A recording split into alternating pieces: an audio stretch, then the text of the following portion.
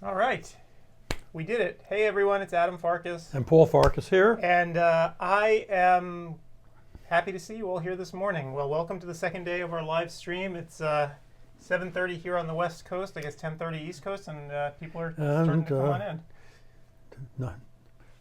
9:30 Central Time and 8:30 Mountain Time. And what's that? What's the Arizona time? I'm never sure this time of year. It's very confusing. It's very confusing. It's always all over the place. So, okay, so everybody, welcome to the conference again today. We got another great day lined up, another full day of lectures, and we're going to be live streaming here from CEwire headquarters all day today, as usual. Yep, and for those of you that because you had office hours yesterday and missed our first wonderful day of lectures, it's now on demand, so you can go there anytime and hear the lectures that you missed. Yep, so you don't have to worry about, oh, did I miss anything yesterday? And all the lectures are sitting there today ready to go. So enjoy them, and if you have any spare time during the day today where you're not taking a live lecture, you can always come back and look at some of the older ones, and they'll be there for 90 days. So you have a great deal of time. So you have a chance now, the next half hour, to go into the exhibit hall. It's That's open. right. Yes, the exhibit hall is open. I just walked into it, and I'm going to actually walk into our live streaming area just to make sure this is working. All right, and it is. So there we're you working. Go. Okay, that's good. Okay, well, great.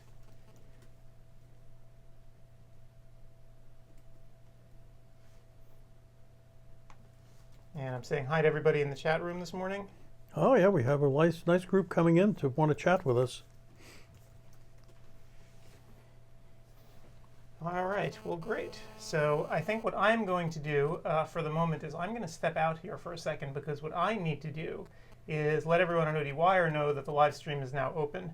And the only way to do that is by sending out a communication to everyone. So okay. I am going to go do that, and when I come back, we'll keep going. More fun and games. More fun and games. So Paul, if you just want to continue welcoming people into the room, and you'll see comments that people are writing. Let our people chat with me here. Leo, how did you do yesterday? Did you have visitors to your booth? Certainly, the classes were chock full. We had upwards of over 300 people in the classes. I think it's remarkable.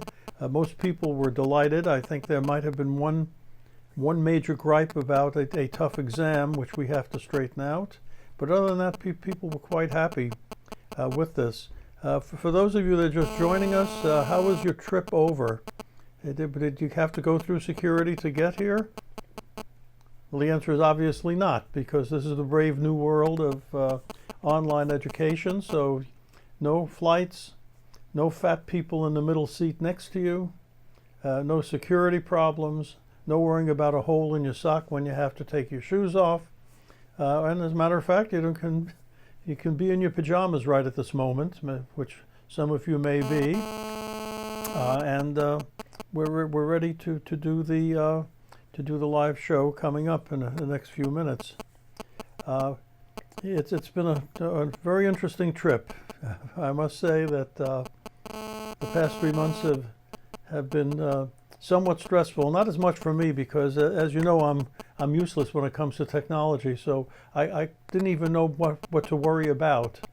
Adam was having semi-nervous breakdowns on a daily basis for two reasons. Number one, there was just a tremendous amount of work to do, but just by his nature, he's never satisfied with the technology. It's never advanced enough. With me, I'm still using an iPhone as a telephone, so for me it's way more advanced than is necessary. To me, this is all magic. I don't know how many of you feel about that. So it's absolutely so. The unknown part and the exhibitors will be concerned about is how many people will not only visit, but will they have the confidence to buy product online without actually the touchy-feely part of things, where they've, especially with instruments that they're familiar with. It's a really good deal, and I hope that they take advantage of these amazing discounts. So that's what's going to be happening. We have an interesting program set up today. In addition to the live lectures that people can attend. To give our voice a break in the middle, we took some of the oldies but goodies from our radio and web and our radio podcasts, and we're going to play that.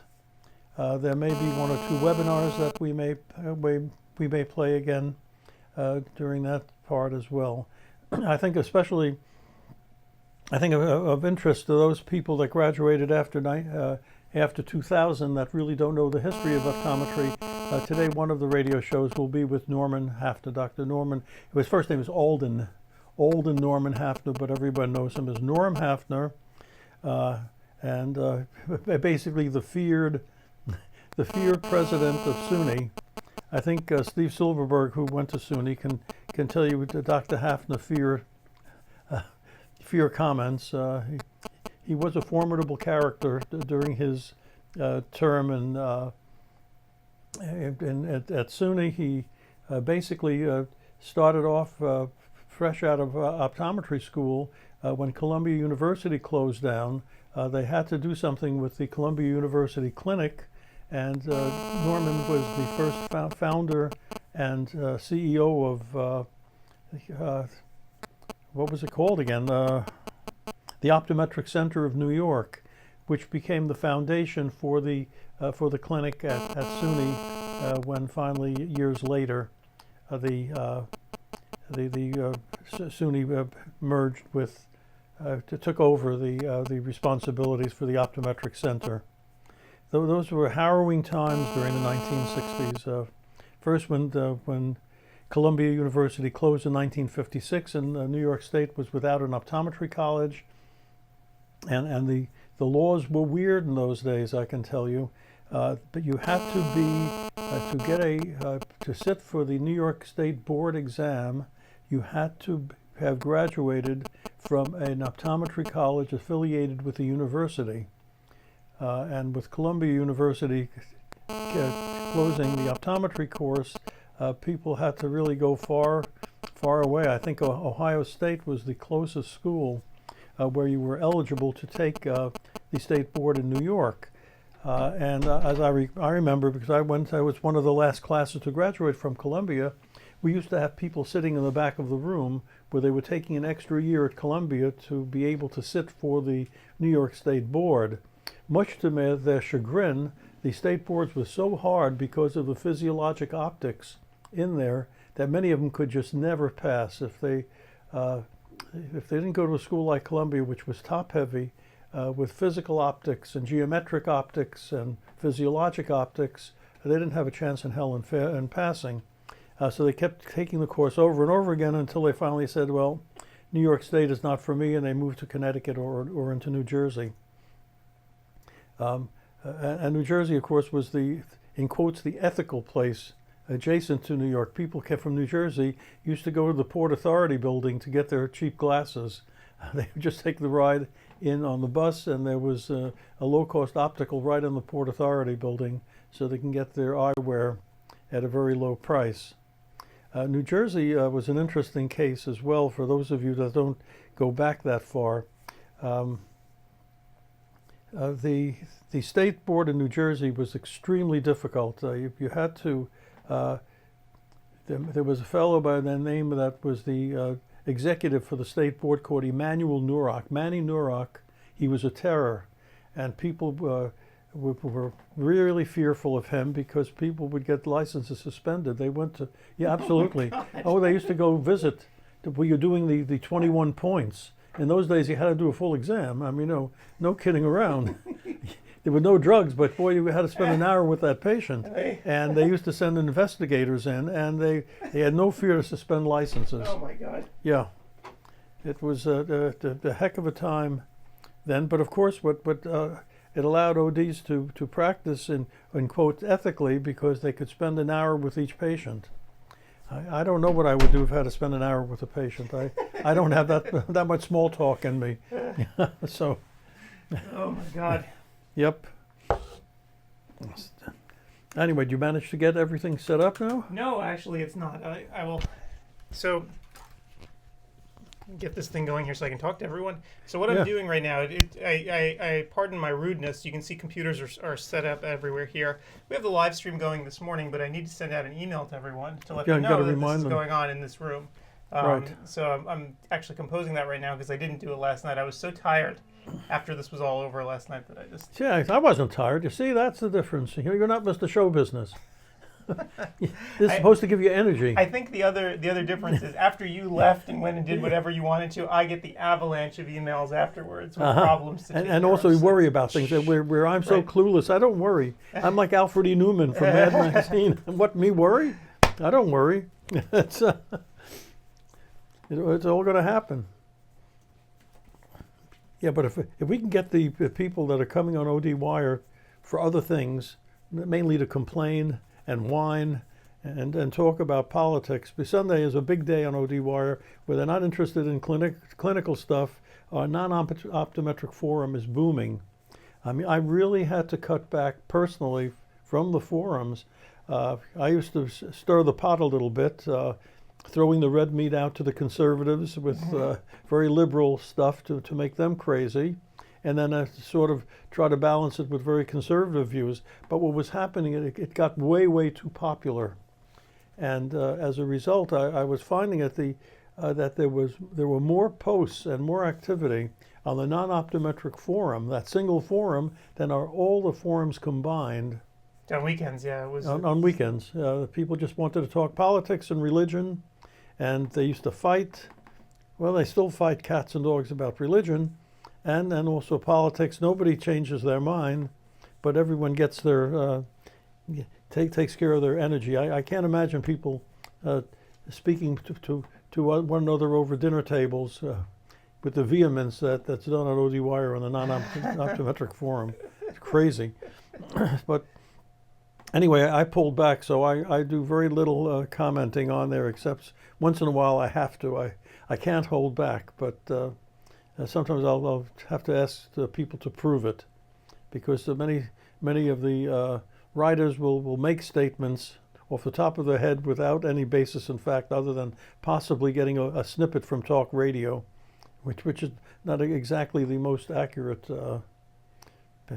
method to get your information. So we hope that rather than be on the non-optometric forum today, if Adam can get people onto our conversation here, there'll be enough interest to keep coming and for folks to start asking questions. We hope. Well, hopefully I can get this done. Well, this is now a challenge. I've never actually done something like this while everyone was staring at me. Well, you got to be able to. It's like working in a store window while the people are outside while you're decorating the store window. It's horrible. I don't know how people do it. Well, you got to make believe you're not going out to the whole country. You're just we're here alone in the room. Just the two of us, and there should be no problem. I don't think. Says you. Yep. So Steve, you said that Norman Hafner, Alden Hafner, was a true icon. How was he as an educator?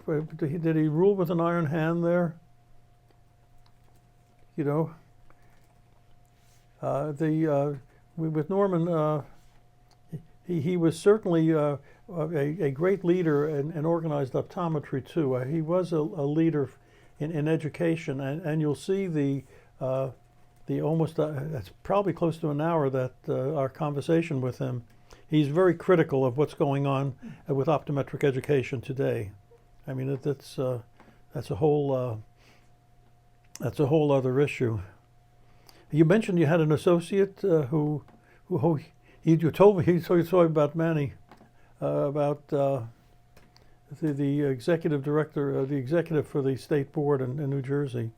Yep. So. Anyway,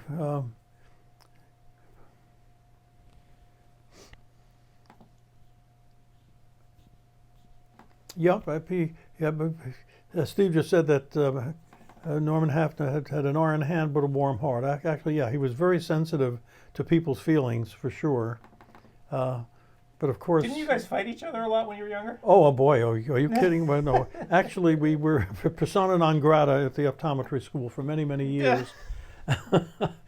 Yeah, because basically our rival in New York City at that time had a limited contact lens practice as we did. Maurice Poster, who was the head of the contact lens department at SUNY, so he made every effort to keep Ted and myself, and then when Barry came in, Barry out of anything to do with the school, and we were always suspect. That was the pity of it. We did very well for an office off the street. We were incredibly busy. Our fees were then very high. They continue to remain high, and there was always something suspect. How could these guys do so well? And they must be doing something illegal. They can't be doing anything that would allow them. They should be suffering. The thought was in those days, if you were a professional and you had a professional office, you were immediately going to take the vow of poverty, which wasn't the case. There were ways to practice. So we showed them that you can have an office practice by using good practice management methods. You can build a practice, and if you hang tough as far as fees are concerned, you can build a very, very good practice. I remember when we first began, when I went into practice, you remember the first few patients you have. And I recall when we first opened in the Bronx, we had the Spector family that came in. And the Spector family wanted to know, what can you do for me if I bring 3 people in at once? At the same time, will you give us a discount? And in those days, that our prior fees for contact lenses was $150 for a fitting, which in today's numbers would be about $600. But so we went down in price with the Spectors. I think we went as low as $100 per person. Because they were willing to bring in 3 people. That was a big deal.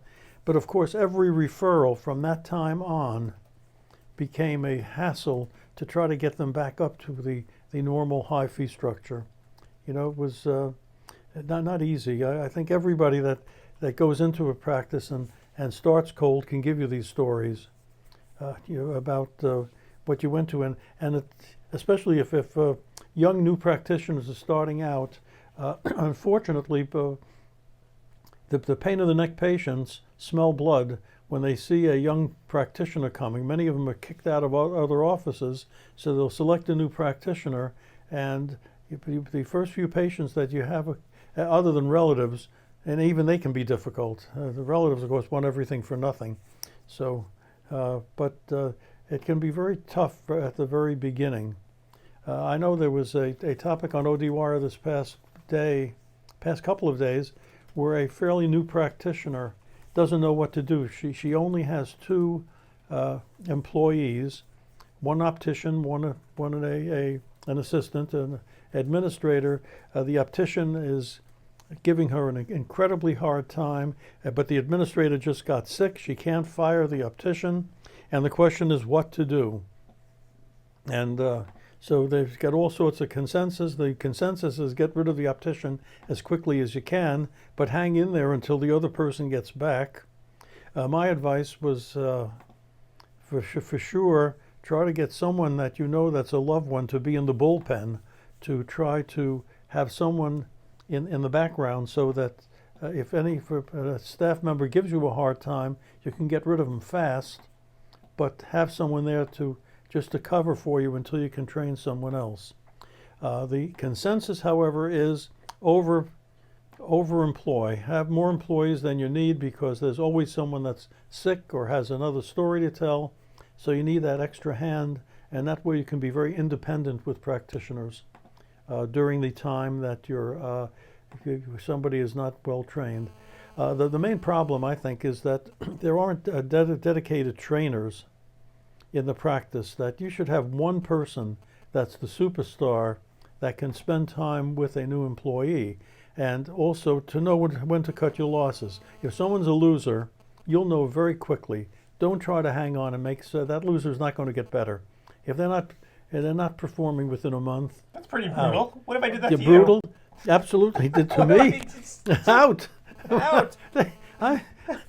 I've been known to be fired. Good Lord. Absolutely, no. You don't mess around with them. I think anyone with a decent sized practice. Steve is listening to this. Steve, would you agree that you don't keep the losers on because they make the other people miserable, and if that they're not performing, they're not pulling their own weight, and before you know it, they're making the terrible things happening. Oh, Kenneth Lander says, he wrote in, we'll be advocating at state boards to increase the amount of hours. See, absolutely. Thank you, Ken. I think everybody should. I hate to put the pressure on the state boards, but I'm sure that on the other end they're going to get pressure from the State Optometric Society to keep us down to a minimum, because there's no question that we are rivals for their continuing education. They need the bodies there for two reasons. Number one, it's a cash cow. They have vendors that pay them big bucks to exhibit, and that they make profit from that, which they need, and I don't begrudge them that. And secondly, they need the live members there to talk about the politics in the state. So for sure, we should not replace the state board. We should be an ancillary.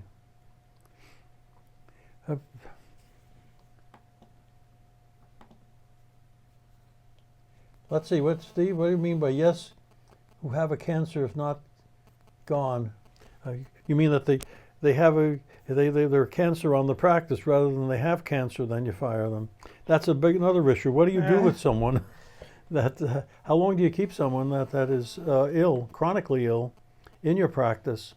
Are you a nice guy and let them go through the treatment, or are you going to say, hey, we can't afford it. We're not a big company that if you only have 5 employees and one of the 5 is out, you're down by a very large percent versus a practice that has 20 employees. So these are all issues, and these are the tough decisions, and this is probably the hardest thing for young people that are going into practice. Many of them cockily say, oh, I can open cold and do well, but boy, the reality is when you have to start dealing with people, it's not so easy. So that's true. So yeah, you meant a bad staff member, not someone with cancer. But on the other hand, Steve, what do you do with someone that has cancer? Then what? So it's really a problem. Okay, so Steve also wrote, like Ken said, I felt the education was better and the test forced you to learn the stuff, absolutely. And the tests were they couldn't be a slam dunk because COPE would not approve them. We had to get COPE to approve every test. Now there's one test yesterday, somebody was screaming bloody murder about one test. Yeah, there was one test where apparently the questions were too difficult and the lecture material didn't actually cover what was on the test. So we actually brought that up to Arbo, and they're gonna make it right. They're gonna figure out what to do. So don't worry. With that particular test. Yeah. Okay, so they're on even top there, of it, so I wouldn't worry about that.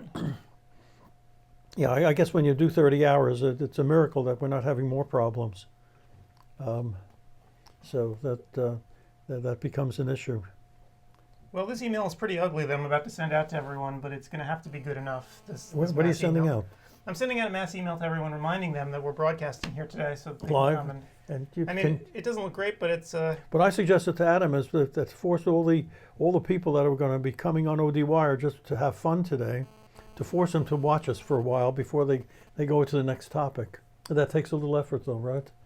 You can't do that easily. Well, no, it's not that it's super hard. I just have to work on it. So I know that everyone's enjoying watching me just do this, but yeah, let me send this, see what happens, and then we'll see the other thing about forcing people. Will people listening to with us now get that email? They're going to get it.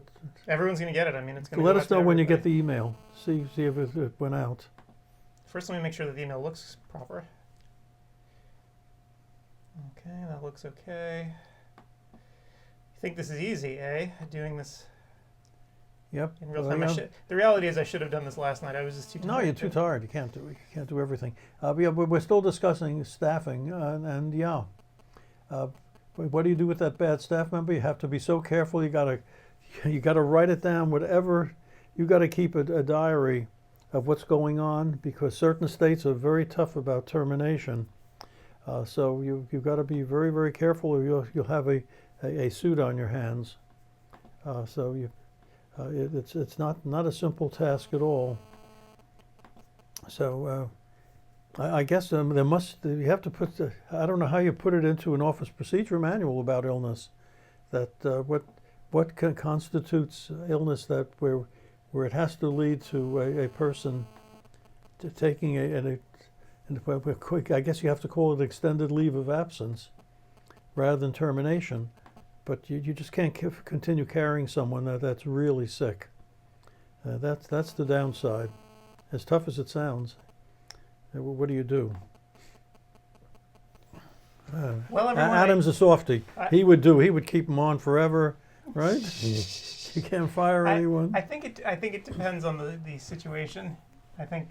Well, yes. So cancer is a situation. What do you do with it? But it's not a you got to go for chemo. chemo. Disease, you got to go. Yeah, but you're out of the office for all sorts of things. I understand where you're coming from. Yeah. But then again, could you cause discord in the office by just dumping someone?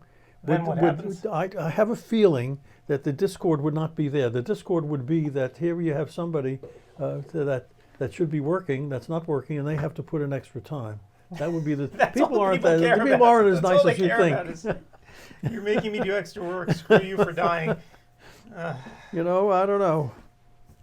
There's got to be tough. But the best part of having a large practice and having a really large staff is sooner or later you hire yourself a great office manager, and you don't have to do any of these things. So you have the office manager that you just pass the word along, and they become the heavy. So you can be the nice guy. But that takes a while until you get a staff large enough where you can afford to have an office manager that's doing the managing. So that's true. Did everybody get the email? It should be on their way out.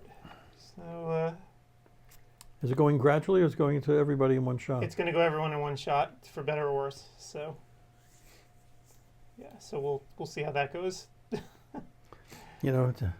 It's amazing. If you would have told somebody, if somebody wakes up from the dead from 20 years ago, they were in some sort of coma, and they wake up and say, yeah, at the press of a button now, I'm going to reach 18,000 people. They wouldn't believe it.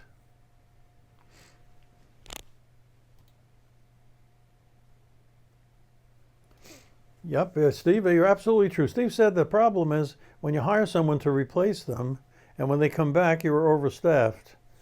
Well, that is an issue, isn't it?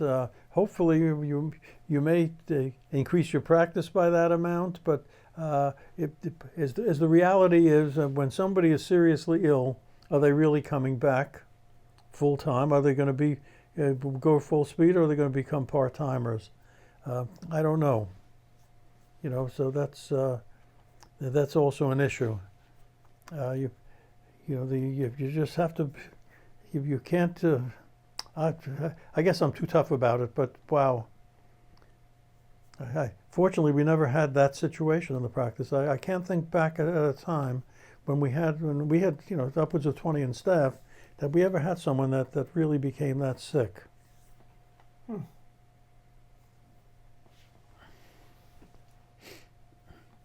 Ooh, you got a little pornography in from Steve. I got a naked picture of you and Adam by mail. Okay. Well, we didn't warn everyone. We're not wearing pants today, so if the camera accidentally pans down, we're going to be in trouble.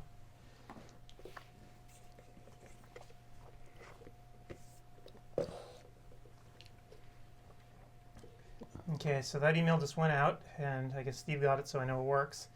And let me just retweet, as they say.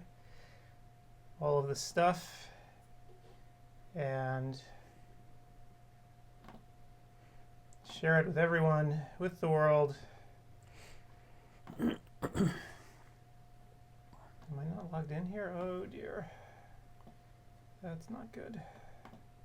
Well, for anyone that's watching on ODWire rather than, what's the different terminology? What's the So groups? there's a exhibit hall where we're live streaming right here. Right. The exhibit hall, which is what you're watching, and then on ODWire, we're just live streaming it straight onto a page onto ODWire. So those are go on the page on ODWire. Will somebody make a comment just so we know that? Well, no, I know it works because it's up there. We've been watching it. Yeah, so, and they make the comment just as if they were making a post. Exactly. It's That's the same old plain old ODWire. So did anyone make a comment? Well, no, the thread just went up 10 seconds ago. So. Okay, so they can't talk yet. So those of you that are usually very loquacious on ODWire. Well, talk a little bit. Well, the other issue is a lot of the folks on ODWire are in the conference, so they're taking classes right now. Yeah, we have 1,300 people signed up for this. Yeah, thing, but there are a whole bunch that are not there. We have 18,000, so we have 1,300. A lot of Canadians. So, and not a single Canadian has responded yet why they're taking the course. We're still curious because we have to know what to do for next go around to make it as attractive for the Americans as the Canadians. Okay. Al said, I did a few quizzes yesterday, but only 2 showed. How do I get a printout of them? Right. So what's going to happen is by the end of the show today or by tomorrow morning, all the certificates should be in your little help area. So they're not all there yet. There's a delay, and I have no idea why, and I can't even tell you why because I didn't write this platform. So this is the one bit of... you think Chris could tell us something today? Chris could probably tell us something today. I'll find out. I mean, I talked to him yesterday. He told me, do not worry. If you took the test and you passed and it said, congratulations, you passed, you'll get your certificate. So don't worry. It will come out. It's just, it might take a little while. So again, you're not submitting it today anyway to any organization because it's the weekend. So, but it'll be there by tomorrow, and you can always log back in and get all of them. So. Right. Yeah, you will get credit. This isn't like one of those nightmares that you have when you're back in school and you didn't study for the test and then you get 0. Not going to happen. If it said you passed, and we'll make sure you get your certificate. I wonder if there are closing dates for different states, for different months. I don't know. That's a really good question. Yeah, Steve Silberberg might know. You said something about New Jersey not closing at the end of the year, but they close at the end of May or something of that nature. So there may be different times for different states.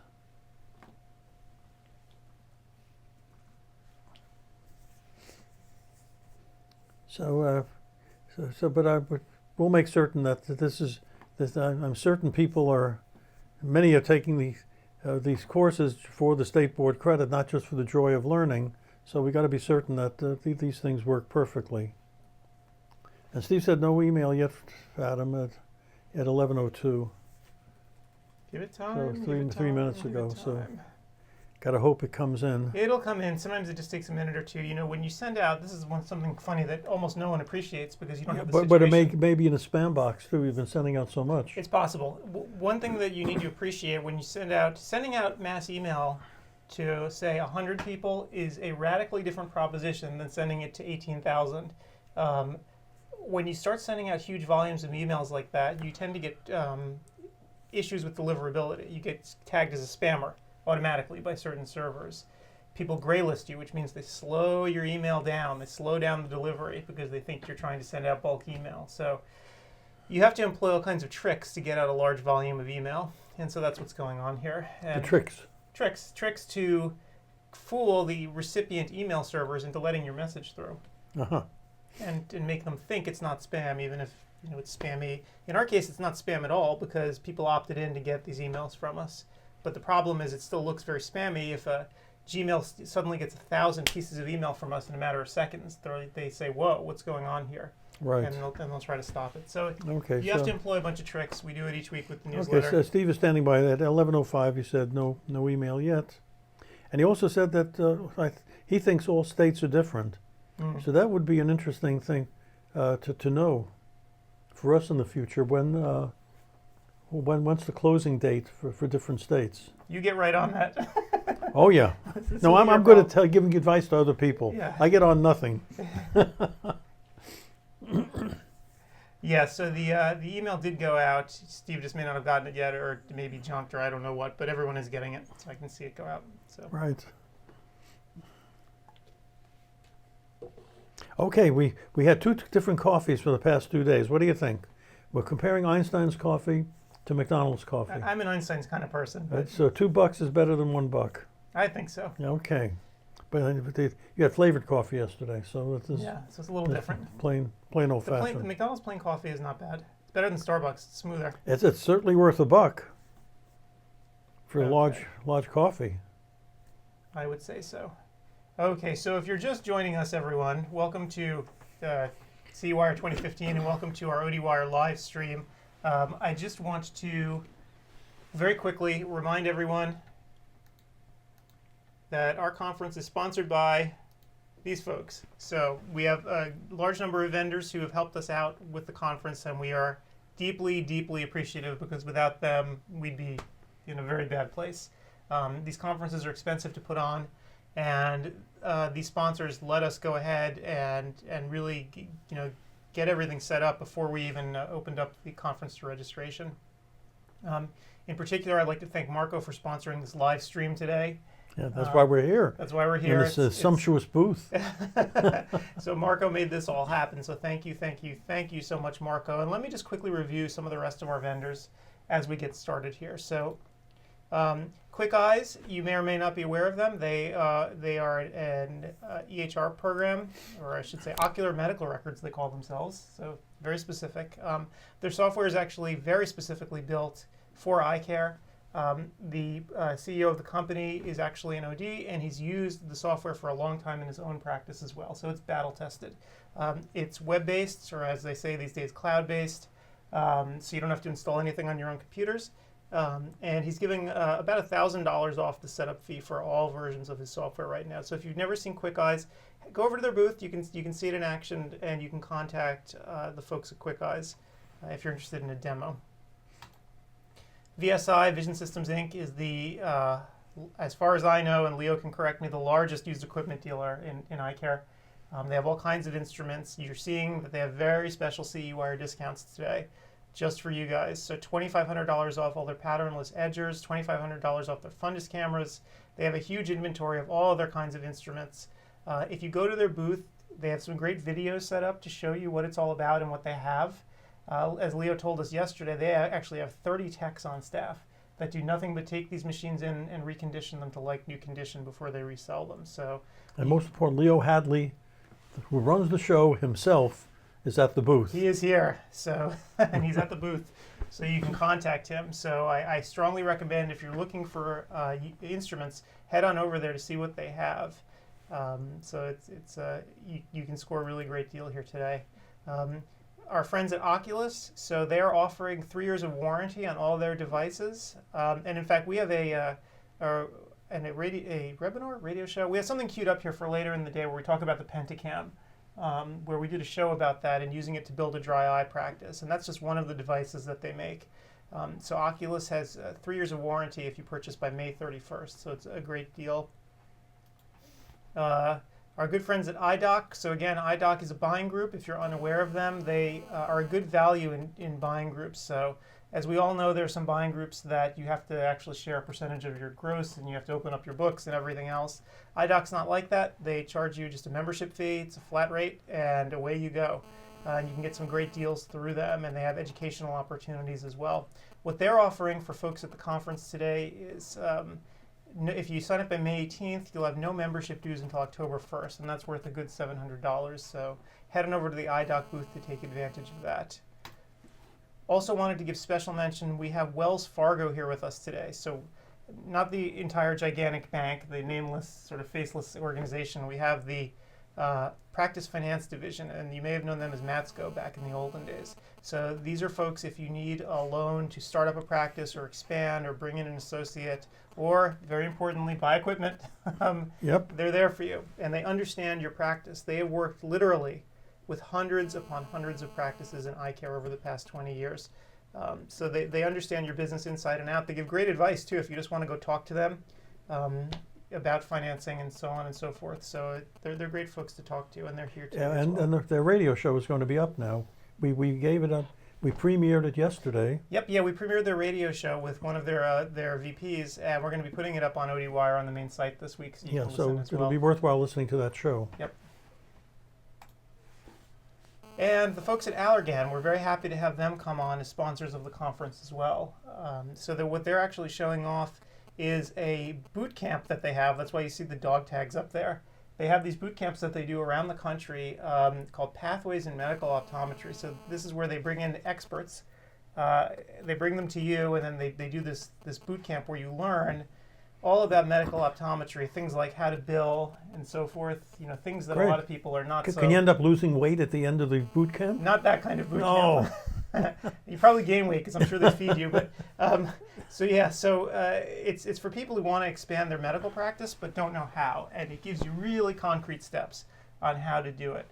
And so if you want to see if the boot camp is coming to your town or near you, go over to their booth. They have all the details there, all the literature is there, and it's a really interesting program if you're trying to build out your medical practice. Other sponsor that we got, Signet Armorlight, and you probably know them, I guess, from what they sell mostly, which is Kodak. They are the distributor for Kodak lenses. So they've been doing this, as they say, for over 65 years, and they originated the plastic eyeglass lens. Really? Isn't that interesting? Yeah. You should know that. That was your era 65 years Who ago. knew about glasses? I didn't know about glasses at all. I still don't. So they are the distributor for Kodak. So I'm sure you've all worked or at least heard of them. And if you're interested in Kodak lenses, go into their booth, and they have all the literature about the lenses there as well. If you're looking for a new kind of lens to work with, really interesting stuff. And who else? Our friends at VisionWeb, who actually are sponsors of CEwire itself as well. So thank you, VisionWeb. And you can sign up for free with VisionWeb if you haven't yet. And it's something that I think the vast majority of people use or have used and should be using because it allows you to place orders for your lab online. And they can turn the orders around faster than if you did it the ye old-fashioned way. So you talk to them to find out what they can do for you. Yep, yeah, so they can really help sort of streamline your optical. Our friends at AccuView. So AccuView is another sponsor of the site and of the conference. Critically, they have a bunch of new products coming out, and we're really excited about them. We actually have a date now for when the worst kept secret in eye care, the one-day multifocal, is coming out. When is that? It is going to be June 24th. At the AOA Congress, I assume. I would guess so. So So June 24th is when they're making their big splash. They have a radio show contract with us? Yeah, so they're going to be promoting on CEwire as well. So we're going to be talking that up right before the conference as well. So you'll be. So I'll learn something about it then. I'm wearing it, so I can tell you all you need to know. What the interesting part about the lens is that they are really taking their AccuView Moist platform, the one-day Moist platform, and just leveraging it everywhere. The lens itself feels, to me anyway, exactly like a regular one-day Moist, and that's the trick. Because if you have patients who are already in one-day Moist, refitting them into this multifocal Should be a piece of is cake. easy. Yeah. You almost have to do nothing. And it feels just like the regular, except I can read. So, okay, well, so there you go. So there's an advancement for you. But I think it's a great lens for these patients who tend to be less price sensitive, right? Because if you're wearing one-day Moist, you're paying a fair premium for your lens. The multifocal, I think, is going to cost a little more, but to someone who's been wearing one-day Moist for decades and is now getting old, this is a good idea. And best of all, the universal price policy. Yep. You're not going to have to start competing with low-priced vendors. So anyway, we're going to have a radio show about it and a webinar and so forth coming up later, and I'll keep you all informed as to how I'm doing with it. So That's it.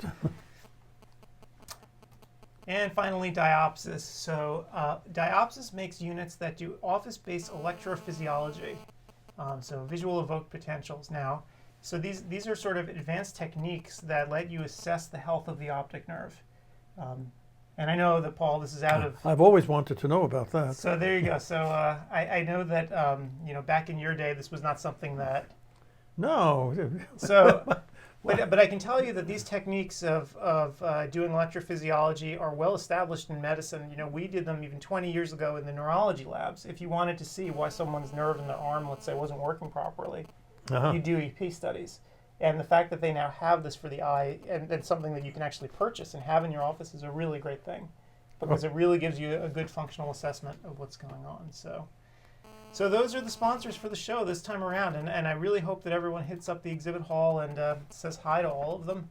Okay, we got a message in from Leo Hadley that your email arrived and it looks good. Oh, good. Thank And goodness. Steve Silverberg said, your deadline in New Jersey, are you listening, New Jersey? April 30th. Got to get all your credits in by April 30th for this year. So take the courses. Yep, take the courses for sure. But wait a minute, this is May. What am I saying? Well, they have till next year then. You got next year. Okay, let's see how CEwire is doing here. Let's see if we're still in one piece.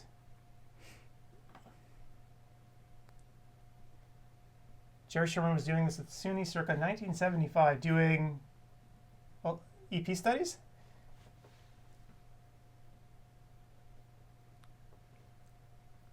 Let's see.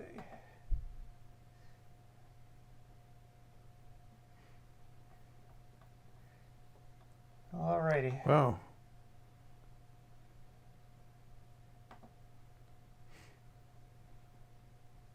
Okay, good. So this is all seems to be working. Thank goodness. My emails did go out. Thank goodness. It's kind of weird actually sending out a mass email on a Sunday. This is the one day when you think people are just doing everything else. But the idea that so many people are actually in... I'll bet you there are a whole bunch of lonely people who look forward to it. They're watching Talking Heads all day, and getting our email is something special. So it's okay. Yeah, it's just a very odd experience to send out mass emails. Yeah, VP. So Steve, I had no idea that he was doing them that long ago, because I know that even in neurology, general neurology, you know, the idea that you could actually do them in a private practice setting is not that old. I mean, it's, you know, maybe 20, 25 years. So good to see that they're doing it for the retina as well.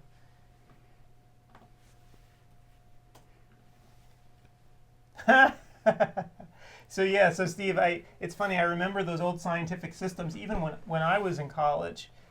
You know, most of these things would be driven by Apple IIs still. You know, or maybe, you know, at the very best and most exotic, you'd have a 286 compact or something running the stuff. So yeah, so things have come quite a long ways.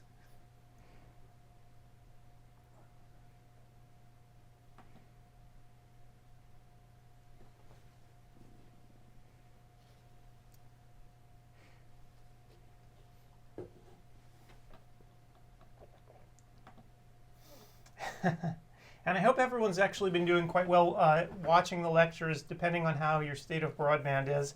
I know that Paul lives out in the sticks, so he has actually had problems streaming. Well, not only that, I haven't seen one lecture. Yeah, because he lives in a place where it's not broadband these days. I believe the government has actually upped the definition of it to 25 megabits a second. Paul is lucky if he can do 1.5 or 3. Is that it? So yeah.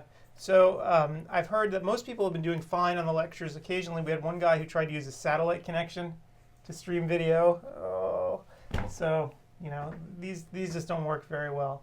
So, but very few complaints. So apparently, most people have the proper connections. Yep, yeah, most people have figured it out, and it has. But on the other hand, most of you don't grow Pinot Noir grapes in your backyard, so there yeah, you go. So if you're you know, a it's farmer, compensation. if you're a farmer like Paul, it's fine. You know, you can be in the middle of nowhere, but yeah. It's sort of interesting. Real estate values are now, you know, they used to be tied to if you're near a rail line. Now, if you don't have broadband, it is a serious issue. Yeah, absolutely. I can see the problem. You know, it's almost like running water or electricity for a lot of people these days. You really need it. Yeah, so that email went out. It looks like we're all good there.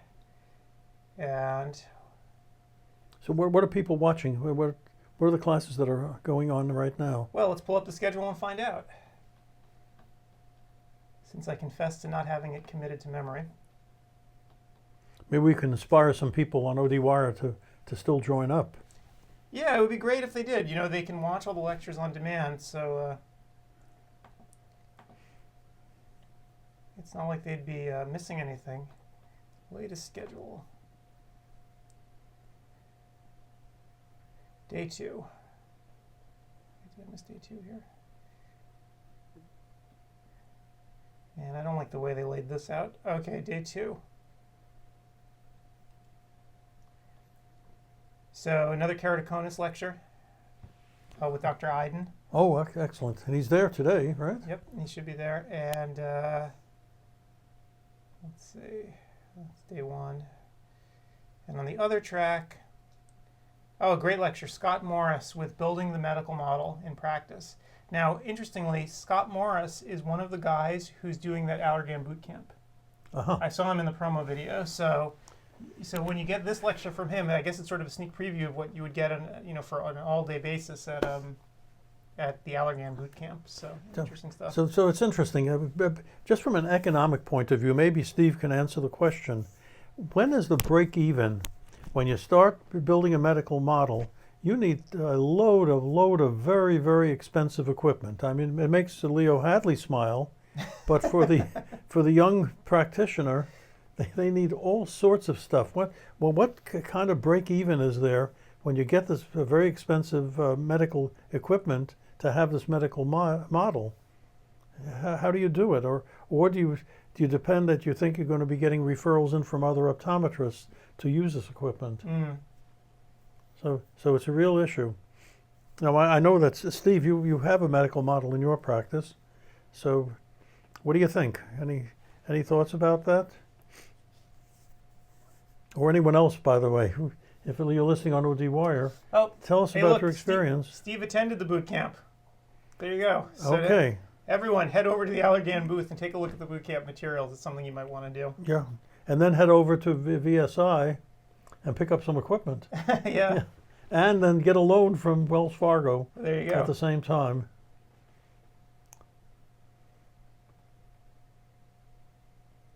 But Steve said you have to. You still have to be a businessman, and even when all is said and done, it's still a return on investment. Sure. That you think about. What is covered by health insurance? What are you doing for free? Well, it's interesting. The question that's come up a lot on the site is, what's the first piece of equipment you should get? Or what's the piece of equipment that's going to pay for itself the fastest? Yeah. And everyone has a different answer. So a lot of people will say get an edger. We've heard that before. Yep, absolutely. So that's been... To take pictures of the fundus, right? Get right, a fundus camera. So people are saying that's the way to go. Yeah, so as Steve said, a retinal camera will pay for itself. So...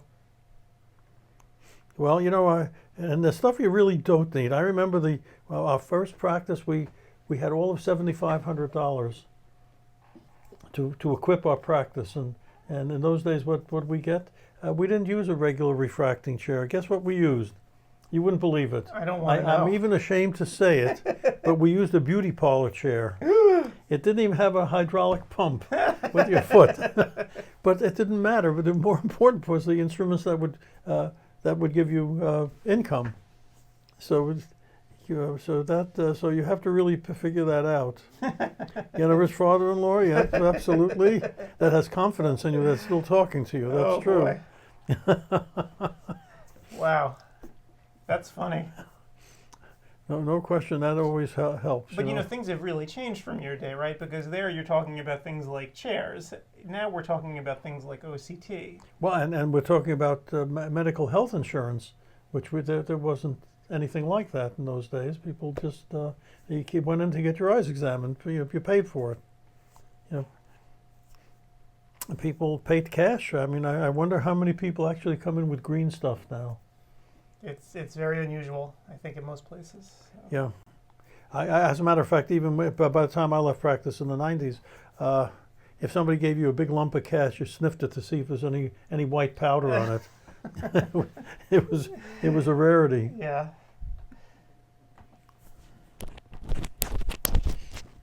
Okay, I'm going to go check and see if anyone's having any problems. This is actually the whole reason that I'm here this weekend, is to help people take care of problems.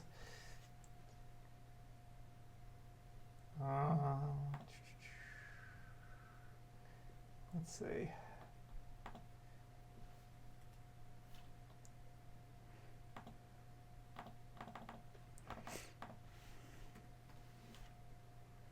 It's early in the day. You shouldn't have too many problems yet.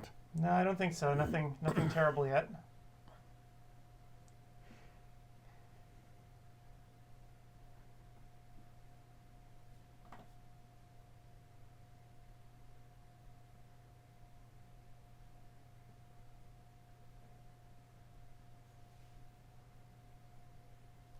Okay, here's still Steve's comment. If you brand yourself correctly, a practice that wants to be high volume, low fees, will invest differently than a high fee practice. Sure. That's true. But of course, the object always is get a high volume, high fee practice. Good luck with that. If you can manage that, then you get the best of all worlds, and I think you've managed that, Steve. You're pretty high volume, right? And then your fees are high. So you've managed to do both things, and you can do it. You know, there are many practices around the country. Usually, there's one practice in every probably every county. That's the star optometric practice. That will be a multi-associate practice. It'll be the high fee practice, and they don't worry about competition. So I think Steve will agree with me there. And some others can join. Any comments on CEwire? Is there anything there? Oh, I'm sure people on CEwire are just talking about politics. See if there's any. See. I don't know. Not in our live stream thread. Although Charlie McBride did say he wants to come on over to your place to have a drink. He'll bring the wine. His wife is in the wine business. I think his in-laws. Yeah, so he said he'd bring a bottle. So we got plenty of wine. But bring another bottle is always welcome. Charlie knows his wine. He knows all the best places. So yeah.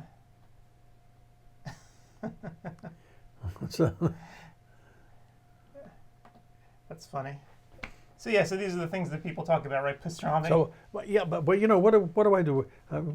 I'm getting house guests coming in January and July, and they don't eat red meat. They don't drink. Don't let them in. Bar the doors. And one of them has a knee replacement, so they can't walk. What the heck do you do with people? You gonna keep them by the pool all day? I don't know. I can't imagine. I'm sure you'll figure it out. There isn't that much conversation, you know. So I don't know. Now we should all get together though with Charlie out at your place. He's I actually haven't met his son yet. Okay, so one day you got to let us know. Oh, I'm sure Mom will be so happy to be a hostess. That'd be great. So you know we would do something. Yeah, but once the pool is open, as a matter of fact, well, I mean, you know, with Charlie's kid, you got to be toilet trained. No diapers in the pool. So Steve, the answer to your question is yes. There are things other than Pinot made in Oregon, and in fact, there's a trend now in a lot of the smaller wineries to try to not make Pinot because they don't want to be pigeonholed. So and be priced out of the market. And be priced out of the market. So in fact, last week, where the heck were we? There's a Pinot Gris. There's white. There's whites. No, there's whites all over the place, and it's just they're not popular nationally yet. But a lot of the growers here are trying it out because certain whites do actually grow okay here. They're just not really popular yet. And in fact, Bergstrom, the place where we like to go right down here, has one of the greatest Chardonnays actually in the country, according to experts. I mean, to me, it all tastes the same. I have no idea. Yeah. But yeah, so. So that's. Yeah, the nice part of being a wine club member here is you get wines quarterly, but you can go there as often as you like for tastings. So if a company comes, you bring them in and say, come on, I'm going to come over to my winery and you can do free tastings. It's an alcoholic's paradise here. If you just join a club, you can just keep... But if you get people that don't drink, I don't know. Well, Reed likes to come with us, right? There you go. He's like king of the hill.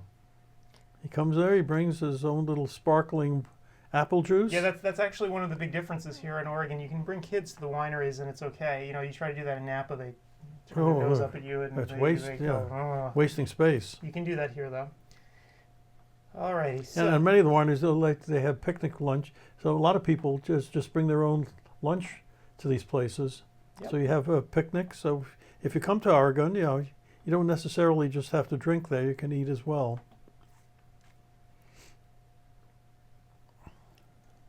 Okay, so far so good. The stream is working. Everyone's watching us. Hello again, everyone. And I know, Steve, that you wanted to any blends. Oh yeah, they do blend. They have the leftovers. They mush all the grapes together into one big thing. So yes, they do some blends here. So come on out. Well, I'll take you around. We'll show you all the hot spots. So anyway, I know, Steve, you mentioned that you might want to do a phone call later. We would just have to get Skype set up here. It might be slightly challenging to do without destroying our studio, but we can give it a shot. I had it set up yesterday. It worked? Yeah, roughly. So, we can give it a shot. And he'll be able to be heard by the world. And yes, so we'll have to wear a headset. So the way they actually do this on so for instance, network TV is that everyone will have a little earpiece where they can hear things. We're not so sophisticated, so we have headsets that we can wear though when we do the Skype. So right. We can give it a shot. So.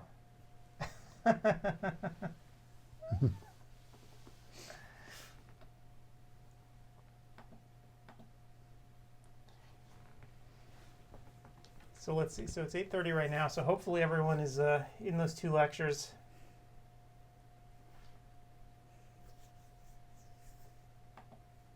And everything is going well. And I saw we just had another person sign up for the conference. So good for them. One interesting thing that I've noticed is that people are still signing up, which is great. They're getting our messages. They're seeing that other people are having a good time, and they're coming in. And as I reminded everyone in my email that I just sent, you can watch all the shows from yesterday whenever you want. Right. So it's not like you're missing one. And you have 3 months. You have 3 months to do 30 hours. Yep. Which is also nice. And I think we only had one real meltdown yesterday, technically, right? That was April Jasper's lecture. Yeah, what happened there? So the audio was not working. But she was on the tour anyway. She wasn't going to be live. Right. So what we're going to do is get her on demand next week. Right. And we'll let everyone know when the lecture's ready. So no sweat there. So not bad. And I'll bet you there at the live lectures I'll bet you a bunch of there's always a certain number of speakers that don't show. Oh yeah, there's always at least 1 or 2 disasters where people don't show up for sure. Or a snowstorm. Or a snowstorm or whatever else. So yeah, so this actually is ideal because we get second chances. Right. And we just had another person sign up, so people continue to sign up for the conference even as we speak. So this is great. Oh, you forgot to tell them about the charities. Oh, the charities, right. How could I forget? So the proceeds of the conference, should there actually be any profits here after? Yes, well. Yeah, these things are not cheap. Keep signing up, folks. Keep signing up. So we have 3 charities that the profits are going to go to. I can speak to one of them specifically, which is the Lighthouse Group. So Lighthouse has a lot of programs set up for people with low vision around the country. The thing that's really attractive to me, and Paul knows them pretty well because I guess they were right next to you in Manhattan. Yeah. The thing that was really attractive to me about them was that they have a lot of programs set up for kids with low vision where they set up preschools and schools where kids with low vision can actually interact with sighted kids, which to me was very interesting because it not only helps the low vision kids, it also helps the sighted kids to get more comfortable around people with disabilities. So I thought that was pretty cool. And, sure. And just knowing, how difficult it is to get your kid into a preschool anyway, the fact that there's one that really caters to this very specific part of the population to me was a great thing. Sure. And so I thought it was a really good. And they're very optometry friendly. That's true. That's for sure. Yeah, and in fact, a lot of the folks who are attending the conference, I'm almost certain, have worked for the Lighthouse in one capacity or another around the country. Sure.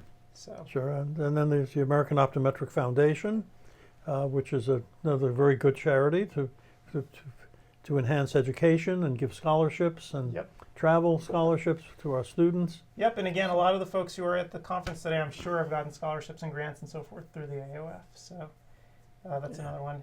And then finally, Prevent Blindness, you may or may not know very well. They are much more of the Washington, D.C. focused, policy focused. Right. Getting issues about vision heard in D.C. So we wanted to just have a mix of different charities to give to. Yeah, and then we hope that the next go around we're going to have a much greater depth of sponsors, because they have the deep pockets to really give a lump of cash that could make a difference. Yeah, we really hope next time around we can do even better. But for the first show that we've ever done, this is not bad. Not bad at all. No. Yeah. And I mentioned to everyone we've got about 1,300 docs here at the conference now, and as that compares to the AOA conference, which is going to be, I guess, in Seattle next month, they're going to have about 1,750. So not Right. bad. Yep. So we'll see, and if they keep coming in, it may end up being more than 1,300. Fingers So crossed. We'll see. We'll see what happens. I suspect actually we're going to go above 1,750 when you take You know into what account the I 90 think days. is also going to happen is that we're going to have conversations begin on ODWire, Probably. and I have a feeling that it's going to encourage other people that that for some reason were on the fence just to invest the $149 now. 149. And if you're supporting members, And your still supporting 99. member is still $99, so it's walking around money. It's nothing. Yeah. It's a night out on the town. Yep. So you should really think about it. I guess that's probably the thing that really struck me is that it's we wanted to make the education as cheap as possible, but when everyone gets together and just kicks in a little bit, it really does make a difference. We are going to be able, I hope, knock wood, to give these charities a decent check, and Yeah, if you get enough people. if Sure. we can get enough people, that's going to be the key. So. Yep. Nelson is here this morning. Good morning, Steve. Kick butt cab. Oh boy. Okay, Texas is going into it.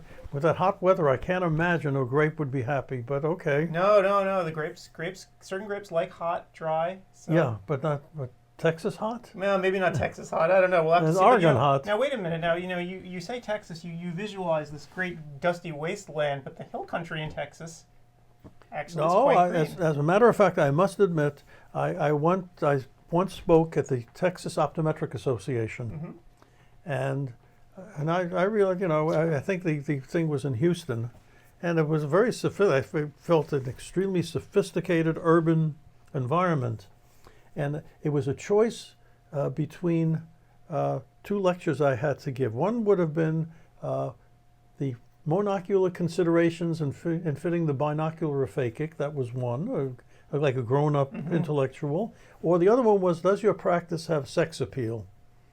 So the program chairman, a fun-loving fellow, said, come on, let's give him the sex appeal one. Forget the science. And in the sex appeal one, I spoke about how our practice appeals to the senses. One of which was that during those years, we used to serve wine afternoon time in the practice. There was a carafe of red and a carafe of white, and that added to the whole ambiance of the office. Well, you should have seen the Texans. The urbans loved it, but there was apparently a lot of Texans that are anti-alcohol.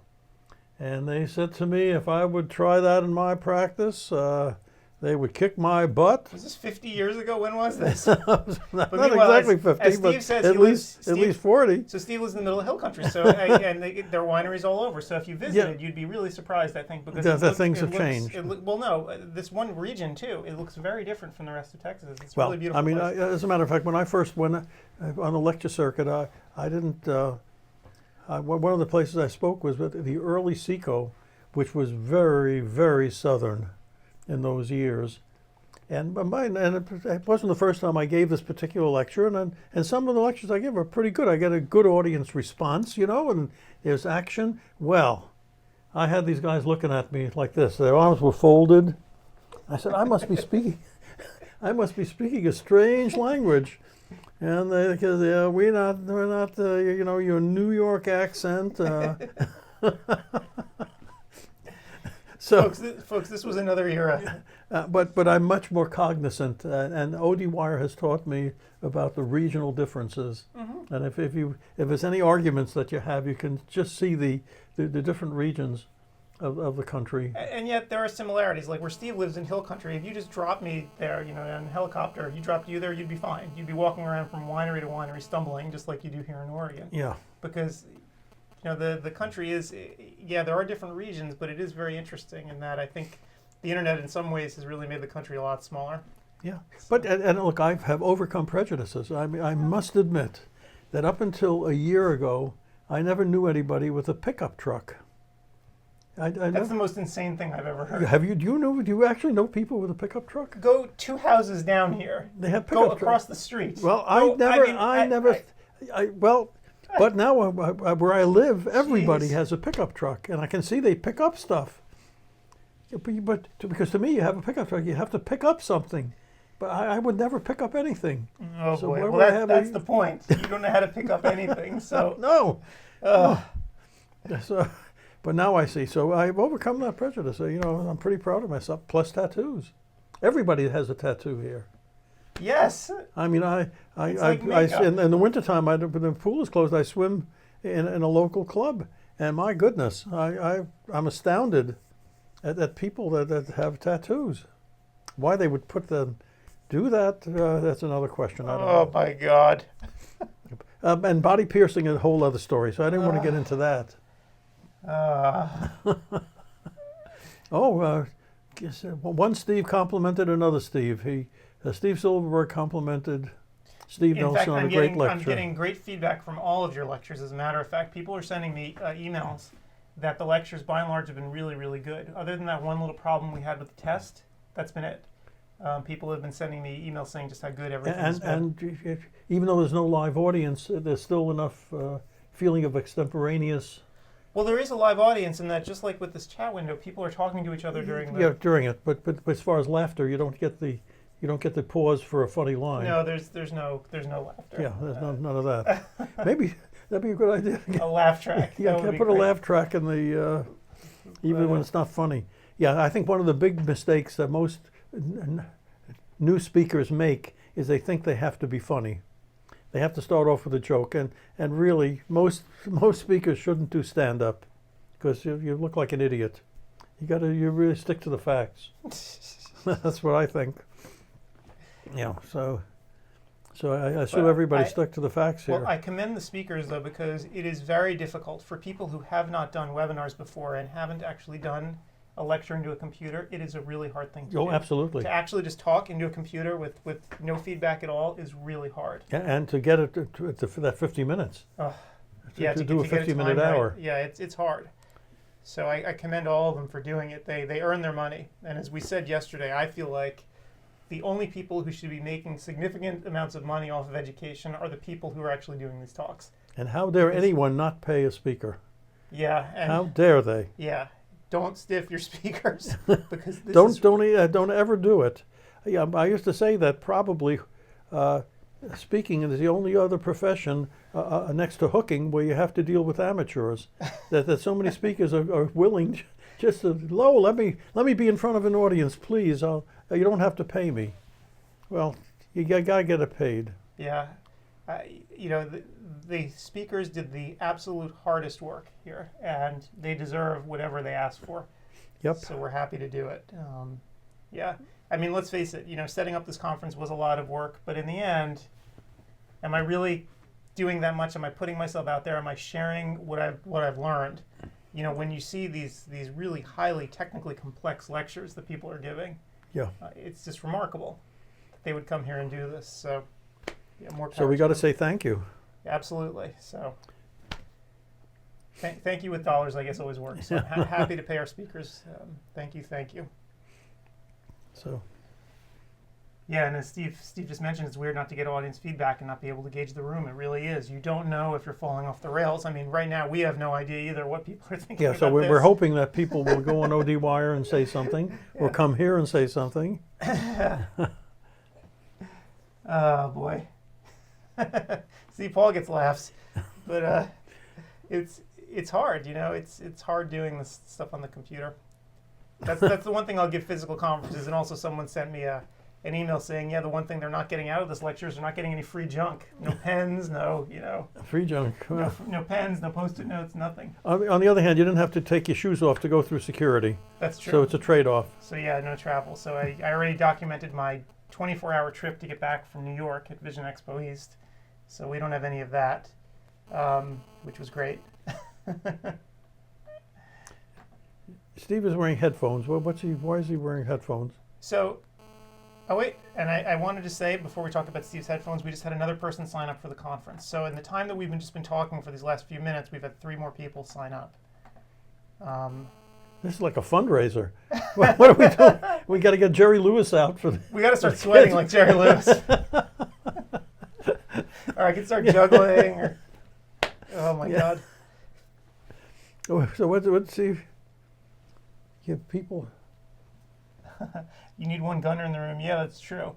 You need at least one person who's willing to push back on you and ask questions, Right. or else you feel like you're just talking into a black hole.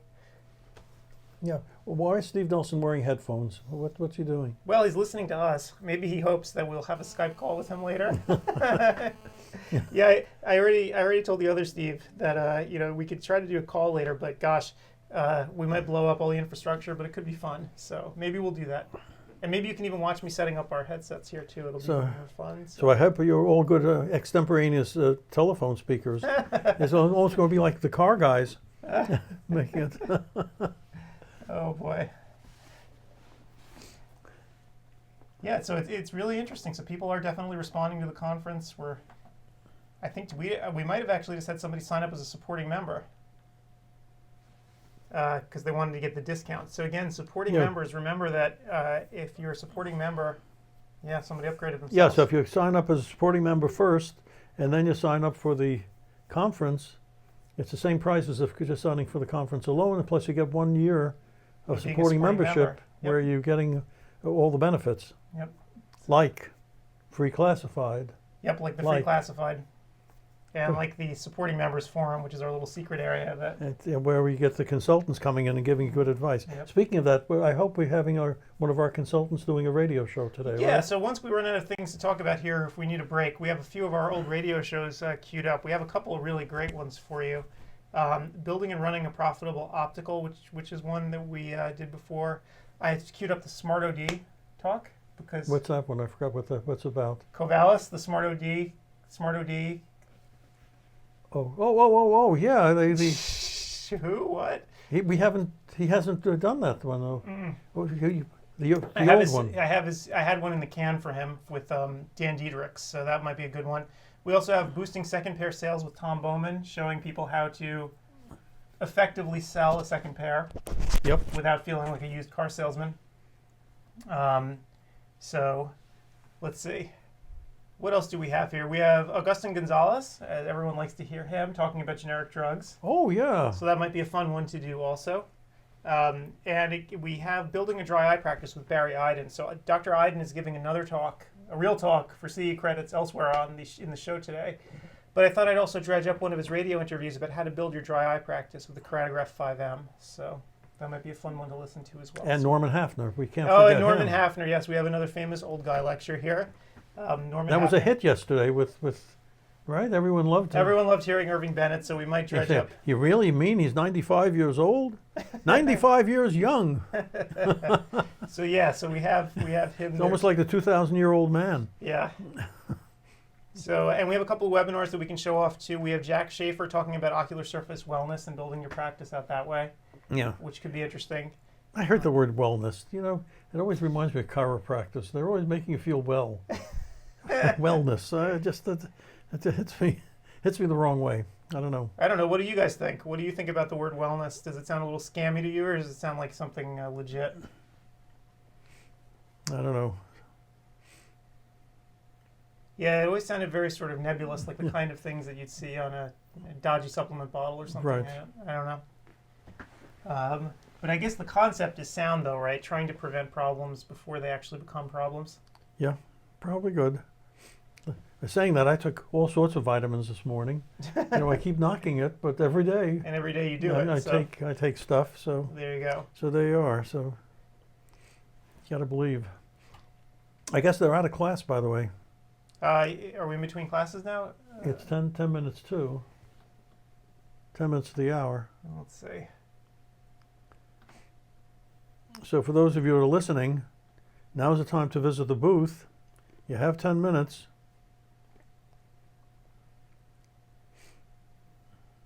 Yeah, so they should be getting out, you're right, or they're going to be taking the tests, one or the other. But if you're just joining us, again, hitting up the booths is a great idea. We have all these wonderful sponsors who made this show possible today. I'll put that up there for you. So again, we can go through the whole list of them, but suffice it to say that a lot of these companies have discounts that are only available here today.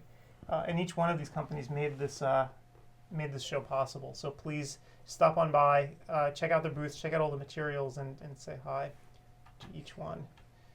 I wonder if we get enough sign-ups today, would we prevail on our sponsors to extend the offer for a couple of days to give them a chance? I'll ask. You can ask. Yeah, it can't hurt to ask. Yeah. I definitely will. And what we can do is communicate just with everyone that signed up for the show to let them know. Yeah, that they still have a couple of days to do it. Plus, the new people would be kicking themselves that they couldn't take advantage of the Right. saving thousands of dollars. Yeah, I'll ask them. I'll ask them if they'll do it. Sure. Yeah, because there are definitely some great deals to be had here. So I will.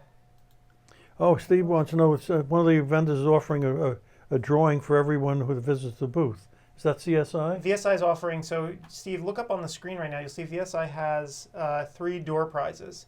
And so to enter the drawing, you just visit the booth. So you pop in, they'll have your name on the list. So what's the door prize? They had 3 different ones. I don't actually remember what they are. If Leo's still here, he might be able to tell you. I think he left. He probably left to go man his own booth, I would imagine. He's got to do some work. Yeah. But yeah, so Leo VSI, might so tell us Steve, you later. might just want to pop into their booth, and then you'll be entered into their drawing through the 3 prizes.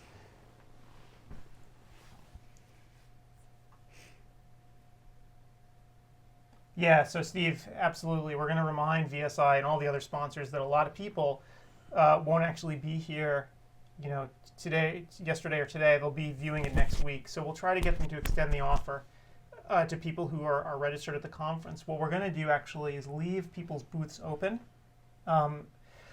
So when people come back to the conference to view the stuff on demand, they can still contact the vendors through the booth, if that makes sense. What do you think would be a fair amount, like IDOC is doing? IDOC is extending to when? 31st? Yeah, so right now it's just going to be till May 18th. So maybe we ought to prevail on the sponsors to go at least a couple of weeks.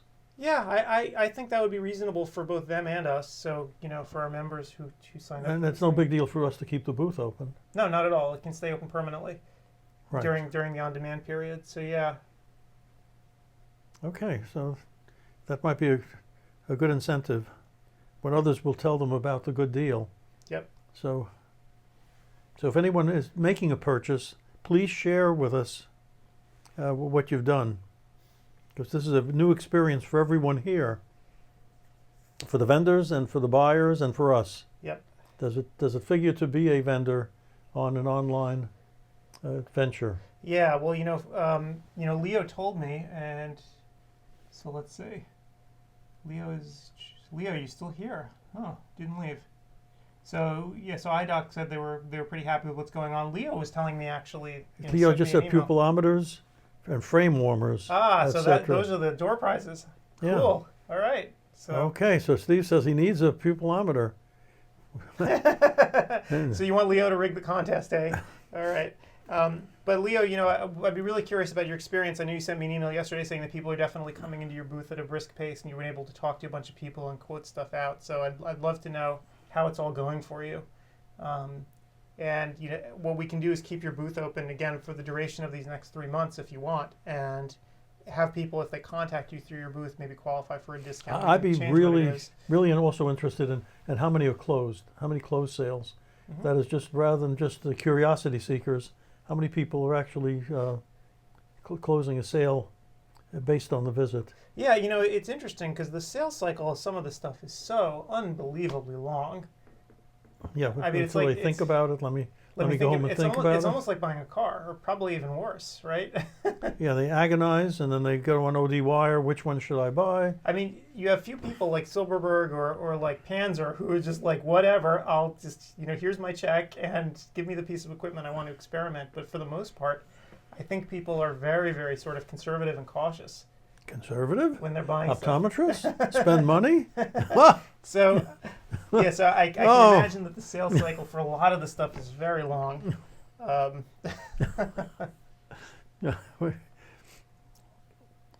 It's funny. I saw a bunch of, there's some of the OCT vendors, and I won't name names, they've come out with drastically lower price models. You're talking about things at a price point of about $15,000. Yeah. And I wonder if for them the sales cycle is actually any different, or if people still agonize over it as if they were buying a $50,000 unit.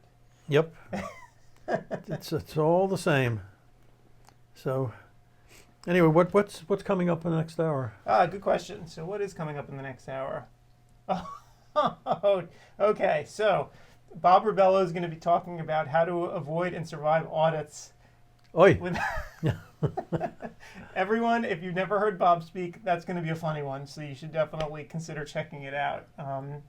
He's a funny guy. He's got this really great Boston accent, and he's very forthright. Doesn't pull any punches. That one's going to be humorous. And what's on the other track?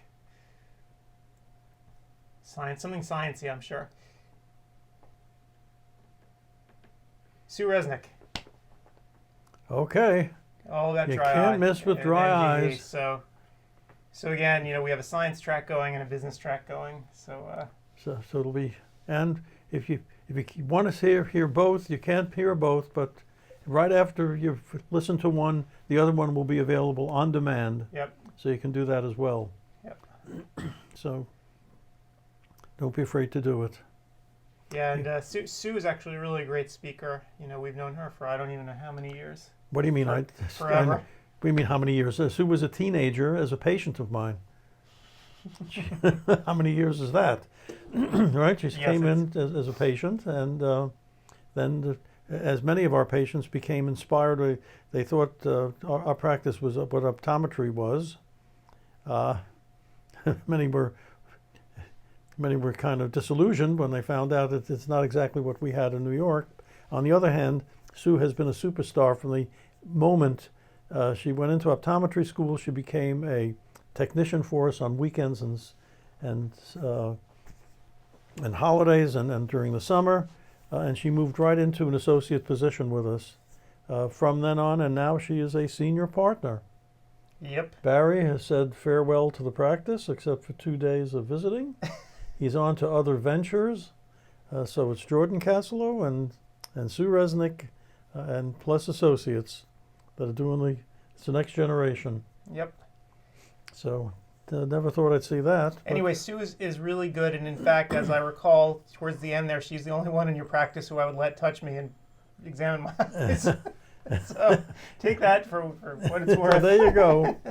Absolutely. So yeah, I think she's definitely. What's interesting about Sue too is that she's really kept up with the latest stuff. Sure. Which is amazing, right? You think that people when they get out of school, they're just like, I've learned enough, and that's it. No. As a matter of fact, she was studying for the diplomate, and once she became a diplomate, she started becoming one of the examiners. So she has to keep up. Plus the fact that she's speaking for a whole bunch of companies now, and again, she has to know what they're offering. So that part's good. So anyway, what's going to be our first online thing? So the first little radio show that we'll show people. Well, let's see. What do you think would be interesting? Let's crank this up a little. How many minutes is always the key? Yes, that is always the key. How long are you? So most of these things are only about 30 minutes long. So completely up to you. I think in honor of Dr. Iden, what we could do is do the keratograph one just to let people hear all about the device. Again, Oculus is one of the sponsors of this conference, and without them, we would be nowhere. Literally. They've been Oculus great has been supporters with us from the beginning of CEwire, since the very time where we needed to start taking ads way back when to get the site running. I mean, Oculus has been there from the beginning. And they don't mind criticism? No, right? They love it. So yeah, so Oculus, they're one of those companies, they are very confident in what they do, and they don't mind when you criticize, which is great. And you can't say that about all companies. No.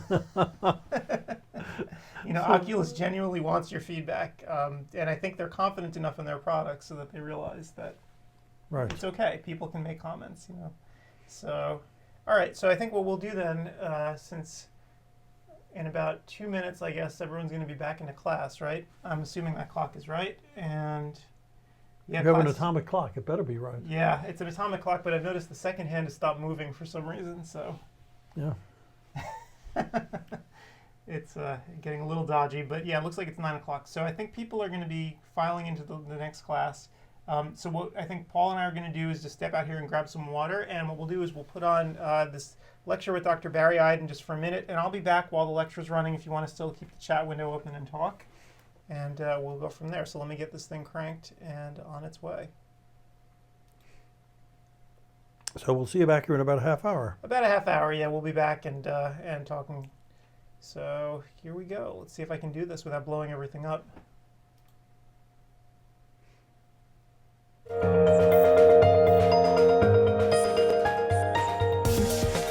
Hey everybody, it's Adam Farkas along with Paul Farkas. Hi everyone. Welcome to another edition of CEwire Radio, and today, Paul, once again, all about dry eye. Really? A subject with which you are very familiar. Oh yeah, you know, a certain age. At a certain age.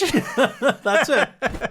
So, and fortunately, we have an expert again today with us, so it's not just us talking about Paul's dry eye. Well, Adam, before we start though, full disclosure, our speaker I've known for many years, but also your sister and your niece and nephew are use Dr. Barry Iden as their optometrist. Really? That you didn't know. So I guess we better be nice to him. and secondly, Dr. Barry Iden belongs to the Society of Eye Care Specialists. A member of my former practice belongs to the same group that gives each other advice. So we have two different things that we have.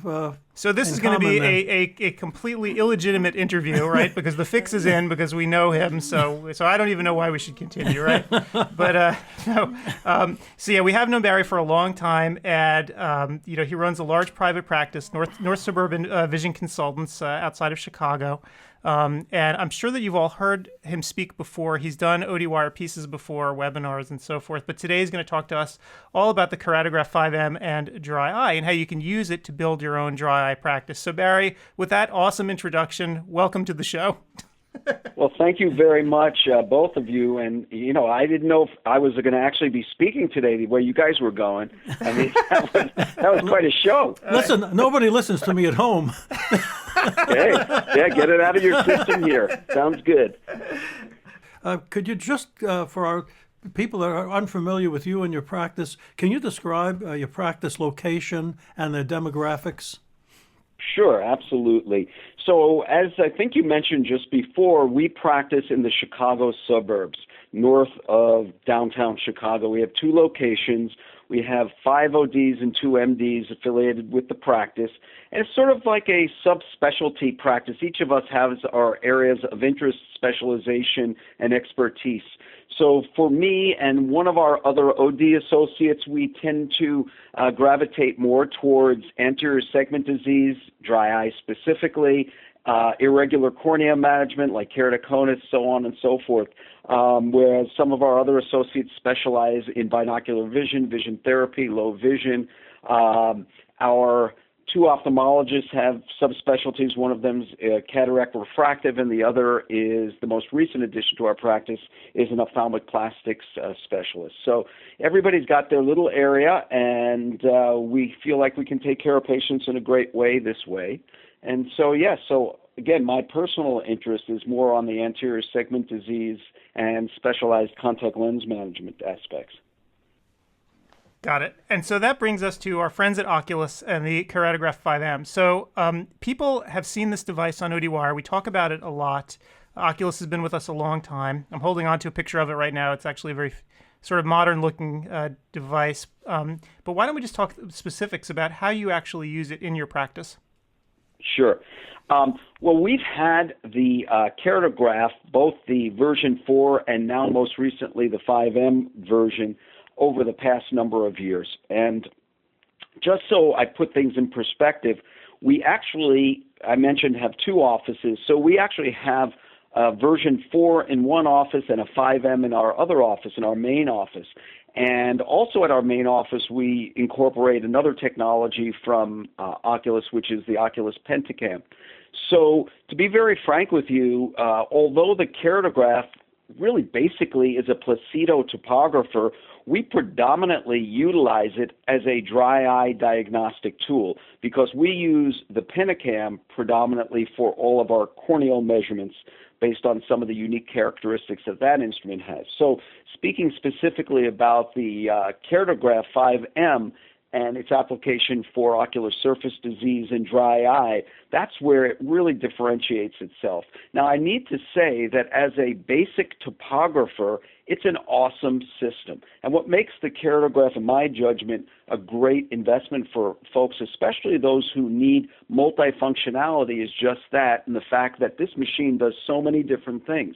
And today's day and age, where space is a premium, the ability to have many different instruments in your practice taking up lots of space and lots of expense is very difficult for a lot of practices. So this particular instrument in its multifunctionality is wonderful, but it really starts off as a basically excellent Placido topographer with many of the features that other Placido topographers have, and the Keratograph does it as well, if not better. But what really differentiates it, as I said, is its multifunctionality, and especially in ocular surface disease and dry eye management. So at our practice, that's really how we use the Keratograph for its dry eye diagnostic and ocular surface disease diagnostic capabilities. Right. So could you walk us through a little bit about the protocol that you use for dry eye and kind of how you work the device into that protocol? Sure. Well, I would have to say one of the most challenging things for us is the fact that since this system is so robust and has so many utilizations, which we will review, what really is difficult for us is finding the time to do all of the things with patients that the instrument can do. So there are two different ways that we incorporate it. Most often we'll do an assessment with the Keratograph as part of perhaps a comprehensive eye exam, especially if a patient reports certain symptoms or we see certain findings under the biomicroscope, then we may get some of these software findings from the Keratograph that we'll review. But when we really are suspicious of a very significant case of dry eye and or ocular surface problems, we'll often ask the patient to return specifically for a visit related to the diagnostics and then ultimately what the therapeutic modalities that we'll incorporate would be. And that gives us more time in the schedule to allow for those tests. So basically what would happen is if a person is tested on the Keratograph during their comprehensive exam, doctor may call one of our technicians in and say, run one or two of the tests. They take a few minutes to run. However, if we have them back for more comprehensive evaluation, we will indicate in the plan for when they come back a whole host of procedures to do, and those all will be done by our technicians and or our interns prior to the patient being seen by the doctor that day.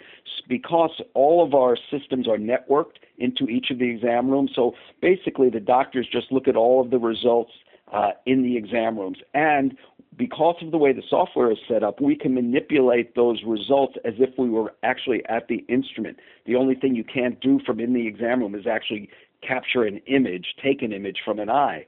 But in terms of once the images are captured, then you can manipulate them in all the different ways that the software works. Right. You know, do you have the situation, especially with the elderly, where they don't know what they don't know?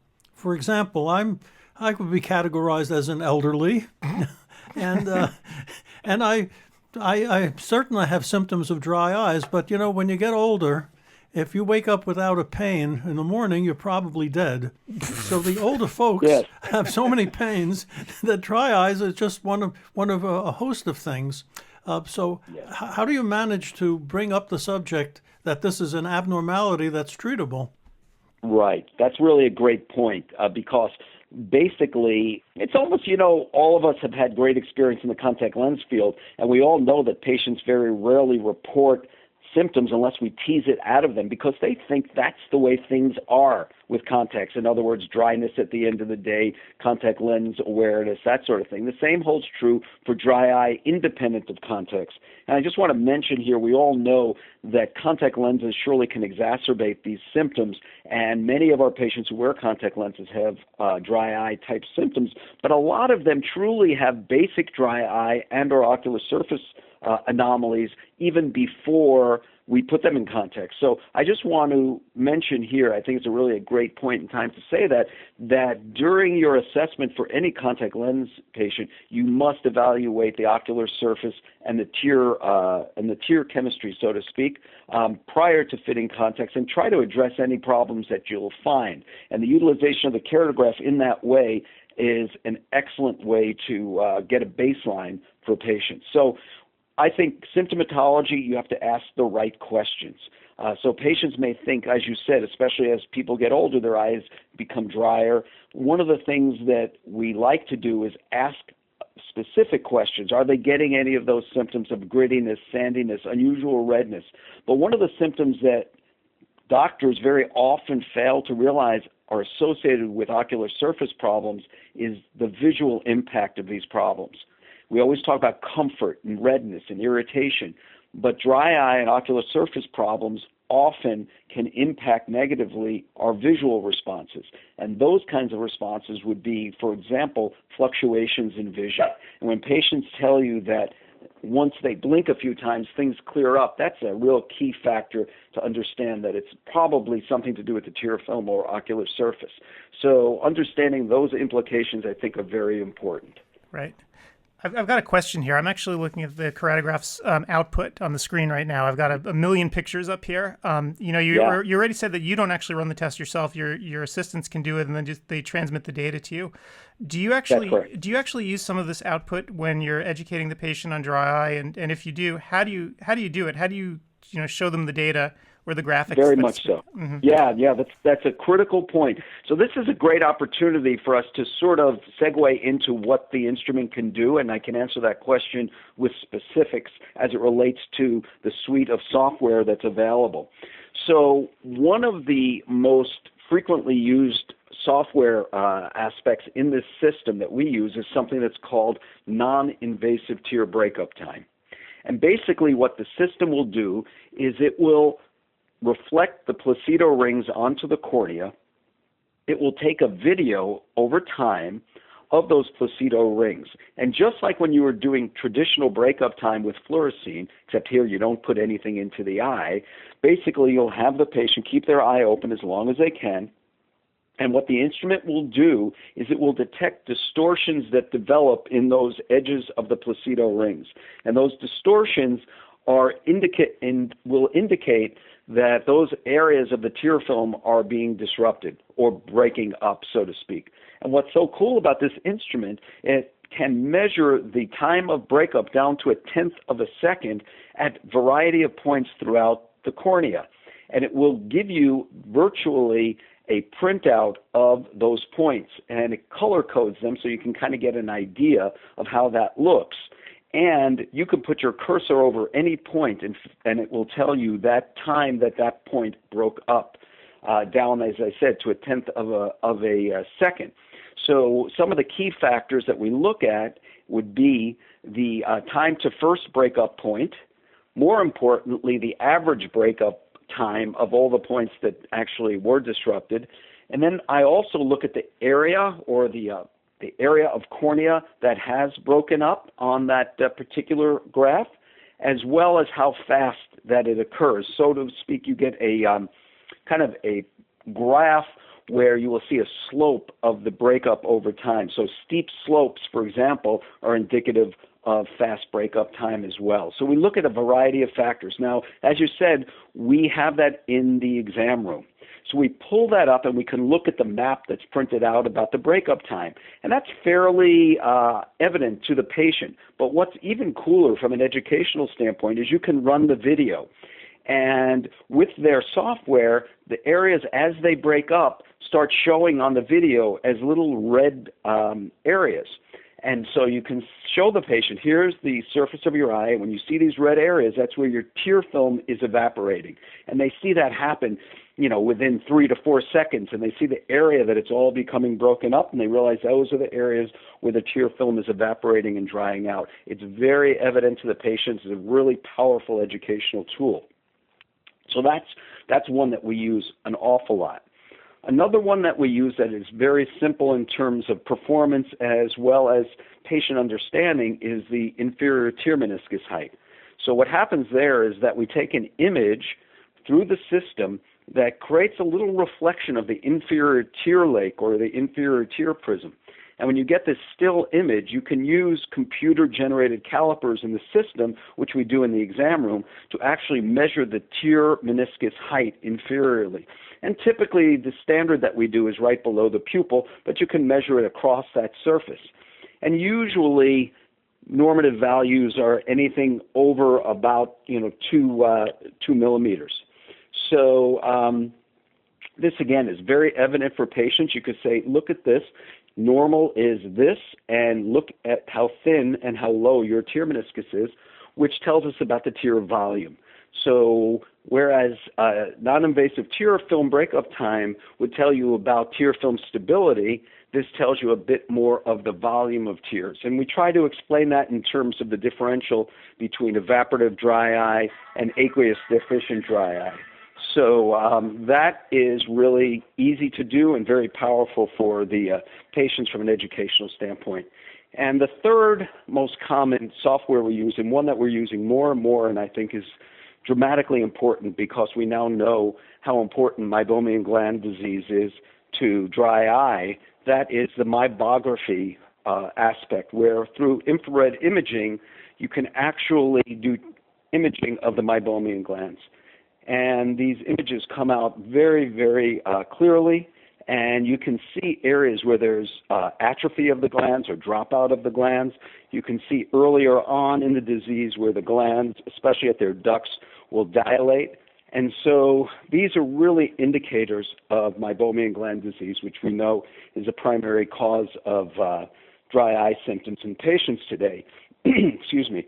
And once again, it's very educational because we go over those images, we show them what normal looks like in the exam room, and we show them their images. And it's again, highly educational and really drives the point home. Huh.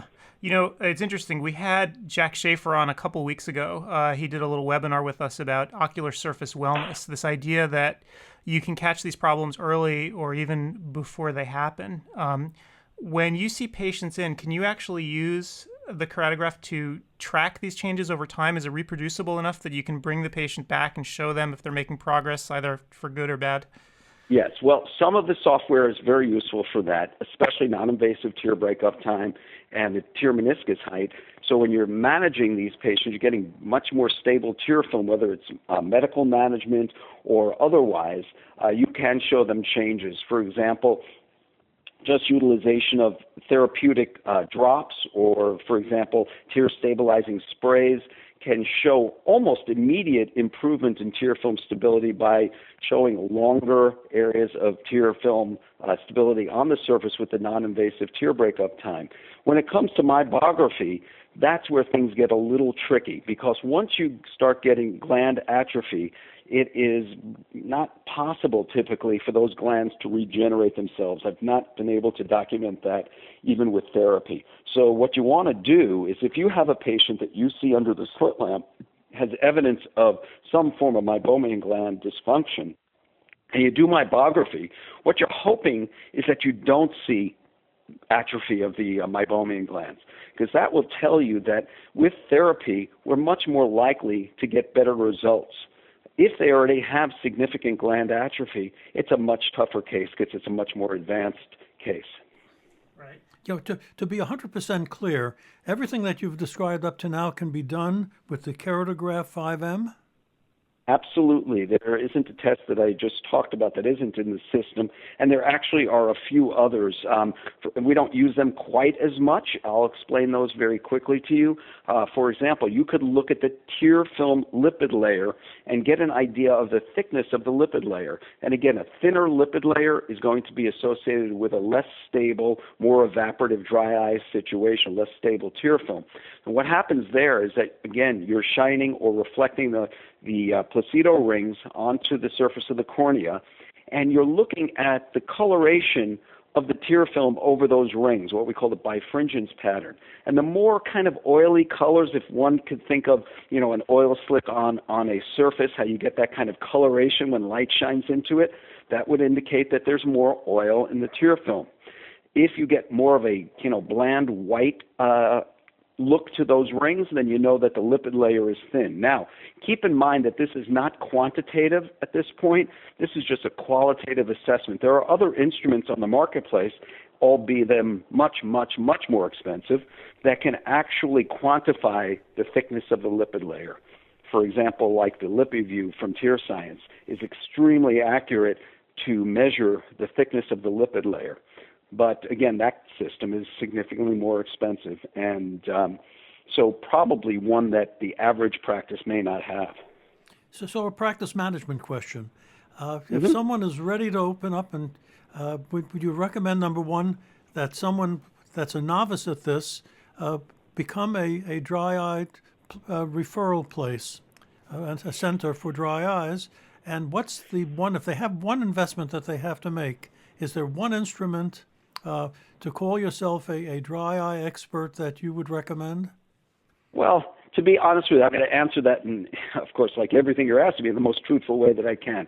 You know, most of us out there in practice are going to manage our own patient base, and there's plenty of patients with dryness of their eyes or true dry eye, meibomian gland dysfunction. Once one becomes educated enough to know how to diagnose this, you'll see it's everywhere, and you can make impact on so many people. And just as probably Jack mentioned in his webinar a few weeks ago, that if you're looking at much earlier phases, you'll probably be able to help people prevent serious problems from occurring. So the idea of setting up a true dry eye center and making it a referral center, albeit a great idea, is probably something that the average practice is not going to do. Let's be honest. There might be a small percentage who are going to embrace management of ocular surface, really lift their level of expertise to a very high degree and try to make this happen. And some have done that already. But I think for the average practitioner out there, just managing your own patient base, there's plenty of dry eye in there to keep you busy. And if I did have to start from the beginning and just say, listen, I can only this year buy one instrument and I want to figure out what would give me the greatest bang for the buck, I think this instrument probably would be that number one, and for the reasons that I mentioned before. First, I've got a darn good Placido-based topographer with wonderful software, so I can manage my contact lens patients. I can screen for keratoconus, so on and so forth. I have this amazing dry eye suite, as I've described, that I can do a lot of diagnostics from for ocular surface, and there are many other aspects to the software that make it multifunctional. So I like the concept of multifunctionality in instruments today, again, based on space requirements, based on overall cost. So you do get a big bang for the buck, I think, with this one. I've got a philosophical question for you, so feel free to answer or not. If we know that meibomian glands, when they atrophy, they're gone for good, would you say that in the future it's going to be the standard of care that you have to evaluate them for all of your patients going forward? That's a great question. I'm really honest with you because I've had this discussion with a number of folks. There actually is a summit coming up in a couple of weeks in Dallas where about 50 of us are getting together to talk about what the standards of care need to be. And we can get very fancy with all kinds of diagnostic equipment, with different types of testing. But to be very frank with you, the most powerful tool we have is our slit lamp. And I think evaluating the meibomian gland simply by observing and by doing some form of manual expression, diagnostic expression, will go a far long way. Now, once you do that, you can then utilize technology like the keratograph to get very specific, to help in education, to help in diagnosis, and then come up with your treatment plans. But once again, start with the basics, excellent slit lamp exam, and part of the routine slit lamp exam really needs to be the evaluation of the lid margins for meibomian gland dysfunction. And not all patients are symptomatic, and not all forms of meibomian gland dysfunction have obvious capping of the glands and inflammation. So by doing a diagnostic gland expression, even with your fingers, you're going to find out that so many people have this condition. Huh. Another thing gone for me. Yeah, you got none left. no meibomian glands. No meibomian glands. I mean, you're all dried up there, I mean, Paul. it's been years since I felt that I thought, well, forget it. I don't want to complain. Shedding parts You're all over much the wiser. You're much wiser than you used to be. Oh, yeah. Oh, yeah, right. All right, well, Barry, it's been great having you here today. Do you have any parting thoughts for the audience before we go? Yeah, I mean, it's out there. Just go out and get it, and good luck to everybody. All right, well, thanks so much for being here. Thanks, everyone, for listening, and I guess we'll see everyone online. See you soon.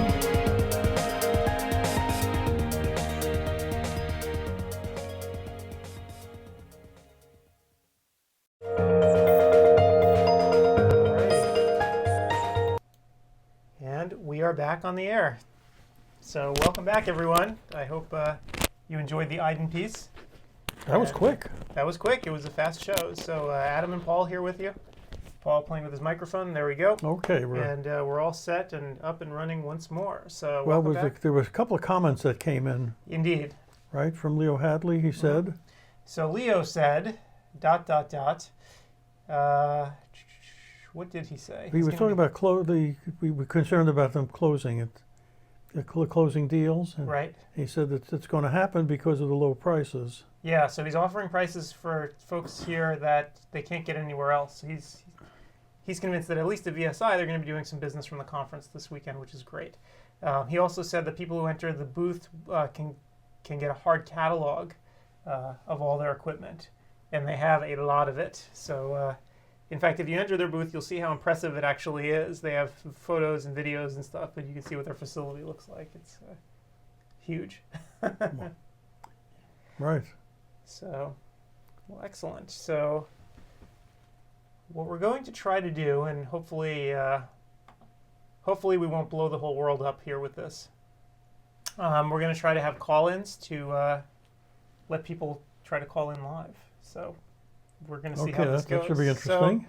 So, I hope, we want to give it a shot at the very least. And we'll see on CEwire how things are going here too with our live stream. So many people are using the site. And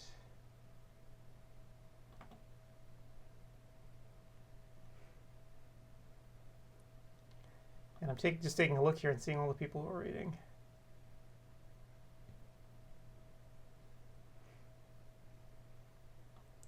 And if you're watching this on CEwire, hopefully you're getting a good taste of what's going on here at the conference. We still have a whole bunch of lectures to go off today, and I think right now, what time is it? 12:28. So you're probably deep in, if you're in the lecture you're watching Bob Rubello talk about avoiding audits, Right. or what to do if you are audited. So we have 2 tracks going today. If you haven't looked at the schedule, and one is very clinical, and right now we have Sue Resnick talking about dry eye. One is very business oriented, and that's the one with Bob Rubello talking about getting audited and ICD-10 and all this other fun stuff. So if you're just joining us right now, I just wanted to remind everyone that CEwire is sponsored by all of these fine companies that you see up here on the screen. We couldn't have possibly pulled off the conference without them. And special thanks goes to Marco, because they're the ones who gave us the kick in the rear to get this thing going. Sure, absolutely. So, we'd mentioned this just a few months ago that we wanted to do something like this. And Marco put their weight behind it and said, if you do it, we'll support it. So build it and we will come. And so we did, and they did. So thank you so much for Marco. They're actually sponsoring our little booth here today, too. All our other sponsors really make the show possible, and they've allowed us to keep the prices as low as possible at the conference. Right. We like to think that $99 initial price point that we gave you is something that we can continue doing forever. Yeah, I wonder if the industry is going to do it. Let's see what the charges. Yeah, I don't know. It'll be interesting to see. Our feeling was that if we can get a broad enough audience at the conference, we can afford to get the price that low. Right. And industry support helped us get the thing kick-started, so we'll see if we can do it again and again. We can only hope. So for those of you that want to do a conference like this, just get your 6 figures ready to invest, and who knows what'll happen for you.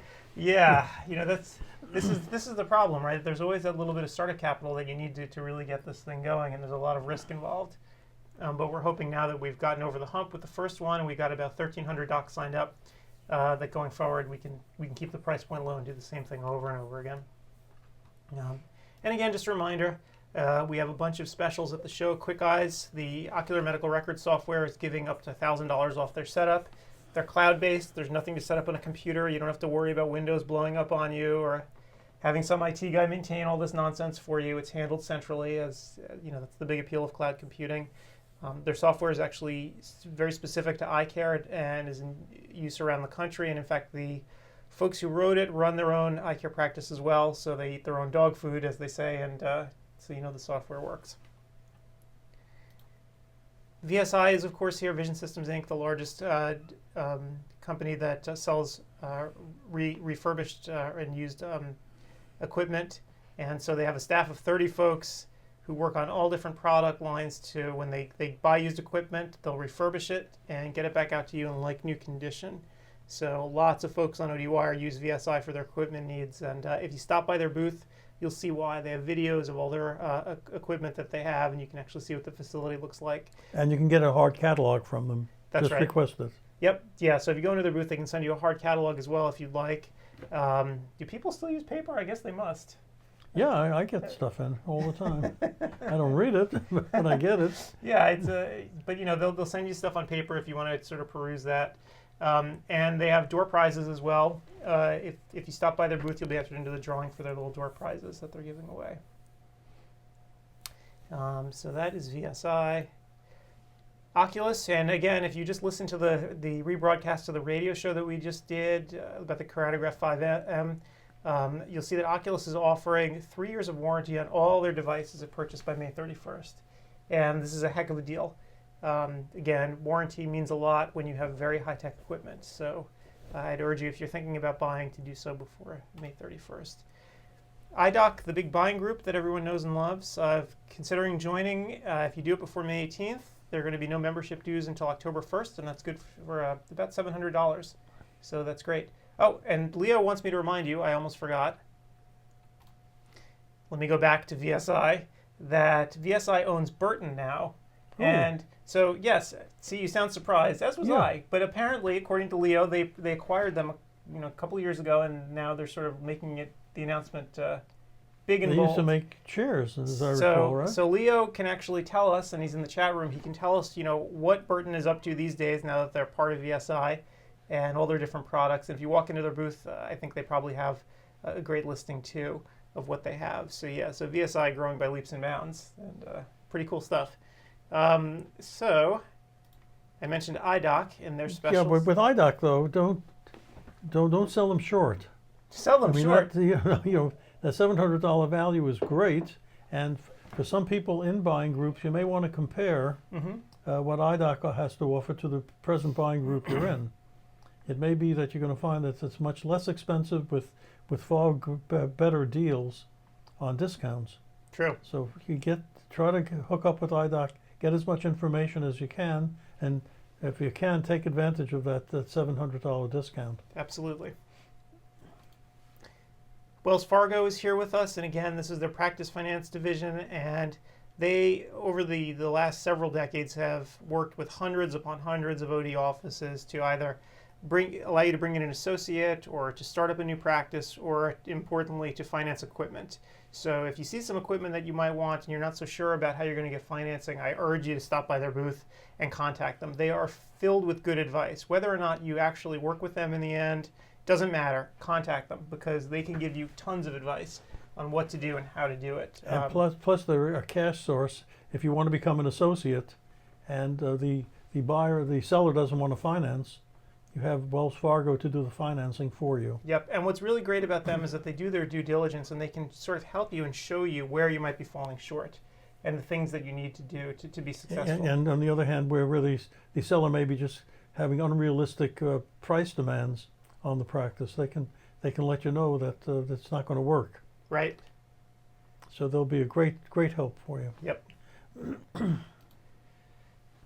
So Allergan, sponsor of the CEwire conference, again, they have this boot camp going on, which is why you see the dog tags up there, Pathways in Medical Optometry, where in certain cities around the country, they have a one-day meeting, they bring you in and they give you a crash course. in how to get started doing medical optometry. So they have billing and coding experts. They have guys who show you how to build your practice, including some of the speakers here at the show today, in fact. That's right. So Scott Morris is one of the folks who works on this with Allergan. If you go into their booth, you'll see a video of him talking about it. So I urge you to stop by if you're interested in medical optometry. Take a look at their booth. Signet Armorlight, and again, so they were the ones who introduced plastic eyeglass lenses way back when, even before Paul's day. Yeah. But more importantly, they're the distributor for Kodak lenses worldwide. And so if you go to their booth, they can show you the variety of Kodak lenses that you can get through them. So good company and good products if you're looking for a new lens line. VisionWeb, we all know and love. If you haven't signed up for an account with VisionWeb, you should. It's free. Just do it, and you can get sort of experience what they're all about. So they're a way to streamline the ordering in your optical and your practice. So they can turn orders around much faster. You know, so many different companies work with VisionWeb. They're just about ubiquitous, I would say, in the industry. So they're free? Yeah, the account's free at VisionWeb. Absolutely. So what's the business plan? Who pays them? What are you asking me for? You better ask VisionWeb. You better ask VisionWeb, but no. It sounds too good to be true. No, but it's you know, they work with just about every lab. I'm trying to think of any lab that doesn't work with them. So maybe the labs pay them. Yeah, I don't know what their business model is or how it works. I suppose if you go to their booth, they might discuss it. But yeah, so definitely stop by VisionWeb. They're ubiquitous. And there's no reason not to have an account with them, because even if you don't start using it, you know, today, having it's a good thing, and learning about how the system works is good, especially if you're trying to automate, because as we all know, VisionWeb interacts and works with all the different systems as well. Right. There's no reason not to actually have an account with them. I can't think of a single downside just to setting it up, at the very least. Next sponsor, AccuView. So as you all know or should know, AccuView's having a large number of launches this year. You know, it's kind of interesting, isn't it? You go for periods of time where not too many new products, and then all of a sudden, I mean, just in time too. Bang. With the presbyopes coming up. That's right, with all of us getting old. So as you can see there, not only do they have these cosmetic lenses that are coming out, but on June 24th, they've announced that they will be launching the One-Day AccuView Moist Multifocal, and it's a lens that I'm actually wearing right now. The cool part about this lens is that, to me anyway, it feels exactly like a regular One-Day Moist, which means that if you have a large patient base wearing this lens already, it's really easy to fit them. So, right. So if you have people like me who are starting to kind of get old and you don't want us to age out of our lenses, it can be a good alternative and very easy to fit. So I'm really curious about, you know, the feedback that you get about this lens going forward. It's you know, there aren't too many one-day multifocals on the market at this point. That work. You said it, not me. But what I really liked about this one was that, you know, it really does feel like a regular moist lens. Right. So it's sort of a no-brainer just to let people try. And finally, our last sponsor that I want to talk about is Diopsis. So they do these visual evoked potentials. So they have this nerve testing that lets you objectively evaluate the optic nerve, visual pathway, and retinal ganglion cells. And again, this was technology that, you know, well, when you came out, this didn't exist. Forgot about it. But these days, you know, we have all kinds of technology that we can use, and even, you know, this was used in the lab a lot, you know, maybe 20 years ago, but now the technology is such that you can actually use it in your office. Right. So if you're interested in this, and again, if you're pursuing a medical model, this is a great device to have. So head on over to their booth and take a look at it. They have all kinds of... And meanwhile, we just heard Steve Silverberg is back and ready to talk to us. So all we need is a telephone number. Yeah, Steve, will you just type in your telephone number and so Steve, I we'll sent give you a call. I sent your cell a text. Let me know if your cell is active. I could probably give you a call there too. If you wanted to talk on Skype, we can see if this will blow up the works or not. You know, but happy to talk to you. So you need his number, right? Totally your call. I texted him. I have his cell number. I just want to know if, you know. Because he's on here now, so. Yep. So we'll see.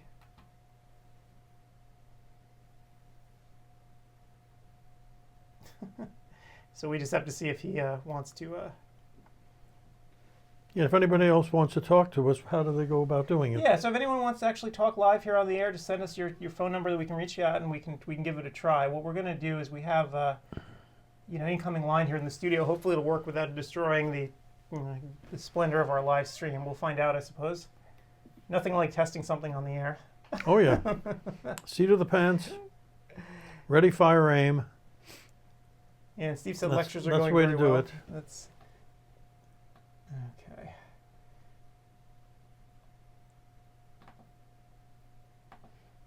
Want to make sure we're not getting any other questions here. It looks like most people are having their issues handled quite quickly. They're just By the calling. staff, yeah. So, Staff is doing it. Good. Yep, so they're doing a good job, which is good because I would otherwise be going crazy right now. You'd see me like flipping out and not being able to talk too much to everybody. So yeah, so as soon as Steve lets me know that this is the right number to call, what we could do is suit up here and give him a call and see how it's see if it works. Any questions on CEwire? Anyone out there in 18,000 member land? Okay, so Steve just gave me his number. I can try giving him a call. Sure. Let's go for it. You all ready for this? Got to put our headset on here.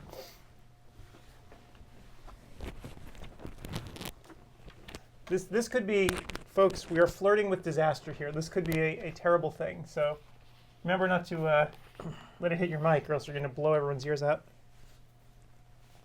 Okay, so hold on here.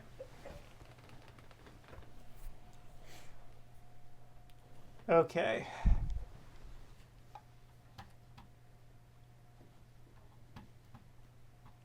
If this blows up, everyone, I apologize.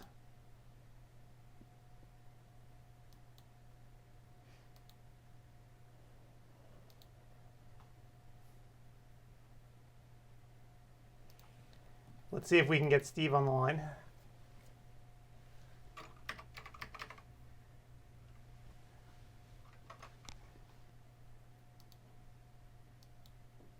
Oh, you were at a wedding last night, Steve, I see.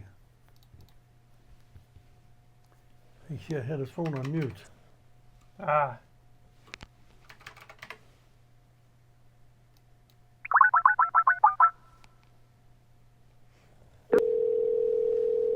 Well, it's ringing.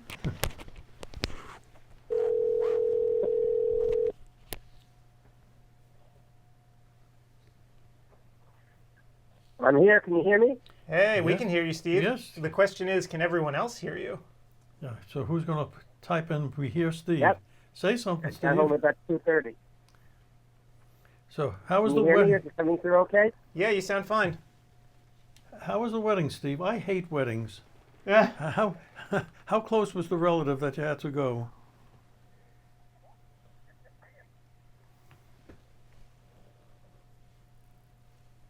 Steve, are you there? I think. Oh, we lost him. Okay.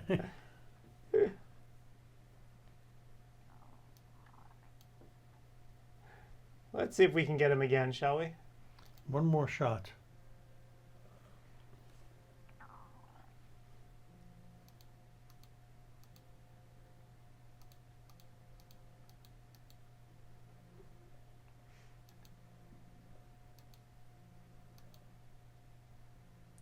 Okay, I'll try him one more time.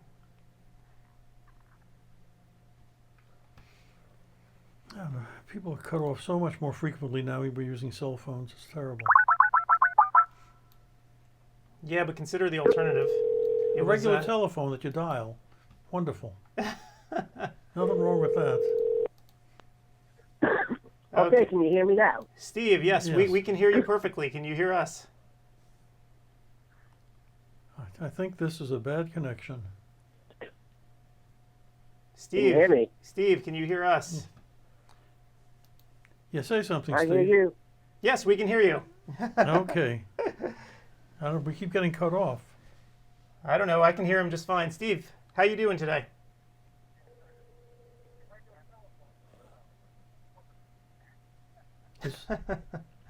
I'm hearing ourselves in your background, Steve, probably because you have the audio on.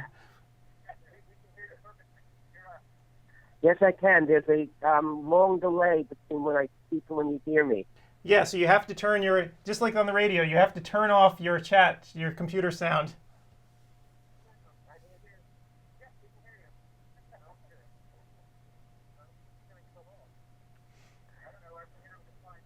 No, there's a long delay between when I say it and when you hear it. Yeah, so you have to turn off your computer's audio. We can only talk to you through the phone.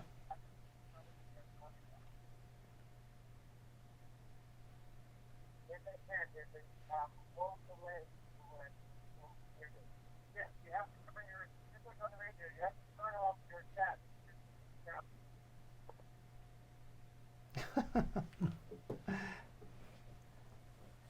Okay, it's off now. Okay, can you hear us now?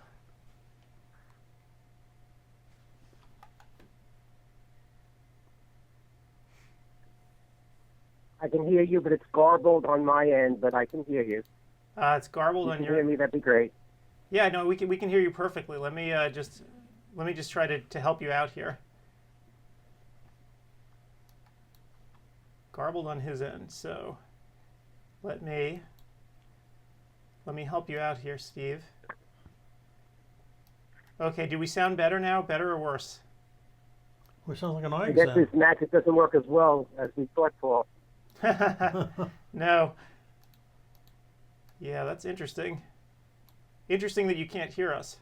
Well, Is your mic close enough? Let me move my mic up, Steve, and see if you hear me. Hang on 1 second.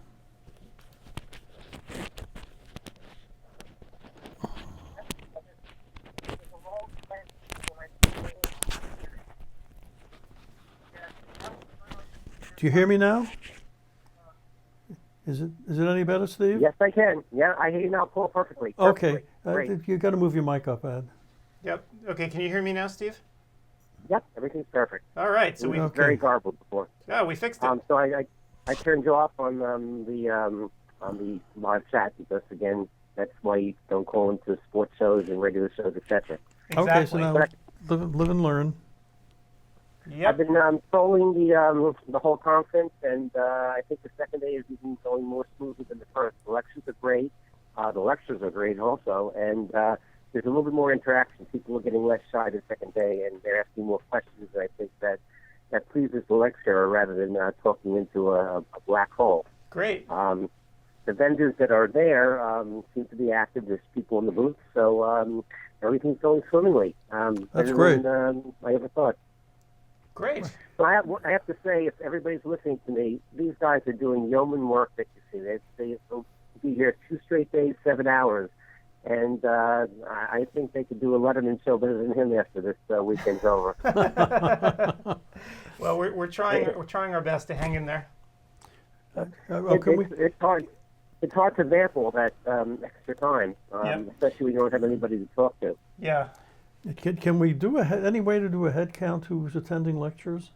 The numbers? Yeah, I go to them. In fact, let me go to it now because I don't have to be on your live streaming site now. Let me go to the sessions. When you go to the sections and you go into the lecture, on the chat log, you can drop down. You might hear Sue in the background. You can see who's in her lecture, and there's approximately, I would say, about 100 in her lecture. And we go to the other lecture now. Yesterday there was more live. I think people are getting the idea that because of the magnitude and the great lectures, they can't possibly do it. There's about 150 here. So of the attendees, it looks like only about 20% are doing it live now because you can't possibly do both tracks, which is okay. And they realize the lectures are so great on demand. It's essentially the same thing. Usually there's only 3 or 4 or 5 questions, and they can do that by email. The doctors are providing them with emails so they can answer the questions afterwards. So they seem to be taking up the slack and knowing how this interface works and knowing some people just don't want to call them or whatever or do live chat with their name. I would even maybe request next time that they have an anonymous so if people don't ask a silly question and you don't know who they are. Right. That might be one of the reasons that people don't ask, and these people are experts, whether it be Sue now or later on when you hear Jerry Sherman or Mark Freeberg.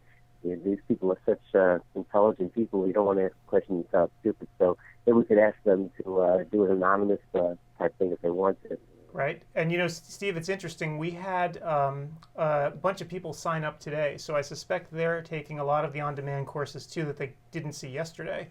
Right, since they just came in. So I have a feeling that there are a lot of people hanging out in the on-demand sections of the site that we actually can't see.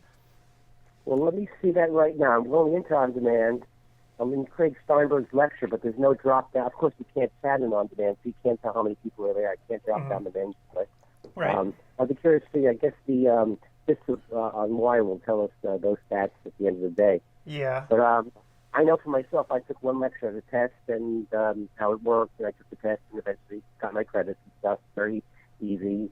The test was I got a 70%. I mean, I think a pretty good student, and I really had to listen. I took notes actually to pass, which leads me to the main thing I'm saying. If Arbo or the state board looked at this and looked at what people have to do to generate 1 credit or 2 credits from a particular lecture, it's far better than anything I've attended to live, because the live lectures you tend to not fall asleep. You don't tend to glean all the information. People do ask questions, but very few, and the only audience interaction is usually the speaker using the Socratic method or something like that.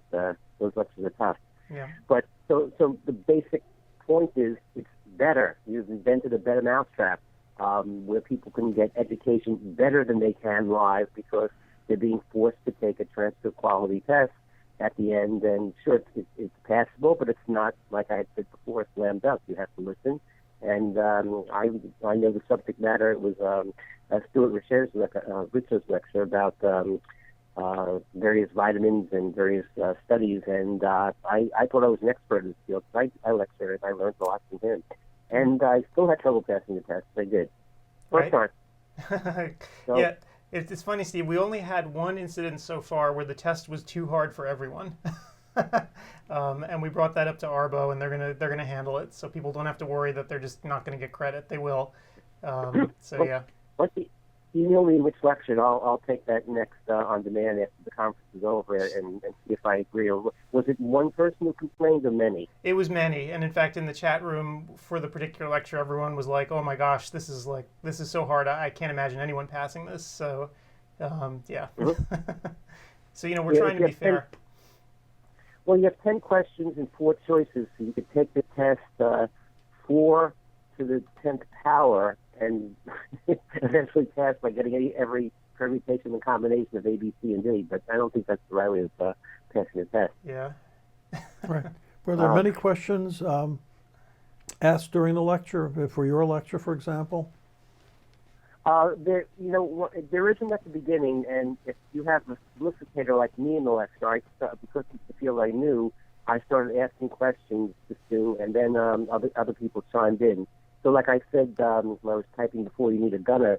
You need somebody to kind of direct the questions, and then people feel more comfortable. And the speaker, I mean, he'd rather answer the questions. He's sitting there for an hour, and it's almost like a virtual reality. You feel like he's actually talking at that moment, even though, of course, it's taped.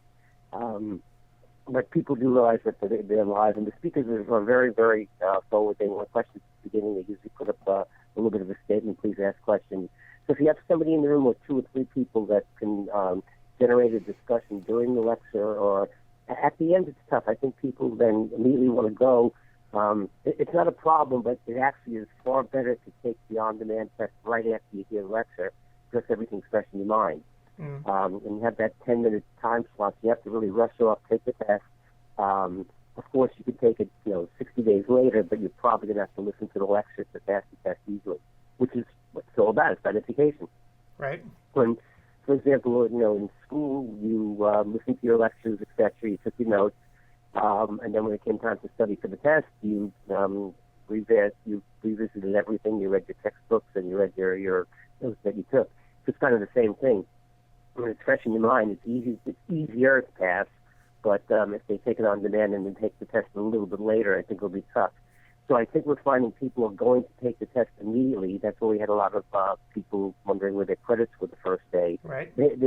I think the delay today is less, so I think they improved that aspect to it, or people are also expecting less. Right. And it's no big deal. And I don't know if you've actually seen the I did post Chris's test transcript, but it looks beautiful. It looks official. It tells you the cult number, all the other information you have, and it even gives your score on the test. So it's very easily submitted to the state board. One thing they can do, which is not a big deal, we talked about OE Tracker. Mm-hmm. It's a number that goes up on the Argo site. And most lectures that are given at various places will put your lectures online immediately, but not all. So it's not the catch-all of what credits you've taken, and you have to save your credits usually in a file folder or something like that, or online. I make a spreadsheet for mine. So the bottom line is they only track. I don't believe that CEwire will submit it for them. It's just information for Arbo what your OE tracker number is.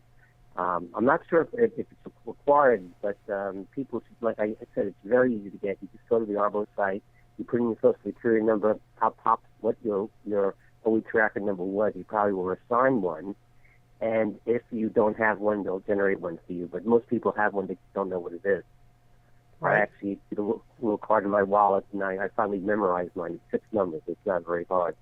But that might be something they add later on, where they actually physically put it up on the Arbo site. Makes it easy for the doctors. And then from the Arbo, then Chris and the other people associated with the software don't have to worry about generating a transcript at this moment, because it goes online.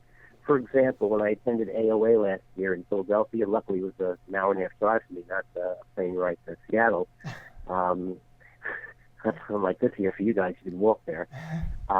They don't give credits at the AOA convention, but they do track your OE tracker number, and they put it online. And 2 days after the convention, I just printed out everything, got all my credits, and if not, you could just take a screenshot because it shows you what you've done. So it does make it easier, and nobody complained at AOA, so they shouldn't complain here either. People are a little afraid, like you said, Paul, of technology, especially in a new interface. But I think by the second day, people have gotten the hang of it, and all their misgivings or all their fears are now away, because it's a very easy interface to follow. The vendors also, I think all the vendors should be there live. I think I will tell the opposite. If they're friends of mine, that if you are giving them a nice show discount and you're not there to talk to the person about it, it basically becomes a commercial. While other booths like VSI and IDOC who are there, they're generating a lot of what they want. They want business, and they want people to know about their products and their services. Right. So, all in all, it's great. I've been trolling, the lectures, etc., and coming back and forth and speaking to people individually, at least the ones I know. People haven't been private chatting. I don't know if they know they can do that. Mm-hmm. The few bright ones, I think, do. But you just drop down the menu, as you know, anybody else's list. Just drop down the menu. You take away all users, and you just click the person you want. I said hello to about 50 people during the course of the 2 days that I know. Yeah, it's interesting. People really are keeping to themselves. Normally on CEwire, when we get a conversation going, people will jump in and constantly contact me. But this time around, people really are focusing just on the education and jumping into the different vendor booths. They're not really just chit-chatting. Yeah. So let me just clarify I'm just not 100% clear on how the questions are formulated. When someone asks a question, is it visible to everyone in the audience? You could do it one of two ways. It defaults to all users, and then it goes on. Everybody who's at that particular lecture can see it, not from other rooms, because it would be really confusing. Or they can ask the lecturer privately. They can click on his name. He's at the top of the list. And the lectures are designated in blue, so you know who the lecturer is, and they obviously should know who it is. And you can ask him a private question. So he's getting those questions whether the whole group gets the questions or whether he's just getting the questions. And it can be done anonymously as well? No, it can't. It cannot be. Point. Yeah. You think that's is that something that you think we should add to it for the next go around? Yeah, some of these lectures are pretty complex, but again, there's a lot of information. Jerry Sherman's lecture last night was great. I just listened to it this morning before signing on, because 10:30 for me is 7:30 for you. Sorry, guys. But people might feel funny asking a question that Jerry, even though he's a nice guy, they might feel it's beneath him. But if they were anonymous, they would ask questions. Just like on CEwire, people curse, yell, and scream and ask stupid questions when they're anonymous, or they ask questions appropriately if they want to buy a practice and they want to fire their junior partner. they'll do that anonymously. I think that would be a nice feature just so that people will feel more comfortable asking what might be a silly question, but might not, in fact, and it might be very valuable for the audience. Sure. And Steve, have you taken any time to go into the booths? You know, you mentioned that a couple of them are live. What's going on in there? You know, Paul and I are kind of trapped here. We haven't had a chance to really go out and see what's going on there. Again, the only booths that really are valued to go check are VSI, iDoc, and I believe Oculus is there also, if I'm not mistaken. Those are the only two that have live chat. Mm-hmm. Yeah, I'll check that right now as I'm talking to you, so we can direct the people. VSI Quick Eyes, there's no read there. It's just a basic presentation. Allergan certainly is. Oculus is also, you can hear it in the background. Right. Wells Fargo also there. So those are the three that are there. Wells Fargo, iDoc, and VSI. And I think of those, Wells Fargo being just a conduit for loans, I think VSI and iDoc are going to have a much more positive experience. Now, having said that, companies like ActiveView and Allergan don't really have to advertise. People know what their products are. They have a lot of nice interfaces where they can watch videos or contact the company or ask questions, but there's nobody there live because they don't really have to be with the company. But the smaller ones like Oculus and Doxis, I think I would advise them next time to have a show discount and to have a live person there to discuss it, because I think they'd make them a lot more sales than just having the information available online and watch a video or to contact them. Right. That would be my opinion. Yeah, you know, it's interesting. The larger companies actually can't have a presence here live. In a lot of cases, they're prohibited from doing it, which I find really interesting. You know, it's the smaller ones that are a little more nimble and have the ability to do it. So it's a real balancing act for a lot of them. You know, even companies like Allergan really wanted to get that message out about their educational seminar, because I don't think a lot of people know about it. You're talking about the boot camp? Yeah, the boot camp. Yeah. Yeah, it's getting more and more known because all the major doctor alliances, whether it be iDoc, Vision Source, I won't leave anybody out, Pika, Prima, Red Tray, I'm sorry if I left anybody out, are all doing these boot camps through Scott Morris and John Rampakis. Right. The only trouble is when you listen to a lecture by John Rampakis, you get really worried because still about coding and building and auditing and et cetera. And he's very anal about doing things perfectly, which is the right thing. But it was a full day of cramming a lot of stuff in. Luckily, Scott Morris has a very vibrant, very outgoing personality, and he calms people down, as well as challenges you. He believes in the Socratic method, so when you go there, plan to be embarrassed, but that's okay. Good to know. Well, great. Well, Steve, I'm glad you're having a good experience here. And I think what we're going to do, now that we know that the phone system actually works, is we can start having some more folks calling in.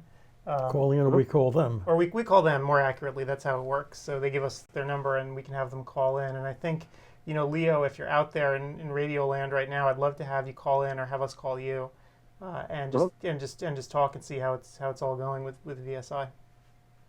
Instead of doing it this way, can you do it via Google Hangout, where perhaps more than one person could talk at the same time? At the same time, that's cool stuff. Now you're pushing your luck. With Skype, actually, so what we're doing right now, just to let you know, is we're calling out on Skype to your cell phone.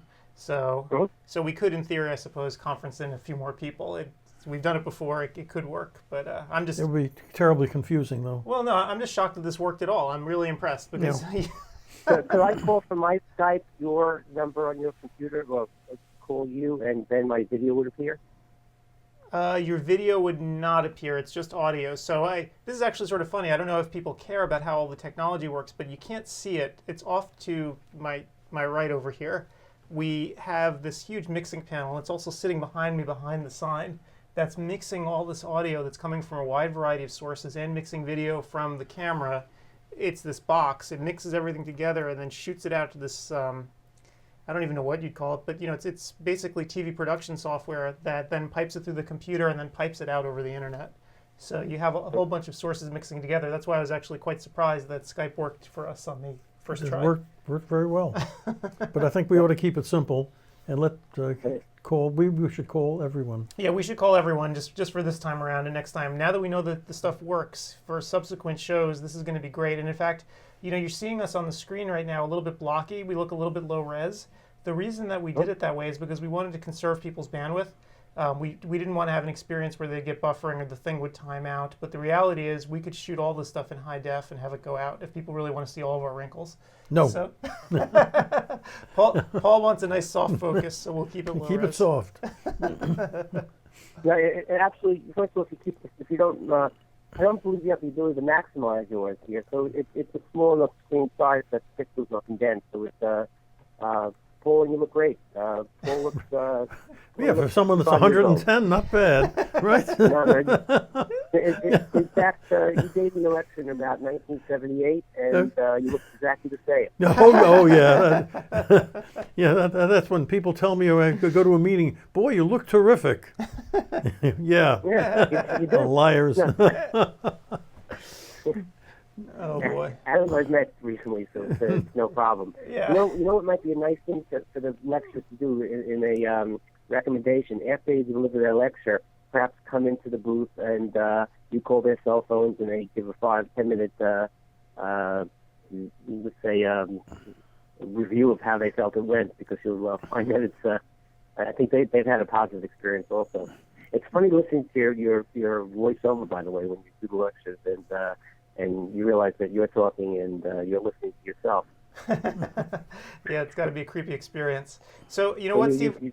You know what? I think what we should do, we should let you go, and I think what we should do, your idea was actually very valid. I'm going to contact the speakers for the rest of the day today and see if any one of them want to come on board and talk with us after they're done. It'll be a good idea, because it'll be like an extra bonus lecture. I just don't ask them any text question answers. Oh, it's so funny, actually. Somebody tried to post one of the quizzes on CEwire last night. Is that right? No, that would blow up everything. You can't do that. Yeah, I know. You So would get in trouble. I immediately stopped him. I'm like, I don't think Cope wants this. They can post a quiz. They just can't post the answers. But even that, then you'll have a discussion group forum Yeah. Right. on what some of these answers are. Yeah. But it's really comprehensive. I mean, you get everything from A to Z there. Paul yesterday was making the question out to the audience, like what type of lectures they'd like. If you continue to have 30 plus hours, I think you can be very diverse between practice management, diseases of the eye, and all the other various contact lenses, all the other various aspects of optometry. And there's enough lecturers that I think are going to be upset that they didn't participate in this. But maybe you'll get them next time. Yeah, I hope so. We have a bunch of folks who wanted to participate but couldn't. They were busy. This is apparently a very busy weekend. Had I known, I would have. Sure. We were kind of in a bind. We had to pick this weekend, but there were a whole bunch of speakers who said they wanted to do it on the next go-around. So we'll see. If people are probably doing regular stuff this weekend, because next weekend being Memorial Day, they might be going away. So they're like, my wife is gone today. She's at my mother-in-law's 89th birthday party, which I didn't have to go to. So this is a pleasure. You're going to be the kid on the block there for the 89th birthday. But all right, Steve. So with that, let me let you go, and I'm going to try to get these other speakers on the line, and we'll go from there. Okay. Talk to you soon. Thanks, Steve. All right, I'll go troll the lectures and the exhibitals, and when you want me back, just give me a ring, or I'll just pop in. All right. Well, thanks so much. Talk to you soon. Bye. Okay, bye. Woo. Okay, everyone. So that was Steve, and I guess we don't need our headsets right now. No. Which let me. Thank goodness. Let me take this thing off. It's strangling me. So there we go. Well, that was fun. Yeah. So if Leo can come on, give us a number, Leo, to call you. We'd love to talk to you and just do a little promotion for VSI and get some more information. Yeah. So actually, I'm gonna. If Leo's not around right now, let me send him an email.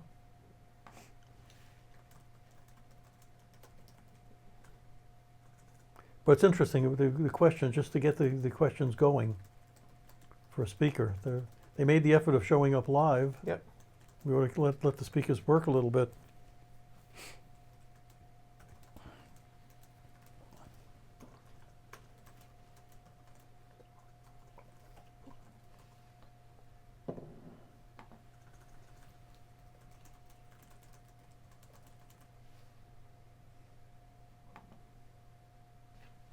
Okay, so I just sent an email to Leo. Hopefully he can come on board and talk.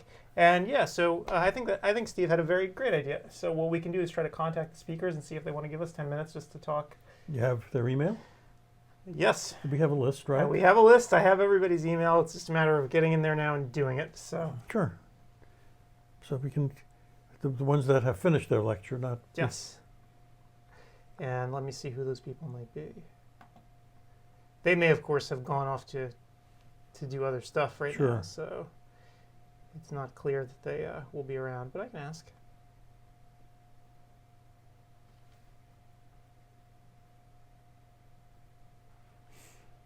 Alrighty. So far, so good. Sounds like the conference is going well, at least for Steve.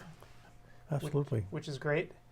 And And he liked that Jerry Sherman lecture, that last one that was very technical. yep. So yeah. So Dr. Sherman. Of course, does he also went to MIT, so that maybe is it true. was too He's got a leg up, but yeah, no. So that one test that people were complaining about being too hard. At least it's not like people are just going to fail the class. Cope heard it loud and clear last night when I sent him the email, and they'll fix it.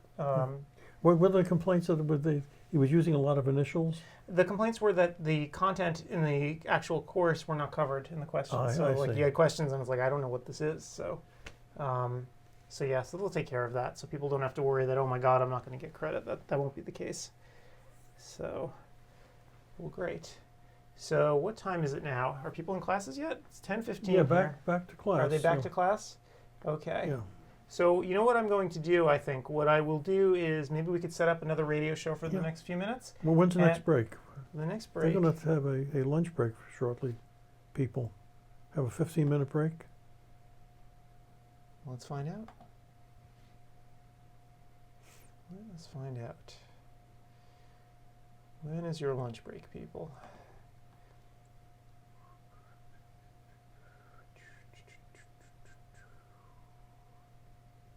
Well, When's it 15 minutes? let's see.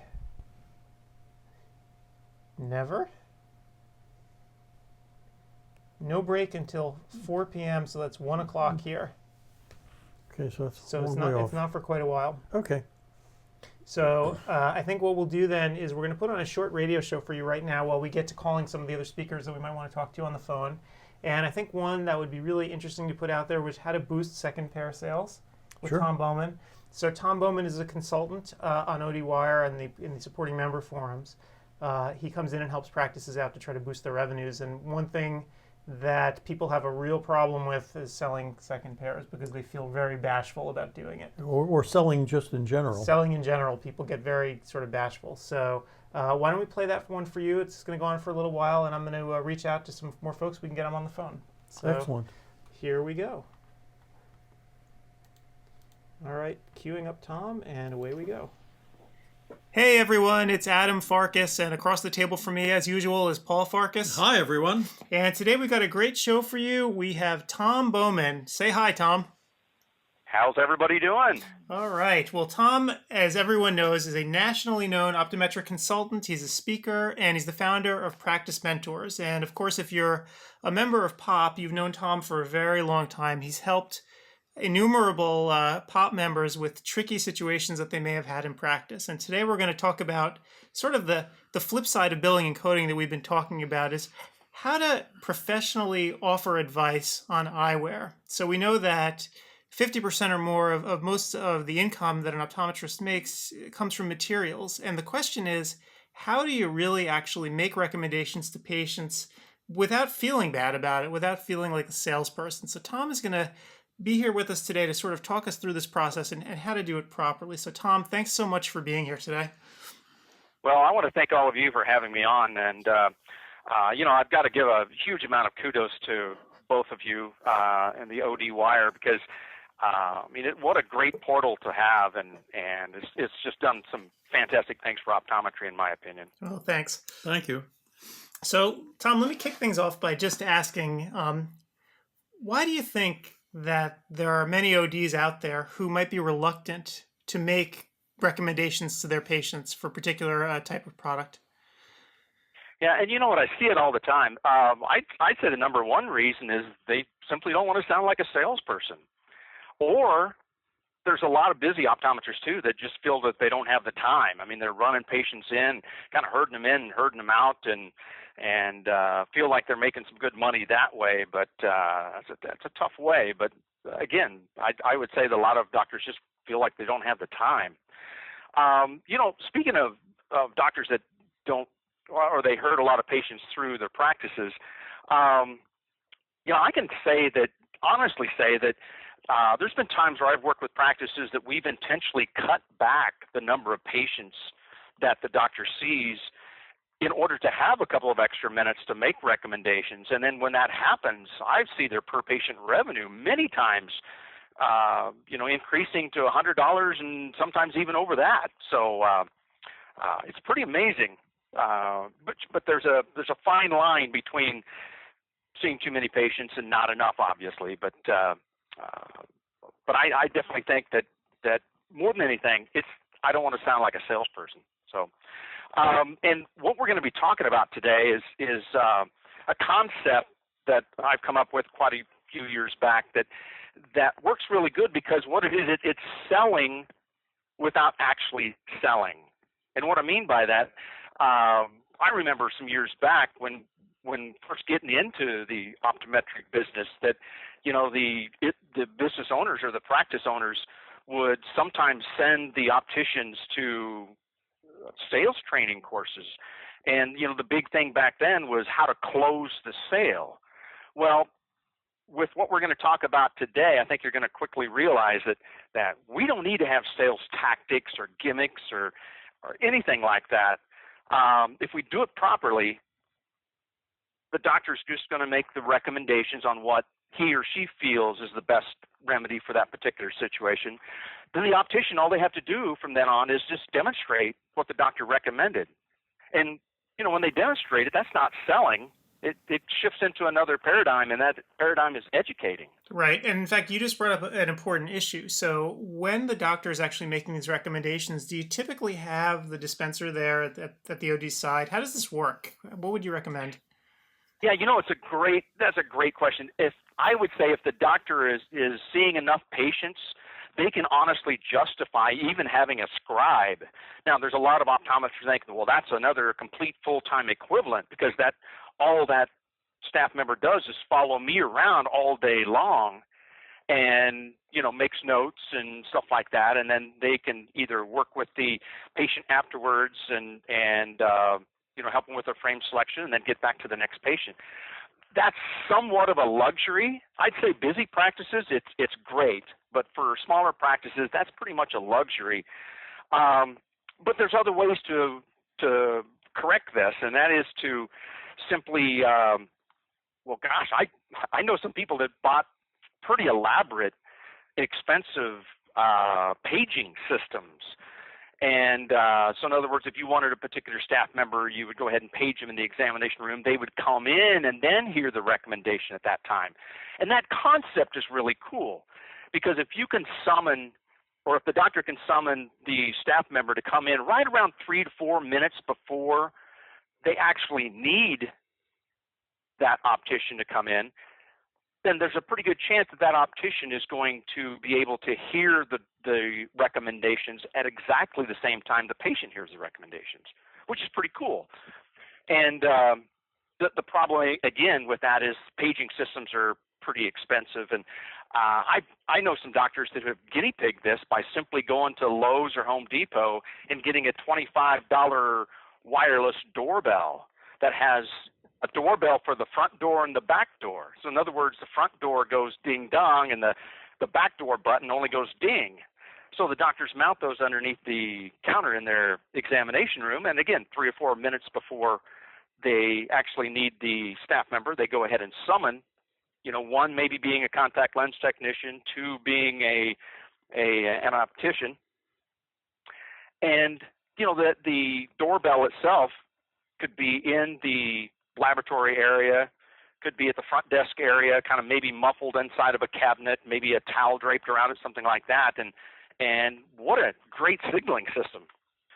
But more than anything, I would say that there needs to be a communication between the optician and the doctor, and sometimes that's just not possible. You know, the staff member or the optician might be at a lunch break, might be sick for that day, who knows what. So I think, you know, if you can't afford a signaling system, anything like that, just making sure that the doctor either writes down the recommendations in the software system, because in other words, if they've got the patient's information in the laptop in the examination room, they just simply go to the note section and put in what they recommended. So, and I recommend them too to do it simply. Don't write it out longhand, anything like that. Just if it's anti-reflective coating, they just put AR on it. If it's computer glasses, it'll just say CO. And if it's transitions, it'll say TR. If it's golfing glasses, it's GO and stuff like that.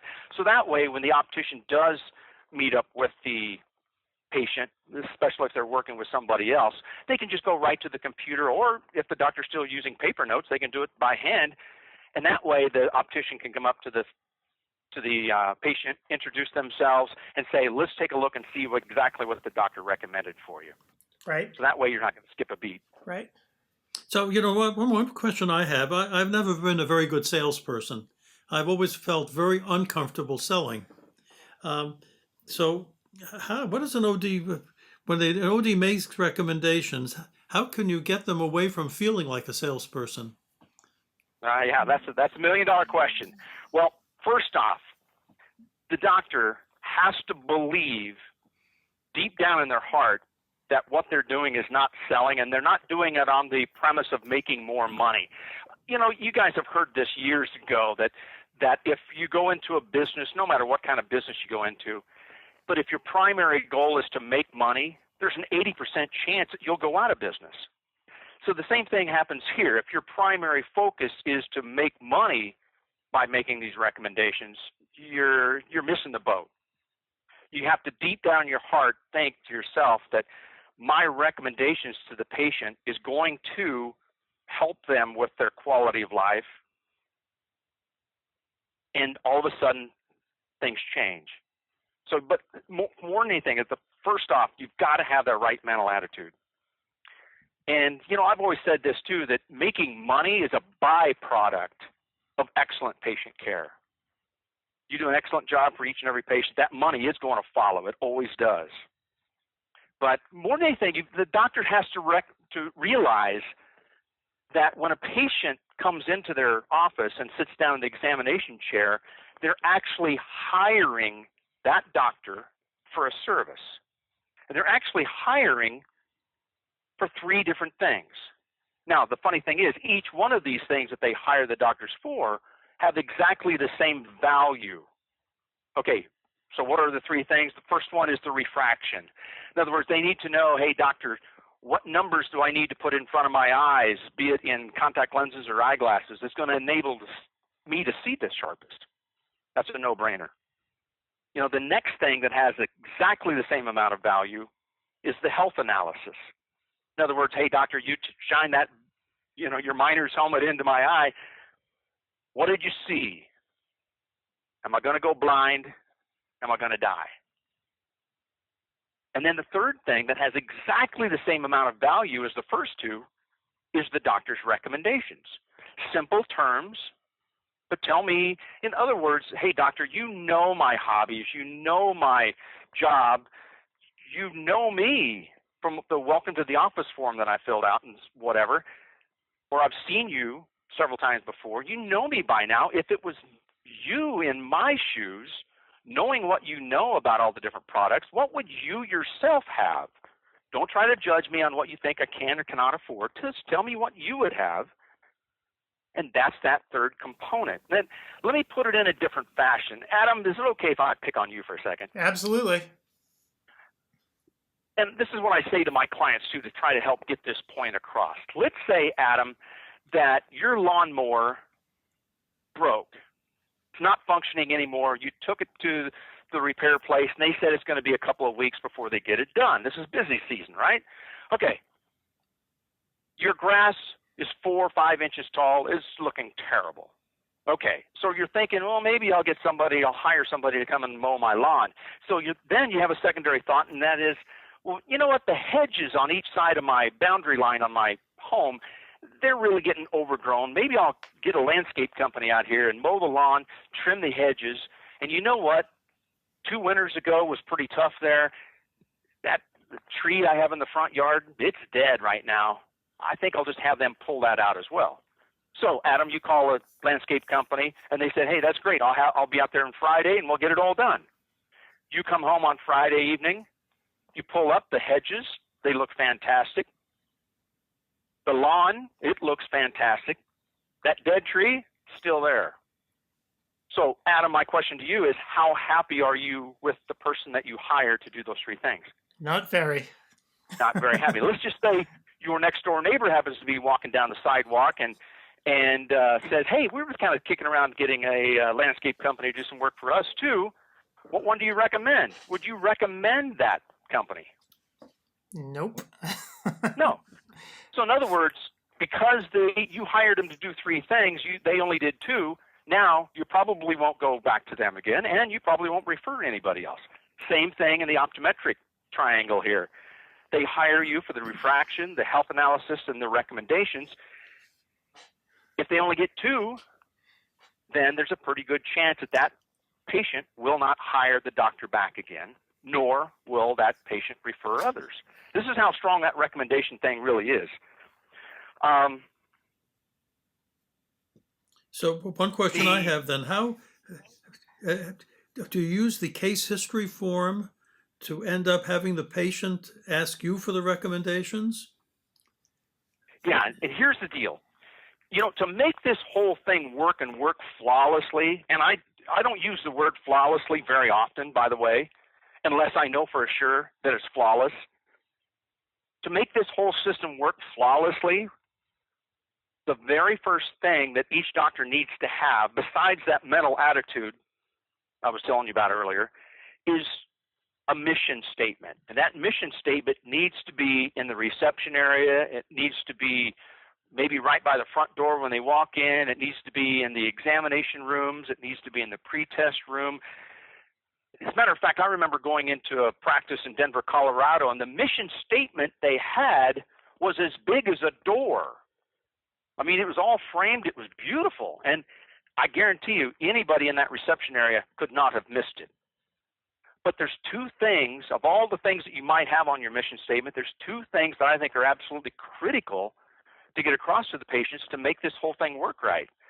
And one is the promise to enhance the patient's quality of life. And the other one is to promise to educate each and every patient on the newest and best of technology. Because here's the deal. You take me into the examination room, and all of a sudden you do the examination, and all of a sudden then the doctor says, hey, I think you should have this, I think you should have that. And in other words, the doctor's bringing it up. I'm with you guys. That doctor's a salesperson. And this is why so many doctors don't like this process. You are a salesperson if you're the one who brought it up. Now, if the patient brought it up, that's a whole other realm. So in other words, by the time that patient enters into the examination room and they start hearing the recommendations, they're going to know where it came from. The welcome to the office form, which we'll talk about here in just a minute. But more than anything, it came from your oath, that mission statement. Remember the one that says, you promise to educate me on the best of technology and you promise to enhance my quality of life. So now I'm going to expect the doctor to do it. Now, on your welcome to the office form, there also needs to be some, what we used to call years back as lifestyle questions. And a lot of people ask too, hey, where should I put these lifestyle questions? Should they be some of the first things we ask? Should they be a separate sheet, which I know a lot of doctors have guinea pigged that and it didn't work very well. To be honest with you, if you're going to reformulate your welcome to the office and welcome back to the office form, I recommend to have those lifestyle questions somewhere in the middle. I know it just sounds kind of strange, but it just works better that way. But you would have questions like this. Are your eyes sensitive to sunlight? Do you sometimes experience dry eyes? Now, keep in mind, you may have another question on your form that actually asks the chronic question. Do you have dry eyes? But I also want a question on there that simply states, do you sometimes experience dry eyes? Do you work at a computer? Do you have concerns with reflection and glare? Do you spend time outdoors? Are you interested in the newest in contact lens technology? Some doctors have the form or on their form, are you interested in contact lenses today? That's fine, but it'd be nice to kind of give the connotation that you guys are into the best of technology. And then another question would be, do you have children? So we can address the family issue here. Okay, so like I said earlier, it all depends on who brought it up. If you, the doctor, brought it up, you're a salesperson. If I brought it up through my welcome to the office form or welcome back to the office form, then I brought it up. And that's what makes a big difference here. Right. Can I actually ask you as a follow-on question? I've seen offices where they not only have the mission statement out there and all that information on the intake form, but in the waiting room as well, a lot of the vendors will actually supply you with marketing material. I think you mentioned Transitions by name, where they have a huge amount of consumer-facing information. Do you find that to be useful to have out in the waiting room as well? Yeah, not to try to advocate certain companies, but to even have video, like a nice little flat screen television in your reception area with the revolving information, like the one side of the screen shows reflected glare, and then the other side shows what an anti-reflective coating can do for you, and how a transition lens works, and drive wear, and all the other kind of things. And take the magazines, like the People magazines and everything that you have up there, take them out. I think you've got patients in your reception area that are classified as captive audiences.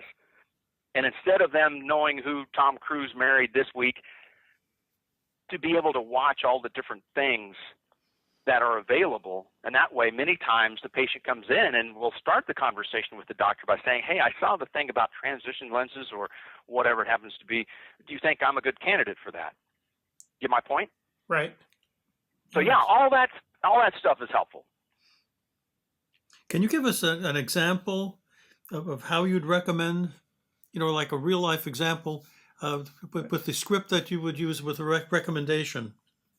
So you're asking me to play doctor? Yeah, play doctor for a second, because I know, you mentioned anti-reflective coatings and stuff like that. This is where a lot of people fall down. They get really nervous with the add-ons, and this is, I think, where things fall apart, even more than recommending material. Putting coatings on and stuff. So how does that actually work? Can you give us an example of how you do that, without feeling shame? Yeah, and here's the tough thing too. I work with a lot of clients in this particular area, and sometimes, not very often, but sometimes I'll contact the doctor, in a month or so later and ask, hey, in particular, how is the recommendations going? And sometimes I hear them saying, you know what, Tom, I really never got onto that bandwagon yet because I'm afraid the very first time I do it, I'm going to trip over my tongue and look like the class clown, and so I just haven't got there yet. So I think hearing me do it was probably going to be beneficial, and then getting in front of the mirror and just rolling it a couple of 3 times before you actually go into your first patient, I think has a tremendous amount of value. So with that being said, let me play the doctor. Now, before we do it, though, again, I want to clarify something. There's a lot of your colleagues out there that talk about this subject as what's called second pair sales. And I think that needs to be taken out of our language totally. Because in all honesty, well, first off, I think we could all agree that each and every person who does wear glasses should have prescription polarized lenses. We'd all agree on that. But what about another pair of glasses for like computer or golfing or fishing or something like that? So in other words, before we get into it, don't just go with the premise that you're going to sell 2 pair of glasses. I think we need to make sure that we go over each and everything that patient brings up on the welcome to the office form. And to be honest with you, many times that's 3 or 4 different things. I'm not saying you're always going to sell them, but nothing else. You planted a seed for them to think about, so next time they come in, they might. So is there all right. Is there a script that you'll use? Let's hear what you would say. Yeah. Let me go ahead and do this. And keep in mind, too, I'll give you both the long version and the short version. The short version is what the doctor should be saying in the examination room. The long version is kind of the explanation of this thing. And the long version also is probably what your optician would be saying to the patient afterwards. Because here's the deal. I don't want this to take any more than a couple of extra minutes in the examination room. So let's just use a hypothetical patient. We'll call him Jim. How's that? Good. And I'm at the end of the examination with Jim, and I've asked Jim, hey, Jim, do you have any questions, any concerns about any of the tests that we've ran for you today and that slight change in your prescription? And Jim's reply many times is, no, doctor, I think you pretty much answered everything as we went along, so nope, I don't have any other questions. Great. Well, Jim, before you leave today, there's a couple of things that you brought up on your welcome to the office form or welcome back to the office form that I'd like to quickly review with you. Now, I'm going to push the pause button for a second because sometimes there's a patient, this patient Jim may have been coming into this practice for the last 10 years and has never had this happen before. So sometimes the doctors are a little bit reluctant to kind of change their mode. So if that's the case, I suggest the doctor to use the verbiage of, hey, Jim, I know that all these times you've been in before, I have thought about talking about this to you, but we just never really seem to have the time. But I'm going to make the time today. And then get right into this. Jim, it says here that your eyes are sensitive to sunlight. Allow my staff to show you what I recommend for that. I have a couple pair of my own. I wouldn't be without them. It's called a polarized lens. Obviously, that's the short version, and that's where it needs to end with the doctor. Then it'll continue with the optician about how the lenses are made and so on, and I won't bore you with the details. Jim, it says here that you sometimes experience dry eyes. Now, I love this one because there was a really dramatic thing that happened in my life that I'd like to share with a lot of people on the dry eye thing. And here's the thing.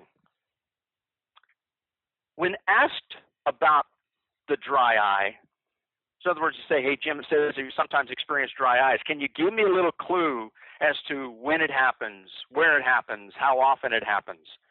And I'm surprised at how many patients, and you will be too when you ask the same question, that typically will say something like this. They'll say, well, you know what? I never seem to have this problem in the mornings. It's always in the afternoon. And I never seem to have this problem on the weekends. It's always just during the week. But at right around 3 o'clock, 4 o'clock, my eyes get pretty dry and pretty irritated. And then I use this bottle of Murine or Visine that I keep on my desk. Okay, but I hate using drops. Now, this would be a good segue into why the patient shouldn't be using a vasoconstrictor. But more than anything, this would be the time to explain to them what's really happening with their eyes. And many times, too, the patients will even follow it up by saying, but it's probably the air conditioning system that's causing that to happen. Or in the wintertime, it's probably the forced air furnace that's causing that dry eye thing to happen. Right, doctor? Well, Jim, you're partially right, but here's the deal. Probably more than anything because you're an architect or because you're in front of the computer as much as you are. You're an accountant, whatever it happens to be. Your blink rate when you're working is probably pretty slow. In other words, when we're talking, just you and I in this examination room, our blink rate's right around 6-7 times a minute. If you were a female, it'd be even a little bit more than that. But when you get in front of your spreadsheets or your blueprints or whatever it happens to be, your blink rate goes down considerably. And so by the time 3 o'clock rolls around, it's not uncommon for the corneal tissue to be fairly dehydrated. And instead of using those eye drops that you just mentioned that you hate to use, I recommend we use a thing called punctal plugs. As a matter of fact, I've got a chart right here on my wall that shows what they look like and where they're located at. Now, here's the deal. I'd love to share this with you because this is a life-changing story for me. I had a client in Oregon who, as I was reviewing their profit and loss statement, they were very anal with their entries of income. In other words, there was an actual line item that said punctal plugs, and there was $1,400 written on that entry. So I asked the doctor, I said, and this doctor had an associate with him as well, and I said, tell me a little bit about the punctal plugs. He goes, well, we're very aggressive on our fees. We charge a global fee, and we charge $700. And I said, oh, okay, if that's the case, then it looks like you saw 2 punctal plug patients last year. And he said, yeah. I said, is that pretty common? And I said, well, let's do this. Let's add that question onto your welcome to the office form. Do you sometimes experience dry eyes? And then I'm going to ask you to review it with the patient, just like the example I just gave you. And let's see what happens. He faxes me his stat sheet for the end of the month.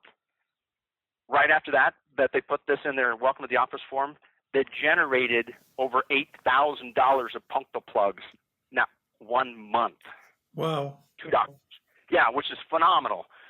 And the funny thing was, I bumped into him at Vision Expo not too long ago, and I asked him, I said, are you still rocking the world with punctal plugs? He goes, well, not rocking the world, but he says, as rule of thumb, usually anywhere between $5,000 to $6,000 additional income every month. Amazing. That's huge.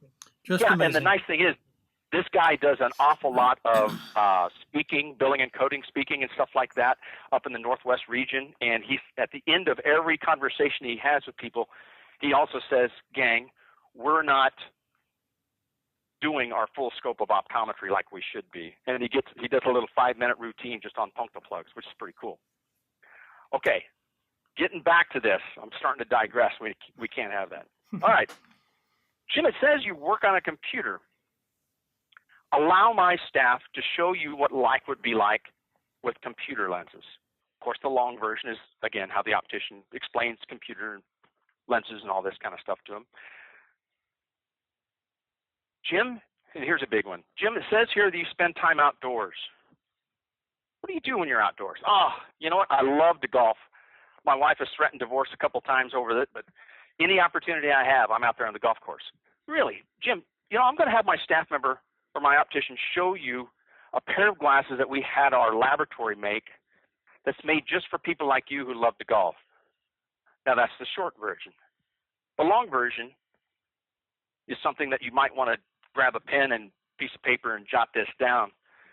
We did an awful lot of golf glasses in our practice, and the thing we did, we purposely told the patient that we would not put polarized lens in there because golf professionals say that they have a harder time reading the greens with a polarized lens. But what we would do is we would use a tint. Now, right now, there's several different tints available, so I'd recommend you contact your laboratory and see what they recommend. But to tell Jim that this tint that we put in the lens will help you see your golf ball against a blue sky or green grass much better than ever before. But here's the magic of it. If you're a presbyope, we only put one bifocal in one lens. Jim, are you a right-handed golfer? Yes, I am. We put that in the right lens then. We put it in the lower outermost area of that right lens. We call it in the industry, it's a round 22. It's about the size of a dime, Jim. So in other words, when you're looking to your left, you're always to line up all your drives, your putts, whatever, no bifocal interference whatsoever. When you're ready to keep your scorecard or look at the menu at lunch, bring your chin up, look over to your right, boom, that bifocal takes over, and you can do whatever you need to do that. And, Jim, we'll make sure we put it in a good sturdy case. We'll leave it right in your golf bag. Now, I think all of us know a lot of people who spend an awful lot of money on their golf clubs. And like a good friend of mine who tries, I'd say by now, probably 20 sets of golf clubs over the years to see if a golf club would correct his nasty slice that he has. So to be able to offer a pair of glasses that cost maybe $300-400 that will pretty much guarantee to stroke or shave a couple strokes off the game, yeah, sign me up. Jim, it says here that you like to fish, or Jim maybe said you like to fish. Well, Jim, there's a pair of glasses I'm going to have our optician show you that is geared just for people like you who love to fish. And again, that's the short version. The long version from the optician would sound like this. Okay, Jim, this is how it works. First off, we use a gray polarized lens so you get true colors and you won't be able to see much of the glare off the water at all. So you won't have that thing that you've probably heard called snow blindness. Now, the other thing that we do is we make sure that we put flat top 25s in this or flat top 28s, either one, but we guarantee not to put them any higher than 10 millimeters tall. Because, Jim, here's the deal. If you were to Google right here, right now, these three words, boating, accidents, and fishing, you're going to see some results that are pretty alarming of how many people actually fall into the water out of their boats and actually drown. And it's not always alcohol-induced. Because here's the deal. Many times these people are wearing progressive lenses and they stand up in their boat to get this, that, or the other, and they trip over something that is on the floor, and why they can't see it is because of the bifocal interference. So, Jim, what we're going to do is we're going to get a pair of polarized lenses for you, flat top 28s on both sides. We're going to make sure that that bifocal is no higher than 10 millimeters, so when you do bait your hook or whatever, you just have to raise your chin up a little high. Otherwise, you're not going to have any bifocal interference whatsoever. And, Jim, we'll make sure we put them in a good sturdy case. You can leave them right in your tackle box. All right, you see where I'm going with this. There's a lot of people that play piano, and we'll make piano glasses for them and all this other kind of stuff. Right. But until the doctor actually investigates their hobbies and so on, that conversation will never take place. Right. So at this point, you know the hobbies that the person has and you understand sort of their needs. Here's my question. So let's say you've made the recommendation and now it all comes down to price. I know that some people might feel uncomfortable, especially when a doctor has made these really detailed recommendations saying, no, that's not really for me. And the resistance really isn't that it's not for them, it's that the price isn't for them. So what can you do in that case where a patient really feels like, gosh, I really don't want to spend this, even though I really do kind of want to listen to what the doctor has to say? Yeah, well, keep in mind, too, that the doctor's role, regardless, well, let me backtrack a little bit. We're in the examination room with Jim. First thing I'd like to get across to the doctors that are listening to this is I'm going to highly recommend that you keep your examination room holy sacred ground. In other words, nothing gets discussed in this room except medical. Okay? If anybody asks about prices or anything like that, you know, this is when you're going to have to act stupid and act like you don't know. And Right. basically say, you know what, I'm not 100% sure, but I'll turn you over to my optician and they'll be able to answer all these questions for you. Right. It's the doctor's role to make the recommendations of what they would get if it was them in those shoes. Okay, so we've got that clear, right? Yep. Now, the resistance happens typically well, let me backtrack a little bit on this too. I'm amazed of how many practices that I visit that as soon as the patient is done, they go right into the dispensing area. They go right into the frame area and start looking at frames. So with the efforts of the optician, more times than not, what we're trying to do is find that one particular frame that's going to be used for their everyday glasses, correct? Okay, I'm going to ask each and every listener out there to change it up. You're going to get some resistance from your staff. They're going to think that you're smoking crack or whatever, and it's not going to work, but it works phenomenally. Now, it doesn't take care of the pricing thing, but here's the imagine this. Imagine, because right when I'm done making the recommendations to Jim, I'm going to ask him one more time, do you have any other questions or any other concerns? Chances are Jim's going to say, nope, I think you've got me filled up. All right. Let me turn you over to my frame and lens expert, and then now there's a transition, whether that happens by the doctor bringing the staff member out or the doctor summons or the doctor has a scribe, somewhat irrelevant, but there's a transition saying, hey, Betty's our optician. Betty, this is Jim. Jim, this is Betty. And Jim, you're giving me great hands with Betty. She's our frame and lens expert. And Betty, these are the things that we discussed in the examination room. Okay, and again, the doctor goes right down all these recommendations. Now, I'm going to recommend the doctors to also say, so Betty, could you do me a huge favor and show him how these lenses all work first before you do anything? Okay, now that was a direct instruction from the doctor to Betty. Now, what is Betty supposed to do? Take the patient over to the lens demonstration area and show how these lenses work. Because what's going to happen in many cases is the patient's going to try these sample glasses on, and I do highly recommend having them made up in complete pairs of glasses. In other words, computer glasses, I will have, no prescription at the top, and I'll have maybe a +2 ad at the bottom. It doesn't need to be my exact prescription, but I need to just be able to put them on and within a second understand the concept of how that lens works.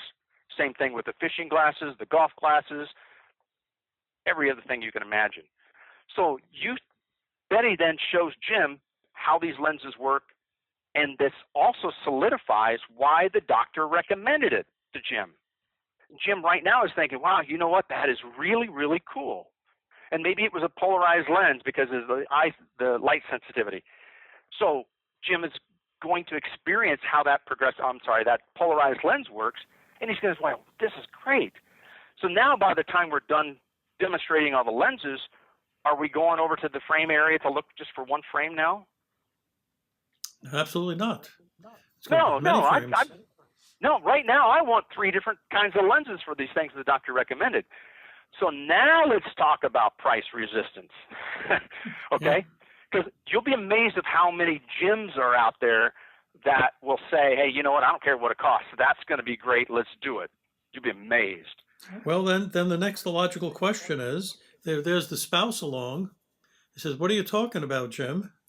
It happens all the time. Yeah, you don't need all of these things. It's ridiculous. So do you offer discounts or any incentive to make the sale happen, or for these multifunctional glasses? All right, great question. Okay, and let me demonstrate this for a second. Let me just kind of get this point across. For any of you out there, let's try to pick an occupation that is kind of an unsung hero. I'd put an unsung hero in the classification of a school teacher. These school teachers, they do an awful lot of work. They bring their work home with them and continue to grade papers all night long and the whole 9 yards. And I think those of you who have been school teachers or are married to school teachers or have relatives of school teachers, you'll understand what I'm about to say. That for the amount of work and the amount of hours that they put in, they're kind of underpaid, kind of like optometry, right? Oh, yeah. Yeah. And so, but I want you to prove this theory. Go to any school. I don't care if it's a grade school, a middle school, a high school, makes no difference. Drive into the area where the teachers park, and you tell me if you don't see a really nice Lexus SUV, BMW convertible, et cetera, et cetera. Okay, on a teacher's salary nonetheless. Okay, so a lot of people will think, well, they're probably married to somebody who has a better paying job. Well, I hate to say it, there's a lot of teachers that are also married to teachers. So that doesn't hold a lot of weight. Chances are when they went into the car dealer to look at cars because their Chevrolet Celebrity had 150,000 miles on it, the car dealer or the salesperson probably said something like this. Yeah, I know that's an awful lot of money for a Lexus SUV or a BMW convertible, but you know what? We can get you into that vehicle for $320 a month. Really? That's what I was paying for my Chevrolet Celebrity when I bought it. You can get me into a vehicle for $320 a month? Sign me up. It's not the price, it's how you can put this into a monthly budget. And if you can make it fit into my monthly budget, there's a pretty good chance I'm going to get it. So you can utilize something like Care Credit. I have a little bit of, well, you should have a plan B, I think, with Care Credit, because not everybody's going to get approved, right? So you might even introduce your own in-house payment plan where you accept 3 checks or you put down their debit card or credit card number, and you do this over a 3-month increment. And don't send statements. I don't like that concept. But make it easy for them to afford to get this, and you'll see some drastic changes. Do you ever recommend, Hopefully. well, Tom, do you ever recommend having multiple products at your disposal that do kind of the same thing? Sort of like when you walk into a BMW dealer, you can get a 5 Series or a 3 Series. It all depends on how much you're willing to spend. Yeah, the thing is, and I'm not at all that concerned with what the interest rate might be, this, that, or the other. To the consumer, they want to know, can you make this fit into my budget? So, yeah, I'd say as many multiple arenas that you have available that you could finance this for them, by all means do it. Right. So then the other question is, when they hear the price, you see them inching towards the door, and you're sensing that they're going to go to a mail order house and try to get all of these things at a marked discount. How do you stop them from leaving? They whip out at their phone and they're like, "Excuse me, I'm going to look something up right now." Yeah. And you know what? Here's the deal. It's not rampant right now, but you're going to see a lot more of that as time goes on. You know, as how easy it is right now to take a barcode and scan it with your smartphone and find out who's got the lowest price now and stuff like that. It's phenomenal. So yeah, you're gonna get a little bit of that. But here's the deal: you've got to backtrack a little bit and still ask yourself, did the doctor do a great job in the examination room, and did the doctor do a great job in the recommendations? Obviously, they did. Did the optician do a really, really good job of fulfilling that mission statement also by demonstrating to me what the doctor recommended, which these things are going to enhance my quality of life? Yes, you are going to get some people out there that are going to try to shop around and go the internet market and stuff like that, which we should talk about here in just a minute. But yeah, I think, again, odds are, you know, if you were to take this concept to Las Vegas, you're probably going to win a lot more than you ever would otherwise. In other words, if the doctor doesn't bring him up and the optician doesn't show him first, it's never going to happen, right? Sure. Absolutely. Yeah. So what you're doing is you're increasing your odds of winning. So yeah, expect to have a little bit more of that. Because remember, last time Jim was in an optometric practice, he spent $320. Now if he goes home and tells his wife he spent $800 at the eye doctor, you can imagine what that conversation will be like. You know, Tom, it's sort of interesting. We had a webinar recently all about the new devices that allow you to actually fabricate the lens yourself in office in real time in about 30 minutes. Do you think that can Right, I was a part of that. Yeah, so do you think that can make a difference in this sort of a situation? As far as cost reduction or capturing a sale, do you think that makes a difference to some people? You know, if they're planning to order on the internet, the odds are it's going to take at least a little while to actually get their glasses in. So I sort of wonder if you can get the product to them quickly, because it seems to me, you know, you're seeing the trend in retail, like with Best Buy, which it's amazing that they're hanging on, but it's, you know, by their fingernails. The only reason they're still there is because people can actually take home the product with them that day. And I'm sort of wondering if it does make a difference. Well, I definitely think it makes a difference. You know, I'm a huge advocate. Not a lot of people know this, but I'm a huge advocate of in-house laboratories. The thing that makes it tougher nowadays is because the, you know, VSP regulations and stuff like that you haven't been able to fabricate your own for such a long time, and now they will allow it in several states. But again, you still have to buy the lenses from VSP at an escalated price, so that makes it tough. It's very tough. But yeah, whenever you can do something and fabricate it in-house, I'm 100% with it. The problem that sometimes occurs is like what Dr. Paul had just mentioned a little bit ago. What about giving them a discount? You know, I'd say whoever puts this great technology into their practice, the last thing that they should ever do is discount that product because they got it cheaper. Right. Now, I have one final question because we're sort of running out of time. But you know, you're a consultant, and I assume you go into offices to evaluate practices.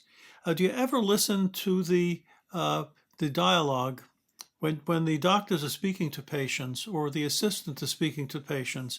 Do you ever criticize their? I'm thinking basically of every time I get on an airplane, I hear the flight attendant give their speech, and it almost sounds like a robot talking. Do people in offices, after they say the same thing over and over again, sound like they're just robots? So do you ever evaluate what the doctors are saying or the staff is saying to patients and criticize? Well, yes and no, but here's the deal. You've got to remember, too, that patient only comes in contact with you, the doctor, usually once a year and a half, depending on what's all going on and how charismatic the doctor happens to be. The doctor, on the other hand, is in contact with 15, 20 patients saying exactly the same thing all day long. If anybody's going to get tired of hearing it, it's the doctor. Right.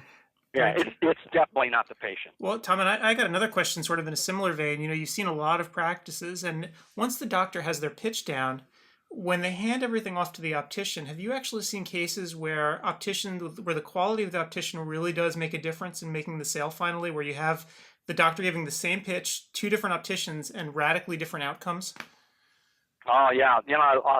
I'll share this. I won't say who it was because they may be listening, but I was at a practice just last week, and this optician, great gal, absolutely phenomenal gal, was helping this patient, and when the patient started looking at frames, she said to the optician, my dog actually ate my last pair of glasses, which was true. She's a contact lens patient, but she says, I don't want to rely on just one pair of glasses anymore. I'm going to get two while I'm here. So they started looking at frames. They brought the frames to the dispensing table. They were writing up the orders, and she was saying how much it was going to be. And, of course, this patient wanted all the bells and whistles, so the amount came to a pretty high amount. And what blew me away, I was standing there 5 feet away just waiting for her to say, well, you know what, we have this thing called Care Credit, and they actually had a little display with the brochures right there at the display. Okay. Hey, everybody, we're back again. Good to see you. We are streaming once more, and we've set up a series of 3 radio interviews coming right up. So I think the first one we're going to have, Paul, is with Leo Hadley. Leo Hadley, right. So what we need to do is get him on the line. So Leo, let me get your number. And for those who are unfamiliar with Leo Hadley, he runs the show at VSI. So whatever he says in the next few minutes is quite definitive. Yep. So 727.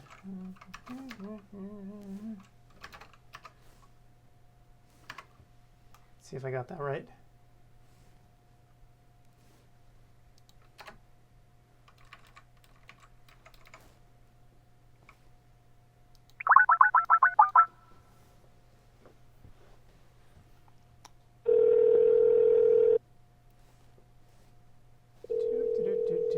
See if he answers.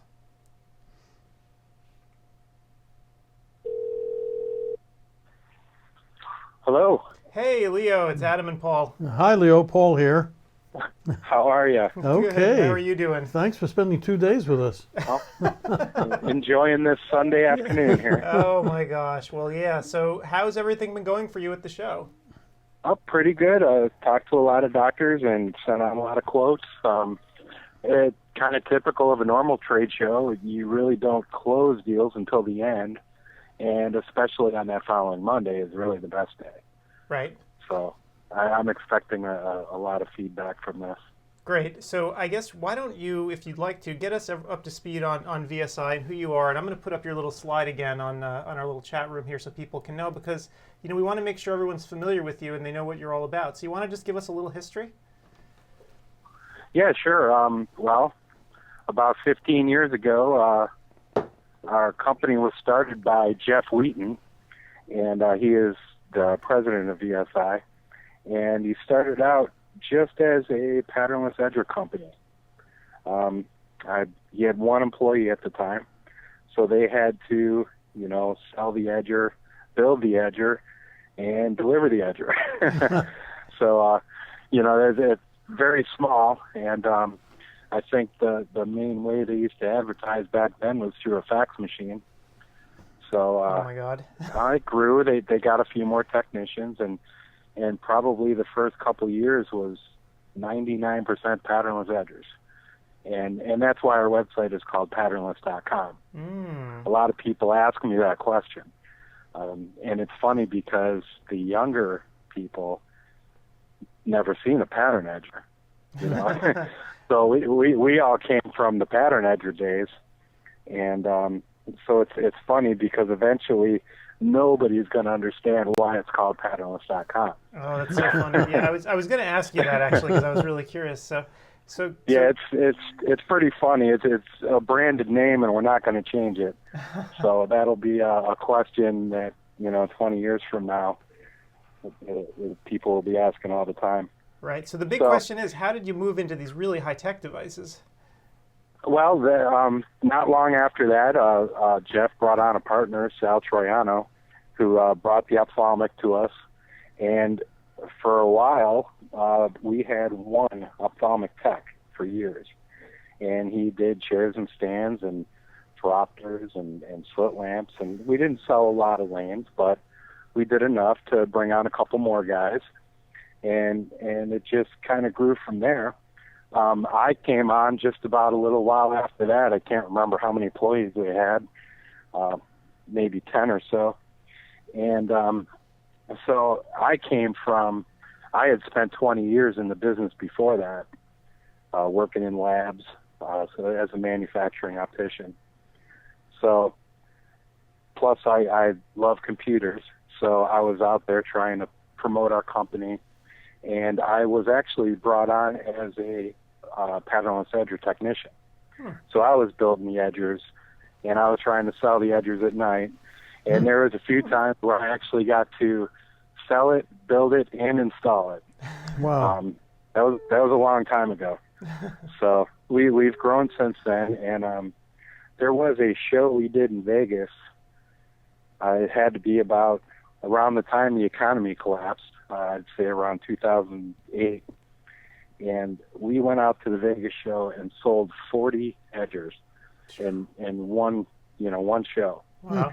So we came back, and at that time there was me, Fred, who is our optical manager now, and he was the first employee, and Dave and a guy, Tim. It was just the four of us, and Tim was on the road installing them, so he was hardly ever in the office. And we worked 7 days a week for probably a month to fill all those orders. Wow. Wow. And that's really when we started getting bigger, and we moved into a bigger building. The bigger building, we actually sublet a piece of it for 1 year. And after that, we had to kick him out and expand into the whole building. And now we're packed so tight that we actually are using our old building as a warehouse too. That's down the street. Wow. So it's grown unbelievable.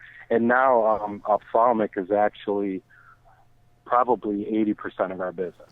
Speaking of ophthalmic, I'm curious, how do you get to train the technicians to do the remodel? Well, we repair? have a lot of. Yeah, we have technicians that have been doing this for years that specialize in certain equipment. We had we went out to California to Zeiss. We got trained by Zeiss. So all of our perimeters are certified, and we take care of everybody. But really, back to the edger part. At that show, Santinelli actually came to our booth. And they were blown away about what a great job we do, and from that point on, we started working with Santinelli, and they're a great company, and they helped us with the parts, and in turn, we help them sell edgers because we take their trade-ins. Right. And when that started happening, then a lot of other vendors, they want to make a sale, they may give us a call, and we will buy the old trade-in, and that helps the new vendors make a sale. That's terrific. And that's the other biggest question I get is, how do we get our equipment? So, we get it from the doctors that just have equipment laying around they're not using anymore. Instead of trying to market it themselves, they'll give us a call, and we'll buy it, and we'll pick it up. So the doctor doesn't have to lift a finger. We make it real easy for them. The other way is through trade-ins, through vendors. Like I said, we do a lot of business with Zeiss, and I currently have over 100 perimeters in the office, and there's more on the way. Wow. So we are offering incredible deals on those. And finally, the last way is we get a lot through the banks, and that's what I talk to young optometrists or students coming out of school is, most of them are already buried in debt as soon as they walk out of school. And the last thing you want to do is spend a fortune opening a practice. You can come to VSI, buy refurbished equipment. It's just as good as new. We come out, we install it, we train you how to use it. You're the only one that knows it's pre-owned. You know, your patient will come in and everything is in perfect condition. Yeah. Speaking of that, are there like with used cars a warranty? When oh you yeah, sell? we do industry leading warranty. We do lifetime phone support, and that's how, you know, the nicest high tech equipment we get, unfortunately, comes from the banks. And that's why I try to warn the doctors not to extend themselves too far. You know, I see a lot of cases where somebody goes out and breaks the bank on opening an office, and 1 year later the bank owns it. Right. So that's why we provide a great service for these young doctors. And you know, once you're set up and you start making money, then you start upgrading your equipment piece by piece. Right. And you know, it's funny. And before you know it, you're going to have a state-of-the-art office. Yeah, and we will buy back the equipment we sold. Right. Huh. Interesting. So, you know, it's funny, if you've ever seen VSI's booth at the trade shows, what I really love about it is it's almost like a time capsule, right? Because you can see older equipment all the way up to the newest stuff, because you do take everything and you recondition all of it. So when you look around, you really can sort of see everything. You get a very sort of longitudinal perspective on all the different kinds of hardware. And I can't even imagine how much your back must hurt at the end of one of these trade shows. Oh, yeah, it's great having the ability to take care of everybody. Yeah. You know, everybody's got a budget. Some guys are really high end. Some people can, you know, barely get an auto refractor, but we have something for everybody. And we do a lot of international business as well. So basically, when people don't have the funds, do you go to a company like Wells Fargo to try to fund it? Definitely. We work with a lot of banks. A lot of people already have a bank they're working with. And as the previous interview, I heard him talking about, you know, splitting payments and stuff like that. Mm-hmm. We work with everybody, and we try to do as much as we can to get the equipment in your office and make you happy and service you and support it. And now the latest thing that's been going on with VSI is we probably about 2 years ago we purchased the Burton Company. And right. Paul, I'm sure you remember them. Yeah, they went belly up, didn't they? Yeah, not too long ago. I don't really know the timeline on that, but I've been looking for information about Roy Burton. Did you ever know him? No, never knew him. No? Yeah. Well, he was R.H. Burton, you know, and that was a name that I remember from when I started out in the 80s. Sure. But I've been looking for information because there's really not a lot on the internet about him. But somebody just sent me a page, it looked like from a catalog from the early 90s, and it gave a little bit of history about him. He was a machinist, and he was in World War II. He was in the Navy working on periscopes and stuff like that. And you know, very interesting. He calibrated gun sights and binoculars and telescopes, and eventually, when he became a civilian, he started reconditioning ophthalmic equipment. Wow. And he went out to the doctors, and I remember, you know, back in the early 80s, if you needed a phoropter calibrated or cleaned, you sent it to Burton. And they reconditioned for all the equipment manufacturers, optometrists, ophthalmologists, hospitals, and eventually they came out with their own line of equipment. And that's kind of where I don't really know what happened after that. I know he died, and I know the company was sold off a couple times. Mm. And then about 2 years, the opportunity came up. It was bankrupt, and we bought it. So we got all whatever equipment they had left, tons of parts, you know, little things like, you know, the little pins on lensometers. Right. I got thousands of them. And not only that, we got their name, their websites, their domains, even their phone numbers. If you call a phone number on a catalog, it comes right to VSI. So basically, So we're you sell a Burton product because they were made of steel. They would last forever. Yeah, they were. It was great, and in the time that other companies owned them, I don't really know what happened. It kind of fell apart. They were the equipment wasn't what it used to be. So our goal now is to bring it back, and we want to bring back the service end of it, the high quality end of it, the reputation, and we have a new line of Burton equipment, which is in our booth right now. You can see it. We didn't blast it out to the world. We did it slow so we wouldn't have any kind of back order issues, and we want to make sure everything's perfect. So now we offer new and pre-owned, and we're never going to give up the pre-owned. That's just who we are. But now we can offer anything to anybody. Great. So let's take a look here. Let's take a look here.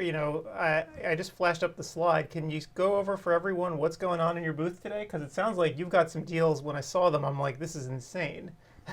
Yeah, well, these trade shows like you guys were talking about yesterday, I didn't really get a chance to chime in, but you are correct. It costs a company like us probably close to $75,000 just to do a show in Vegas. And that's hotel rooms, dinners, flights, shipping the equipment out there. And that's a huge expense. I don't know how these giant companies do it. I walk by Luxottica and I see they got 15 giant crates lined up. Yeah. We have maybe 5. So, I mean, the price is insane, how much we pay. So a virtual show, we have none of those expenses. Right. And I love it. I hope this is the future. I will gladly do every one of these shows wearing my shorts. Sitting in my backyard right here. So I really hope this grows, and now we can take those expenses and pass it on to the customer. And you always hear best price ever or never before advertised price.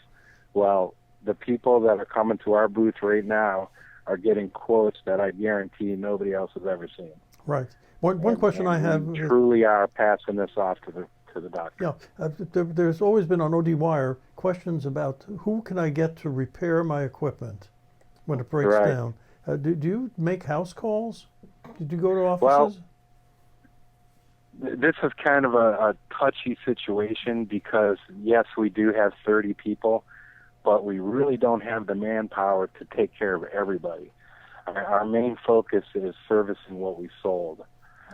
Now, with some of the Burton stuff, because we have their phone numbers, we do try to take care of those people as much as we can. But I just don't have the manpower to service everybody. But I imagine in the future we are growing. Some of the product that is getting older, we're parting out, so I can sell those kind of parts. But my main concern is our customer. And if you bought an edger from us, it could be a 20-year-old edger. We may be the only company in the country that has parts. Right. And we sell them to our customers. If I open those doors to the world, we'd be out of parts and my customers would not be happy. Right. I think our listeners are going to have a million questions because this is exciting stuff. And especially the listening, our 18,000 listening on ODWire. If they have questions, we can pass them along to you. And absolutely. Me and our sales staff are in the booth right now answering questions, and of course you can always get us at our office. Great. And hopefully in the future you might go on our classified section to sell off some of the products. So your inventory is so deep, it's crazy. You're like a one-man eBay. I can't even imagine it. It's Well, that's funny because back 10 years ago, eBay didn't even have a medical equipment section. Right. And I remember being out there advertising things, and I had to list it under miscellaneous. And now everybody's doing it. Now it's funny how it's changed. there's actually not only is there a medical equipment section, but there's an optometry section. Yeah.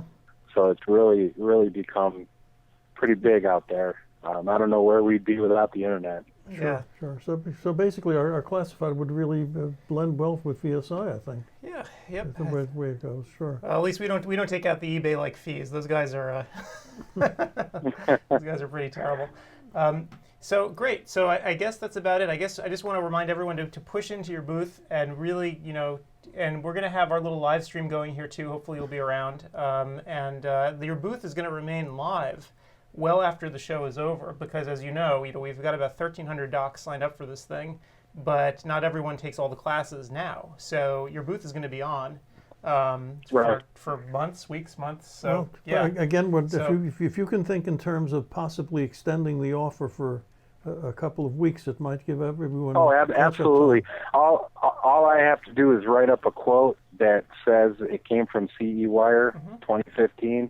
And if they want to close that quote next month, that's fine. They're still going to get that price. Great. That's terrific. So yeah, so we'll keep your booth live then, and people can always contact you through your booth. They'll use the contact form, and it'll go right to you. And I guess that's about it. So this is the brave new world. Well, I have a feeling your next virtual show is probably going to be a lot bigger. Well, we can only hope. Well, it's funny. Our aim was to match the AOA conference, right? Because the quote optometry's meeting gets about 1,750 ODs, so we got 1,300. So we just couldn't do it. But we'll get there next time for sure. Yep, hopefully. All right. Well, I appreciate the call, and good luck. And I'll talk to you next week, Adam. All right, great. Thanks a lot, Leo. All right, bye. Catch you later. Thank you. All righty. Well, that was fun. Oh, yeah. So. It's amazing. So they're a major company now. Yes. We knew them when. Yeah. So, okay. So, great. All right, everyone. So, here we are again. Here we are, and we got headphones on again because we are going to be doing another live radio interview very soon in 5 minutes. With Dr. Sue Resnick? Sue Resnick, yeah. Yeah, it's going to be Dr. Resnick this time around. And then followed after that by the infamous Steve Nelson. Okay, but I want to talk a little bit more about VSI. Yeah, absolutely. What a remarkable opportunity for the younger practitioners.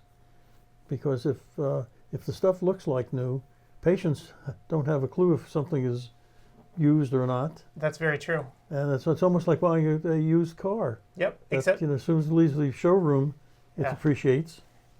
And you get a terrific deal. Well, what's nice about it too is that VSI really looks over the equipment closely and they fix it up so it looks new. When you go to a trade show and you see their equipment there, even though it's old, right? Intuitively, it's a little bit older, like they use CRTs instead of LCDs and some of the things. It looks brand new.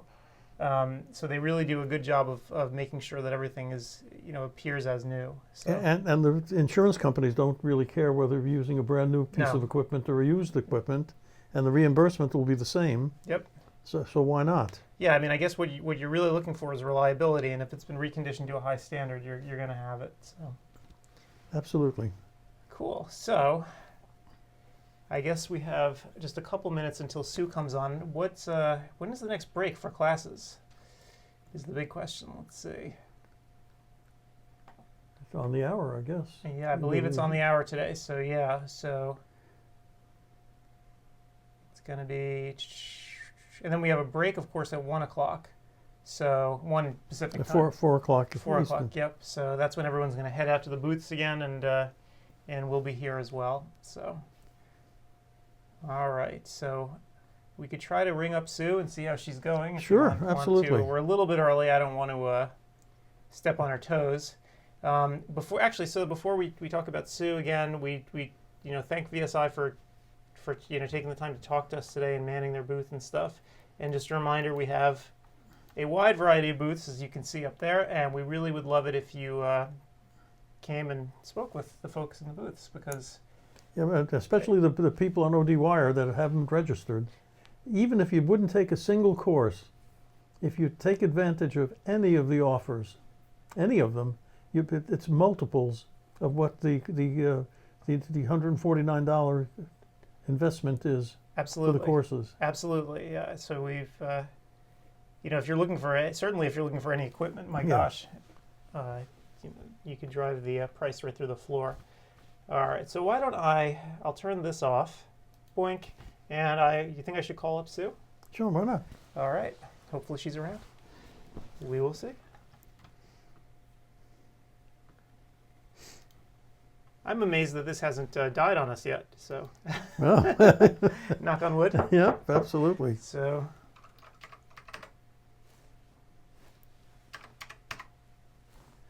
six 31673.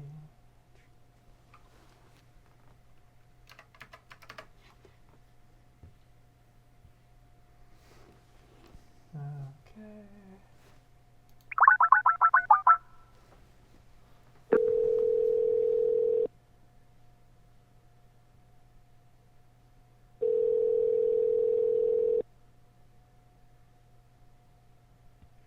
Hi, Adam. Hey, Sue, how's it going? Hi, Sue. Paul here. Hey, how are you? Okay. Good. You having fun yet? Oh, boy. Man.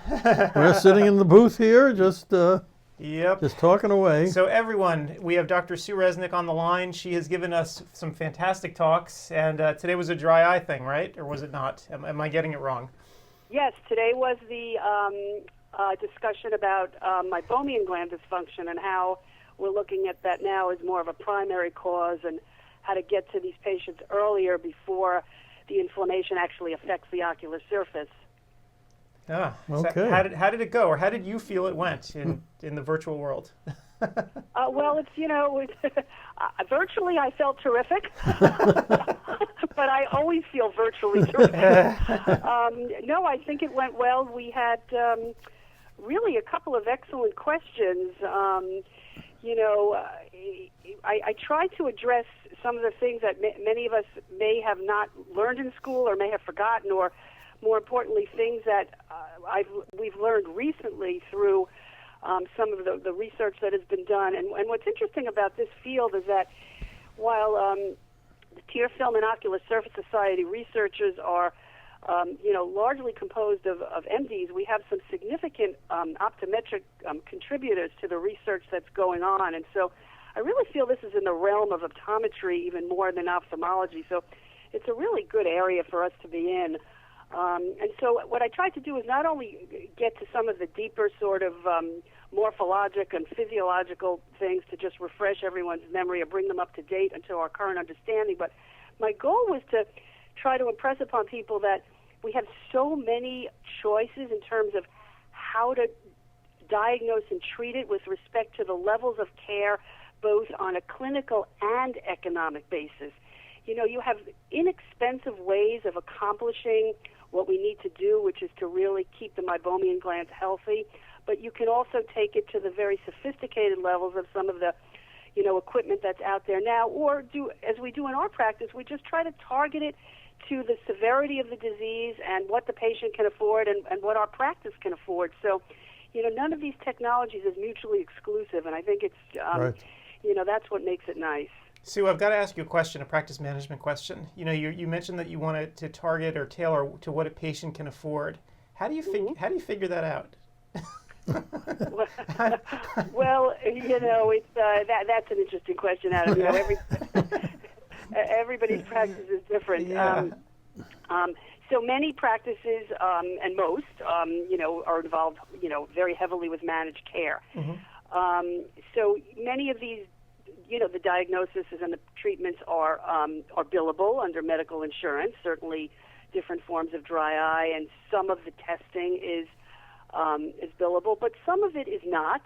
And there are certain tests that you might want to incorporate that are not currently covered. But we're not talking about large investment on the part of the patient. I mean, certainly you have to do an advanced beneficiary notification. Let them know in advance what it will cost. But it's the same way you would approach a spectacle sales or a contact lens sales.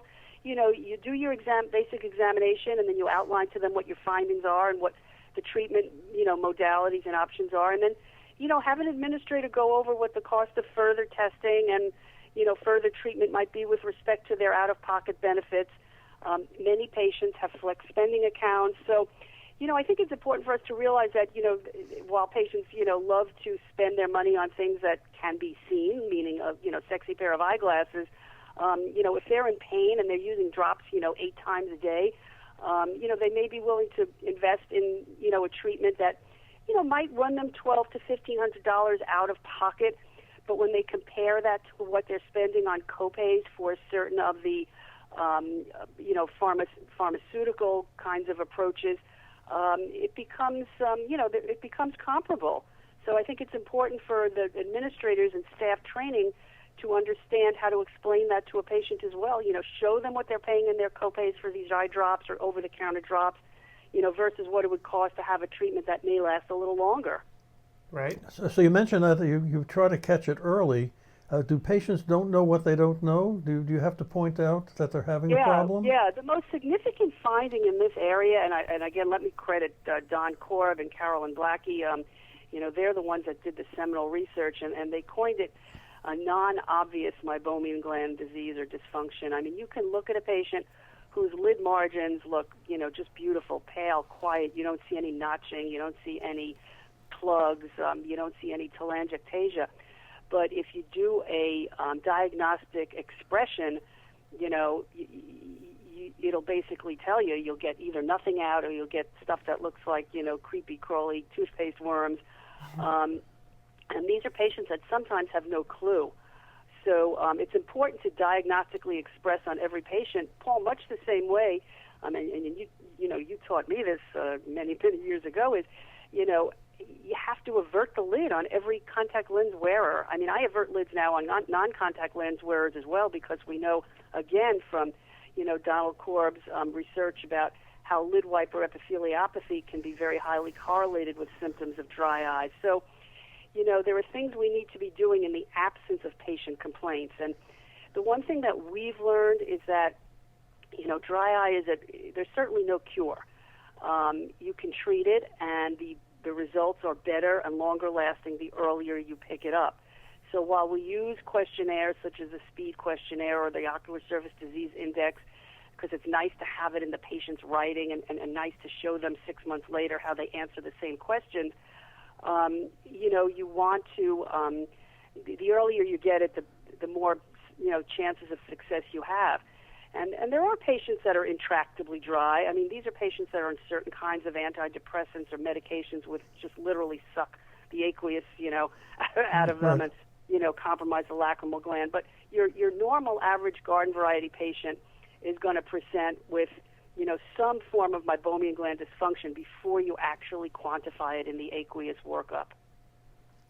Right. So then the question is, how do you convince them that they're having a problem? That is a great question. So that's where, and this is, I guess, where it sort of breaks down, where it boils down to trying to show them some of the tests. One of the things that we're going to be incorporating soon is meibomography. You can actually show them physically what their glands look like compared to a normal gland. You can do something really as simple, as taking a picture, and so many of the iPhones now, there are devices where you can take a picture of their breakup time. You can show them ready-made pictures and just say, look, I'm seeing this now. I know you're not having any symptoms, and it may take you 2 or 3 visits to convince them that this could be a problem. I mean, that's the same in anything we deal with. I mean, I can see early drusen and a macula, and the patient's 20/20 and 65 years old, and they're feeling great, and they just want their prescription, to go buy their glasses online or something. And so I'm not going to sit there and hammer it into them or force them to do anything, but I'm going to just plant the seed, and at each visit politely reinforce it. And as they say, you can bring the horse to water. So you do what you're supposed to do ethically, clinically, based upon all good practices, and the rest is in the patient hands. And yes, once they become symptomatic, it's certainly an easy sell. And even in the earliest of symptoms, I don't want to imply that it's too late to treat them then. But, it's always fun to be able to say, see, I told you so. No, I'm joking. I don't really do that. but sometimes I'm very tempted. Yeah. Did you find that the ladies that use a lot of eye makeup are more toned to start blocking their meibomian glands? The answer is yes. The one thing we've always done was caution them against using eyeliner along the meibomian orifices, and to make sure that they don't use any makeup that gets along what we know is the line of marks. But what we tell them to do is to not put it on the shelf of the lid, to do it below the lashes or the upper lashes. Yeah, and then a lot of these women are using heavy creams and moisturizers at night, myself included. Got to keep moist. You have to try to prevent wrinkles and schminkles and whatever. And they're going to do it anyway, but, so what I try to do is educate them a little bit about proper application, but most importantly for proper removal. I try to tell them to use non-oily makeup removers and all that. It's an interesting kind of, it's paradoxical, because here we are recommending oil-based and lipid-based eye drops, but we're telling them not to use oil-based makeup products. But what we're finding now is some of the natural oils actually work very well, and that would be like coconut oil and almond oil. So I don't have a problem recommending that. Some of the heavier, like in the old days, they used to use like mineral oil and Johnson's baby oil. That seems to be more occlusive to the glands than some of the natural vegetable oils. Right. There was a cosmetic company at the last expo. What was their name? Blink, maybe? I don't remember. But I was very surprised, actually. They were in the back of the exhibit hall, mobbed constantly with ladies trying their their stuff. Right. And I think that it was expressly designed that way to be healthy for your eyes, which I thought was really interesting, that the cosmetics companies are now really starting to think about this. Yeah, they are, and Adam, it's on the tip of. I'm glad to see that you, being so much younger than I, are having trouble recalling these names. I thought it was just me. What do you mean so much younger? He's he's a presbyo. That's true. I tell He looks younger, but there it is. When people ask me about my children now, I say I have no idea they're older than me. Yeah, and it's on the tip of my tongue. I can't think of it, but I did get some samples from them in the office. I actually had my staff start using them, and I've gotten some positive results. So you're right, it is really definitely a new area. And what's nice is that they're actually trying to bring these into our offices now as sort of mini profit centers, so that we can, prescribe it and recommend it, and, it adds a little bit of a nice little sort of thing that you can do on the side for your patients. What's funny is at Expo, at least, the two most heaviest traffic booths that I saw was that one, and I think the company was called Blink, and the female ODs were just constantly mobbing it, trying out their product. That one, and then the AccuView Define at the front of the exhibit hall. Again, right. People just there trying these things on, so it's sort of interesting that the cosmetic products, at least this time around, got the most interest. Yeah, so cosmetic contact lenses are coming back again. Yep. Yeah, and it really is. They're trying a new approach. I know J&J considers their lens more of a beauty enhancing. They prefer not to call it a color or cosmetic contact lens. And then you have Alcon, whose Air Optics colors are beautiful as well for patients that want a definite color change. So they are trying to bring it back, and there is definitely a blending of cosmetics. And Valiant Pharmaceuticals now has partnered with Obagi, which is produces a line of cosmetics which actually firms up your collagen and elastin and takes away your wrinkles and your schminkles and whatever else you got going. Firms up. I got to get some of that. Yeah, and Obagi. So what I've been doing, I've literally been bathing in it. But that's a whole other story. That's too much information. So yeah, I mean, it continues to be, it's always interesting and exciting. And the one thing I can say about our field is that, it keeps moving. There's no moss growing here, so that's all good. That is for sure. Well, Sue, thanks so much for doing this today. As we said over and over in the booth today, that this show would be nothing without the speakers, literally nothing. And we really appreciate it. Hopefully this won't be the last time we do it. So one question I have from the speaker's vantage point: how can we improve the asking of questions? Was there anything that you found was lacking, that people held back asking questions, or was it a simple procedure? It's hard to gauge that. Questions were posted, and we answered them. From my end, it was easy. I don't know what it was like from the poster's perspective, but they seem to be asking the questions fairly quickly as it came on.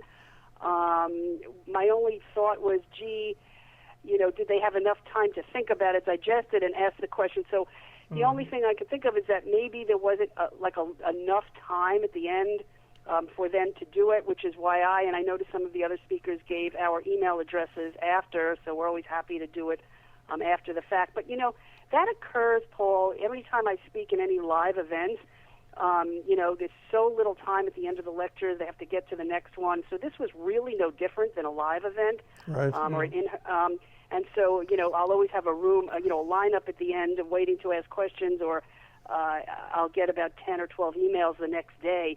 So, I think you guys did a great job, and it really felt very much like being, at a Vision Expo or an Academy meeting, other than the fact that I didn't have to worry about what I was wearing. So Absolutely. it was a pleasure, I can tell you. Although I did get very dressed up and fully made up. I just want you Naturally. to know that. And look at me, I'm wearing a shirt today. Well, there you go. Yeah, I think we've had the hardest job out of this whole thing because we've been on camera now for 2 days straight. So it's like getting him to wear like a shirt Anything. and pants, getting him to wear anything. And to get anything that fits. And you guys have a great turnout, I know, and I know what you're up against this weekend. There are so many graduations, and Yep. it's just such a busy weekend. So for you to get this kind of a turnout on such a busy weekend is remarkable. Yep. So kudos, and the only thing I would suggest maybe next time is maybe not do it on a graduation. I don't know when's a good time. Well, I guess there's never a perfect time. I'll give you some inside information, Sue. We did this weekend because we didn't want to step on anyone else's toes. We were so worried about stepping on the AOA's toes and everyone else as show season started that we just didn't know. We're like, right. Oh no, I'm not saying. I agree. There's just there's so much going on every weekend, and then next weekend's Memorial Weekend, and but it's great because people can just go on at any time after and access it at their convenience, and it's the best of all worlds. Yep, great. Well, thanks so much, Sue, and Thanks, Sue. I'm sure we will catch. Are you going to be in Seattle, by the way? No, I will not. I actually have to see a few patients. Really? Which I try to do every now and then. I will be at the Academy in New Orleans. Yeah, and we shall And too. we will be there too. So we're gonna All right. we'll go out to Look dinner. forward to seeing you guys, and We'll get together there. definitely. All right. Best of luck with the remainder of the lectures. I've actually been listening, and man, I'm learning so much. It's awesome. Oh, great. So, all Okay. right, we're all going to get smarter. Oh, Have yeah. a good one. All right, thanks, Sue. Catch you Thanks, later. Sue. Talk to you. Take care. Bye now. Alrighty, everyone. So that was Sue Resnick, and sounds like it worked. Yep. Excellent. Boy, she is a busy gal. I don't know how she does it. Well, the trick is her house is in the suburbs, but she keeps an apartment in New York. Huh. So the days that she works in Manhattan, she does a sleepover in Manhattan. And she just can multitask. And her kids are out of the house by now. That helps. That helps. I mean, there are no more kids at home, so she can really devote it. But I must admit, rarely when she worked with young kids, I can't even think of a day that she didn't show up to work because the kids were sick. Really? Yeah. So for those male chauvinists that any of them are left, when you think Like in the one right terms of in terms of hiring men versus women, and will women be able to share the burdens of practice? Absolutely. We've had only good results with female associates, and they don't get sick every other day, and they don't have to stay home with the kids, etc., etc. So that there you said, go. okay. So we have one more interview lined up with Steve Nelson. so you're on the phone. Maybe he's available earlier, so we can call him early, and then we can take a break and listen to Norman Hafner. I wouldn't call that a break. So let me see if Steve. We're supposed to talk to him in about 15 minutes. I don't know if we want to get him on early. I don't think he's around. He might actually be in one of the talks right now. I think so. Yeah, I think so. Unless, Steve, if you want to send us a little chat message here if you're around. But I don't want to bother him if he's in one of the talks. And let me actually see what the schedule's looking like right now. The talk should be over in 5 minutes. Okay. Well, then there's the question and answer stuff, right? And Lord knows that Steve is always filled with questions, so. And what's coming up this afternoon anyway after the break? Let's find out. Oh, what's going on? So day 2 after the break. Jerry Sherman's got a couple more of very highly technical lectures. This is great. There's one before the break, though. One more. So at noon. 3 o'clock. Yeah, so it's 3 gonna o'clock. it's what we're gonna have here is a Jerry Sherman filled afternoon. He's got 3 lectures in a row. There's a little break that in between them, but yeah, he's got an OCT one, and then fundus autofluorescence and pharmacogenetics. What? Exactly. So a lot of high tech stuff that you may not be aware of. So who's competing for those of us that are So yes, challenged? on the other track, the easier track. So right now, Dr. Friedberg is going on with his lecture about OCT. Steve Silverberg actually just sent me a note saying it's going really well and he really liked it. He's an so expert. He's an MD. That's an expert. Friedberg, yeah. So he writes stuff for the Wills manual. So he knows his stuff. He's very well known. And then Steve Silverberg, who we interviewed earlier, is going to be giving a talk about opening an AMD center in your office. So that should be an interesting one. Then the break, and then Art Epstein talking about ocular surface disease. Oh, so always a hit. Always a hit, and that's one of his specialties. And then Jeff Cooper. This one should be really, this is true myopia control. This is not kidding around. This is using atropine. Interesting. So this has been done overseas now, right, for quite some time? Yeah, and Jeff is really an expert on this, so Huh. That should be very interesting. Well, great. He gets results. So that'll close out the show, and yeah. Well, great. So why don't we just give Nelson just a couple more minutes, and then we'll get Absolutely. him in here. Great. So I'm wondering, it would be great to get feedback from people attending the show. Everyone's been very quiet. I think they've all been very busy. Yeah. Because I've been getting feedback at night, and like as you said, when you just flitted out of here yesterday and went home and didn't care about anything, that's right. I had to deal with sort of the torrent of people coming and needing help and advice, and so. Yeah, so Steve Silverberg just wrote that the Friedberg lecture was great. Well, that's really good to know, and I hope that a lot of people, I'm sure a lot of people attended it live, but again, people can watch it on demand when they have the time, so that'll be great. And so in just a few minutes, we're going to be pulling up Steve Nelson and calling him up and seeing what he has to say for himself. He has something to say about everything, so that's right. Oh yeah, so Steve Silverberg's lecture is happening just in a few minutes, so he's leaving the chat room with us. So bye, Steve. Have a good lecture. And I hope people have a lot of good questions for you. Right. And let me see what's going on here. Let me get back to CEwire itself and see if anyone's around and talking. Oh, so Charlie's watching us. Charlie's watching us talk here. Hi, Charlie. At the same time as he's taking lectures. That's multitasking. My there goodness. You go, Charlie. How funny. So we're gonna get a real treat here in a few minutes with Steve Nelson, and what was Nelson talking about? It was billing and coding, right? That was his shtick. Billing and coding. Yeah. He's certainly an expert. Yep. That's what he does. So we had a lot of billing and coding for this go around. We did, yeah. We had Bob Ribello talking. We had Steve. We had a whole bunch. Well, I hope that practitioners that have key administrative people have the good sense to have them sit in on the billing and coding.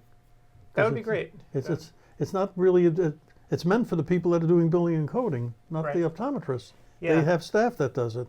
Hopefully. And, so you got to hope that they invested the $99 or the $149 just to get their staff in. That would be good. It would be nice if we had staff people come in. And I'll be honest though, we really promoted this series of talks much more for the docs themselves. Yeah, we didn't get certified for other stuff. We could have, it would have gotten too complicated. For the time horizon that we had, from the time we actually created this until we launched it, and we just didn't have the time to do it. It was tough.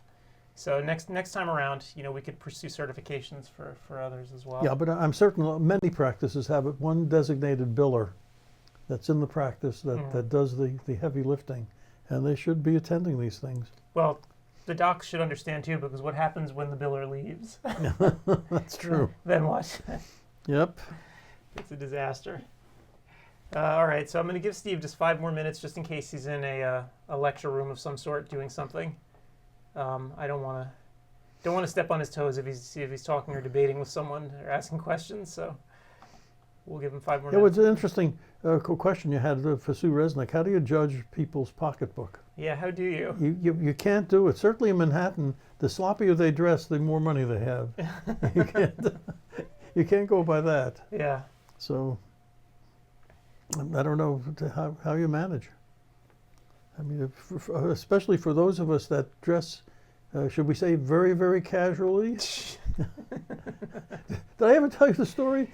It was two Thanksgivings ago. Mom sent me out to buy something at Albertsons. Mm-hmm. And I went out with my usual sweat garb on. And I got online to pay the bill. And the person in front of me paid for me. My beard was a little bit long, and they thought I was a homeless person. So for Thanksgiving, they paid the bill. True story. Doesn't that tell you something? Yeah, I'm not the best dresser in the world. Oh my God. So these things happen. You got to be careful how you dress. All right, so maybe I'll give Steve a call and see if he wants to chit-chat with us. So. Okay. And then it's our lunchtime too, you know. Yeah, then we have to take a little break because we haven't eaten anything. And, So yeah, and Norman Hafner is just busting to speak to you about the state of optometry. Yeah, so if you've never heard Norman speak, he's really funny. Funny? Well, I find these old guys, whether it's him or Irving or any, I find them funny to listen to because they just don't care, and they're willing to say what's on their mind. They're not going to measure their speech at all. No. And I think it's just really fun to listen to. But he really lived the history. He was first, and you'll find out all about that famous LaGuardia meeting. Ah, yes, the LaGuardia That changed meeting. everything. So let me get Nelson here. Okay, Nelson.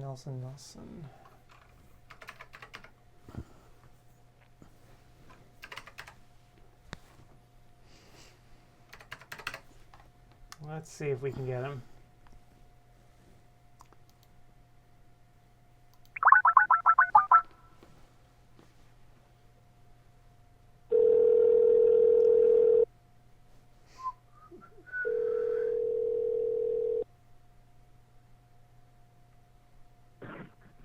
Hello. Hey, Dr. Nelson, it's Adam and Paul. Hi. Hi, Steve. Greetings from Texas. Oh my gosh, so how's it all going? It's going great. Getting CE, got up, made breakfast for the boys, got some more CE, worked out, got more CE.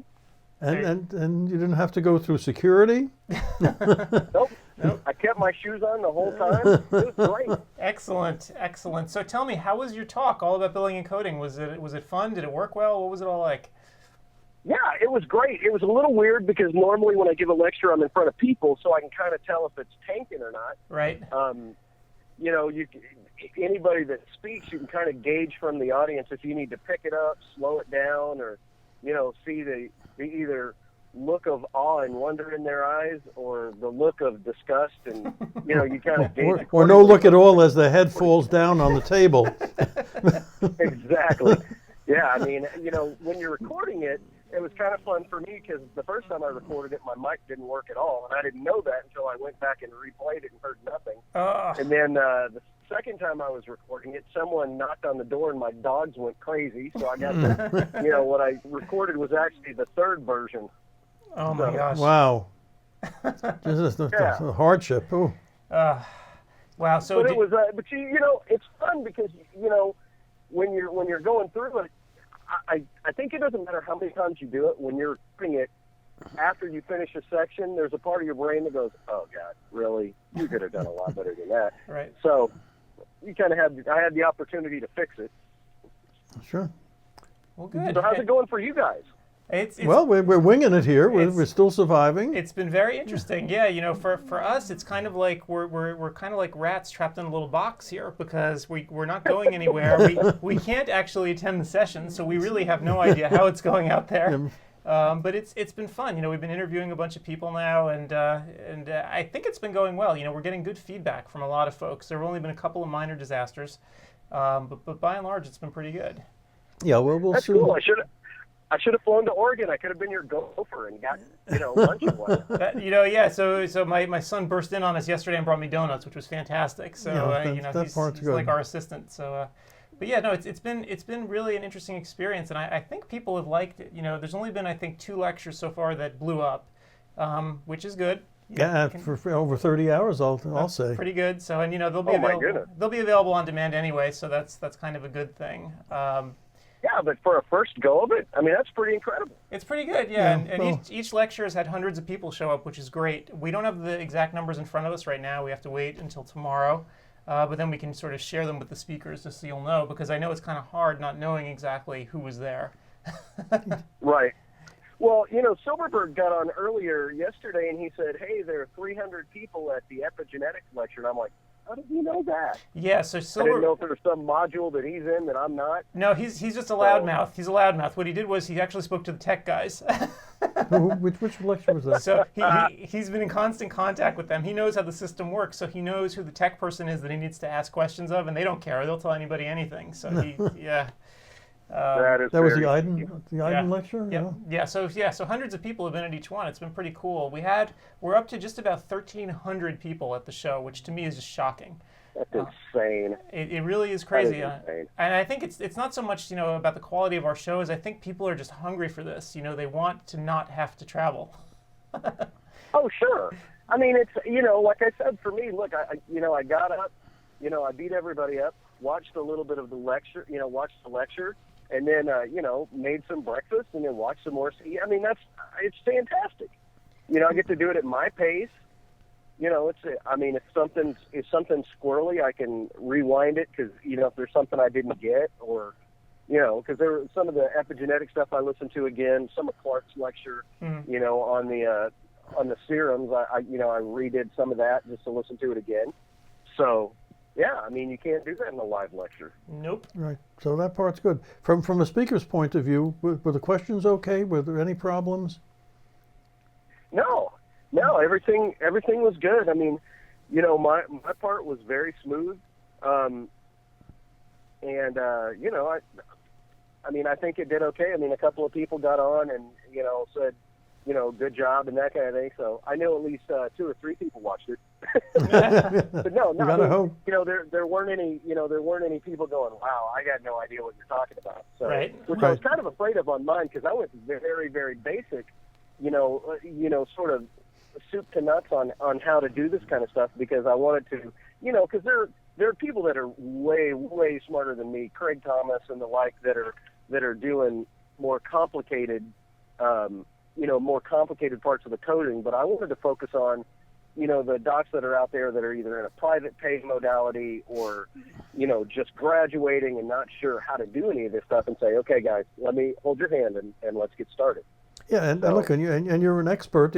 We're not violating any COPE rules right at this moment in our booth. That he wrote a book. Yeah, there's no COPE rules in our booth, which is fantastic. We can say whatever the hell we want. We can tell the world that you wrote a book on the subject, and they're welcome That's to right. it. So feel free. Well, honestly, that's part of why I wrote a book, so that I could say, did you write a book? Okay. Then.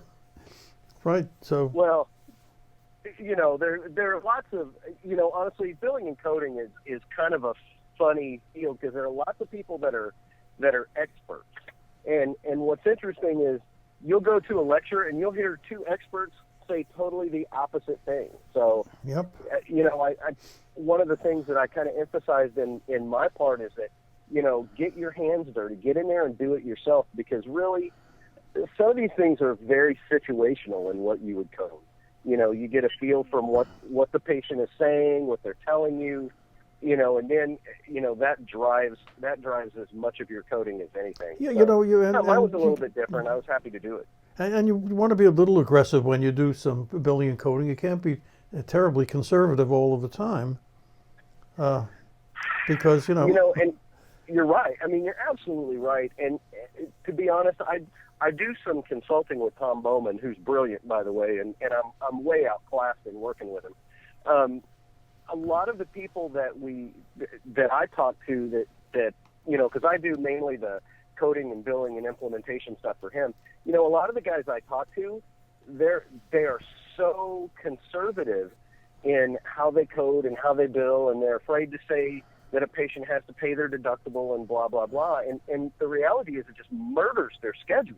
Sure. You're talking about cutting what should be in any other doctor's office, $150, $200 exam down to a $50 IMED exam.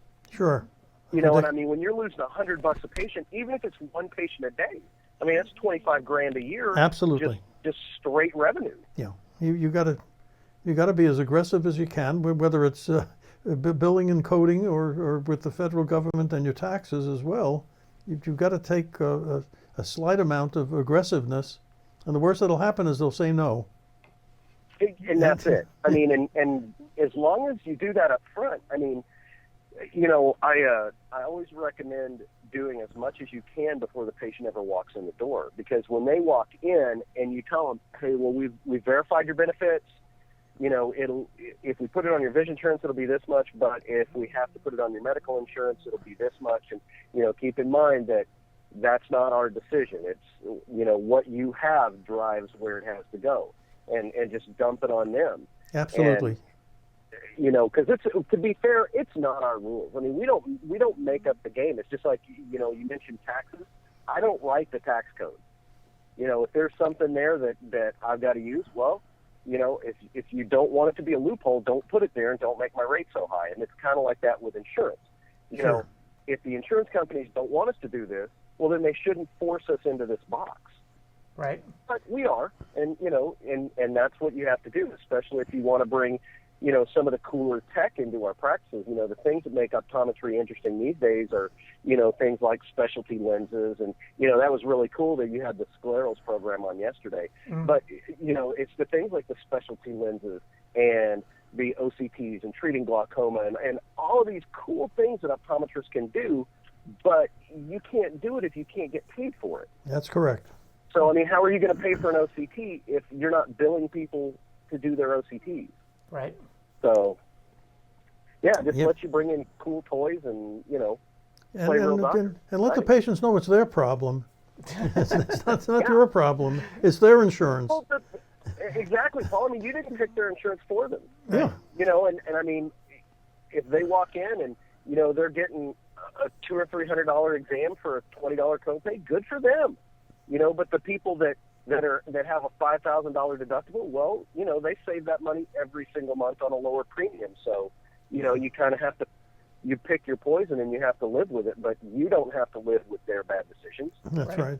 Steve, I had a question for you. Steve, you do a lot of Medicare, and I'm just sort of curious, what's your perception of working with them versus the private insurance realm? It's infinitely easier and more straightforward. I think that with Medicare, everything is very cookie cutter. It is what it is. There's not a lot of subjectivity. They don't have obscure ways to deny claims, and everything is really pretty smooth for me with Medicare. It gets a little squirrely from time to time when they switch administrators, like we switched from Trailblazer to Novitas, and to be fair, I really preferred Trailblazer. I didn't know I preferred Trailblazer until I got Novitas. But all in all, once you're credentialed, it's really a pretty easy gig. It's sort of middle of the road reimbursement wise, but pretty easy to work with overall. Right. So and I file about 4,000 claims a year with Medicare, so I kind of get buried in Medicare. Right. Did you end up with a point? Infinitely better than Medicaid, I'll tell you that. For sure. Do you end up with a point person that you know who to call at Medicare if you run into a problem? Or is there so many people working there that you can't do that? Yeah, technically, no. Kind of off the record, yes. as off the record as a national phone call can be. Only because I've worked with them enough that I can call someone up and say, hey, it's me again. But I don't, the nice thing about Medicare is once you kind of get a feel for the rules, there's really not a lot to call about. I mean, every claim is roughly the same, and it's funny because I just switched over to a different processing company. I'm working with Advanced MD now to do my claims processing, and they said, well, we're going to need you to sit down and write down all your codes and blah, blah, blah. And I'm like, no, I got like 15 or 20. Really? That's it? Oh, yeah. I'm simple. I got basically 4 visit codes and, a few procedures. That's about it. Right. And, so for eye care, especially like one of the things that Craig Thomas, again, one of the really smart people, what they recommend is, only go with the ophthalmological codes. That's what I do. So all of my visits are really boiled down to one of 4 codes. Right. So, it's, for me, I always try to keep it simple, because the simpler it is, the easier it is when the auditor comes knocking on your door.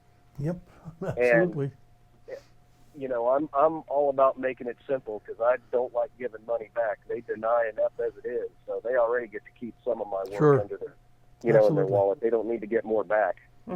Right. Okay, so it's lunch. It's our lunchtime. It's our lunchtime. That's right. We got to get going. We're going to put Norman Hafner on. Yep. Yeah. So for those that haven't heard Norman, you got to listen. He really is. All right. Well, Steve, thanks so much for being here, and I'm sure we'll see you in the chat room later today. Okay. See you later, Steve. Will. Thanks for having me on. I appreciate it. All right. Great Catch you later. guys. Right. Bye now. Okay. Bye. Okay, so everyone, we're going to put on the great Norm Hafner and with all about the LaGuardia meeting that changed everything. And just listening, it's going to change a lot of your opinions about what happened in the mid-1960s to the present day. Here we go.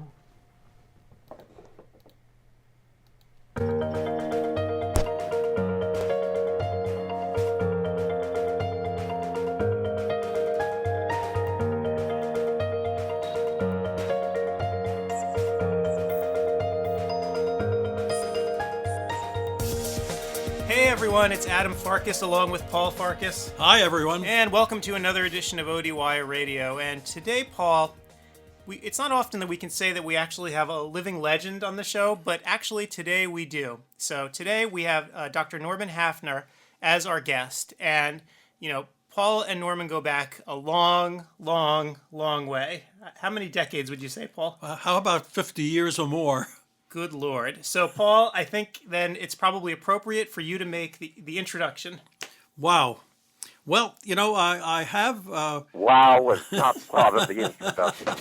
I have the Norman's, Dr. Hafner's bio here, and it takes up too many pages. It would take the whole hour. So it's going to be a very brief introduction.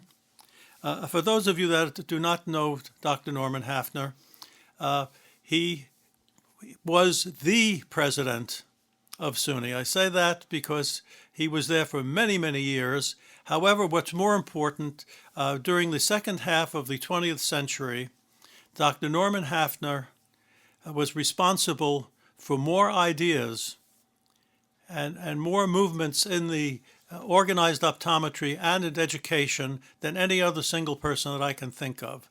Anyone that is in education today or optometric leaders today must stand on the shoulders of Dr. Norman Hafner. Well, I'm very flattered by with those that comments, but I think they're a little extreme. Well, we shall talk more during this interview. Well, and why don't you let the people who are listening to this make their own judgment? Okay. With that said, Ad, you have the first question for Dr. Hafner? I do, and my first question is this. So how do you view optometry from a historical perspective? That's an important question.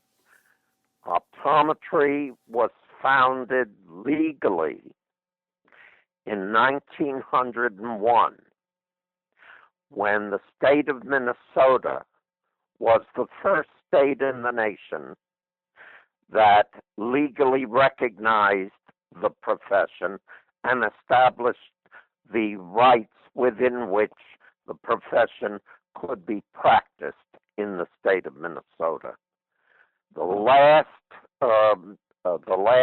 state to recognize optometry was 1924, and that was the District of Columbia. From 1901 to 1924, optometry was born, state after state after state. And historically, I view, to be more precise in answer to your question, I view optometry from its legal beginnings.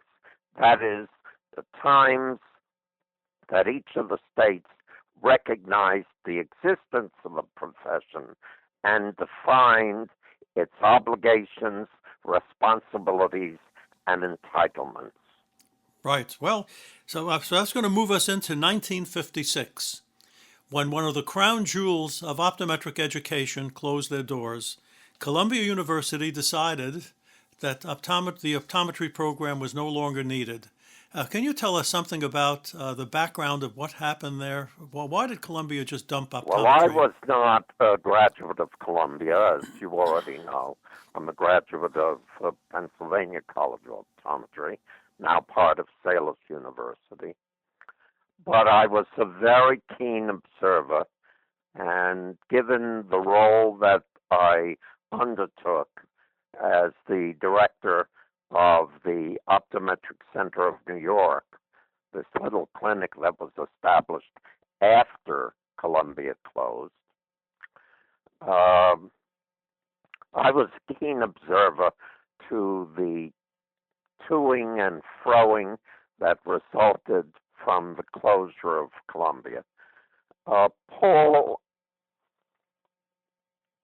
and Adam, I think all our readers should, or listeners should, recognize the fact that though Columbia did not offer a doctorate at the time that it closed, its terminal degree was a Master of Optometry degree. It was the only Ivy League institution that optometry has ever had. No other Ivy League institution established an optometry program, not before and not since the closing of Columbia. I will tell you two anecdotal stories that are emblematic of the terrible tragedy, I view it as such, of the closing of Columbia. Professor Isidore Finkelstein was a senior professor at Columbia. He lived in the Bronx. He traveled to Lincoln Center, which is where the final optometry program resided, on West 60th Street, and he was reading his New York Times on the train, and he suddenly came across a major article that said that Columbia was discontinuing the optometry program. The faculty had never been notified in advance that this was going to take place. Neither were the students. They learned about it from the press. Wow. That's an awful, awful way of behavior, but it's also emblematic of the bitterness that already existed in the university. They wanted to get rid of this optometry program, and indeed they did. Well, I will, Paul, excuse me a minute. Yeah. I will relate one other story. I said there are two stories to show the bitterness. One day, 3 weeks into my tenure at the Optometric Center of New York, I got a call from a person who managed a Columbia up in Morningside Heights. And I said, to what do I owe the honor of this call, sir? And he said, we've been rummaging through some of the effects of the optometry program and have thrown out most of the stuff. But we came across a painting of Dr. James P.C. Southall, the great opticist who taught at Columbia and whose legendary book, Mirrors, Lenses, and Prisms, is a hallmark of our history. They were going to throw out the painting. I said, please don't do that. I'll jump into a cab and I'll come up to Morningside Heights. I want that painting. I went up there, I secured the painting, and while there I was able to look around to see what else they had. And there was a painting of Dr. Isidore Finkelstein, not identified with optometry, but they were going to throw that out too. I said, may I have this painting too? It goes with the other. And I went back in a cab with both paintings to the Optometric Center of New York. Both paintings still sit in the college. They hang on, I hope, respected and admired walls of the college. These are our forefathers. When I got back, and days later, I showed Is Finkelstein his painting, and this was a grown and mature man who broke down into tears. He said, I thought it was lost.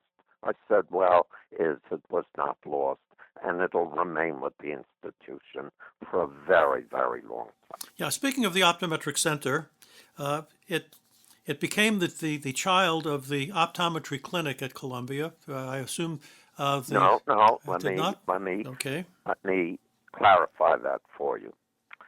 When Columbia announced that it was closing the program in June of 1956, a group of very interested optometrists, headed by Dr.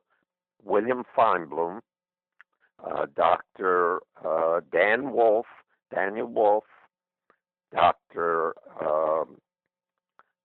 Max Cohen, and Dr.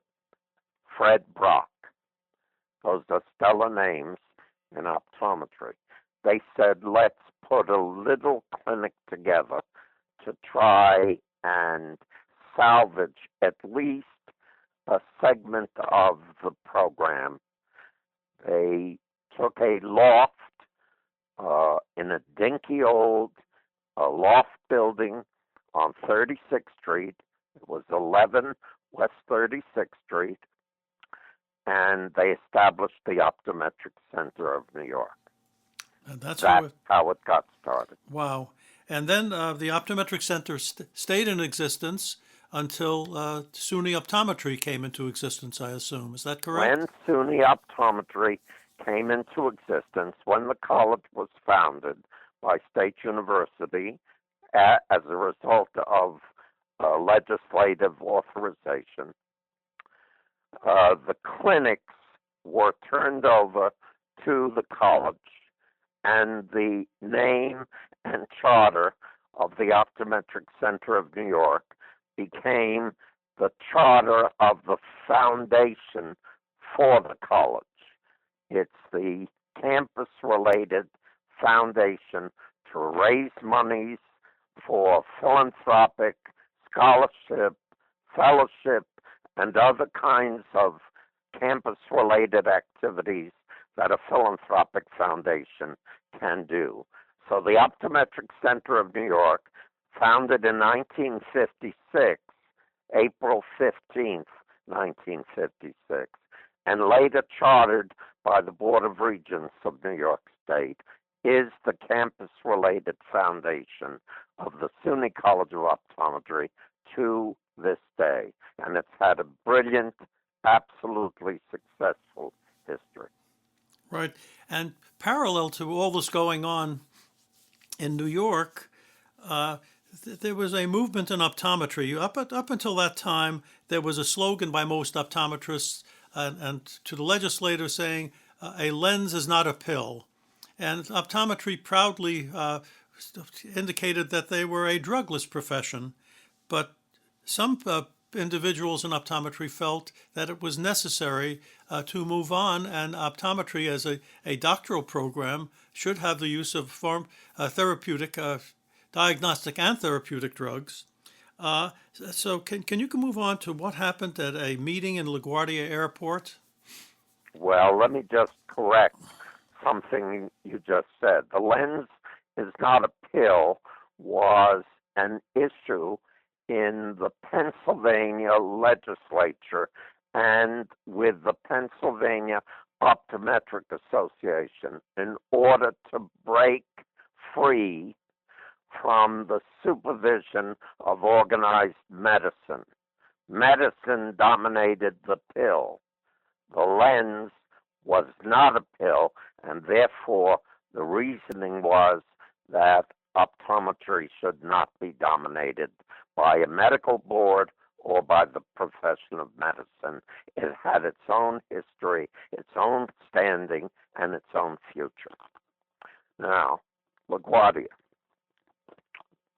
That is a wonderful story, and one that ended and successfully for the profession. It's regarded, Herb Bennett is a person who says that it's the meeting that changed the future of the profession. And I'm very proud of the fact that I was part of it, even an integral part of it. I managed the meeting. I set it up at one of the motels at LaGuardia Airport. The meeting took up the single most important issue that I think the profession faced at that time.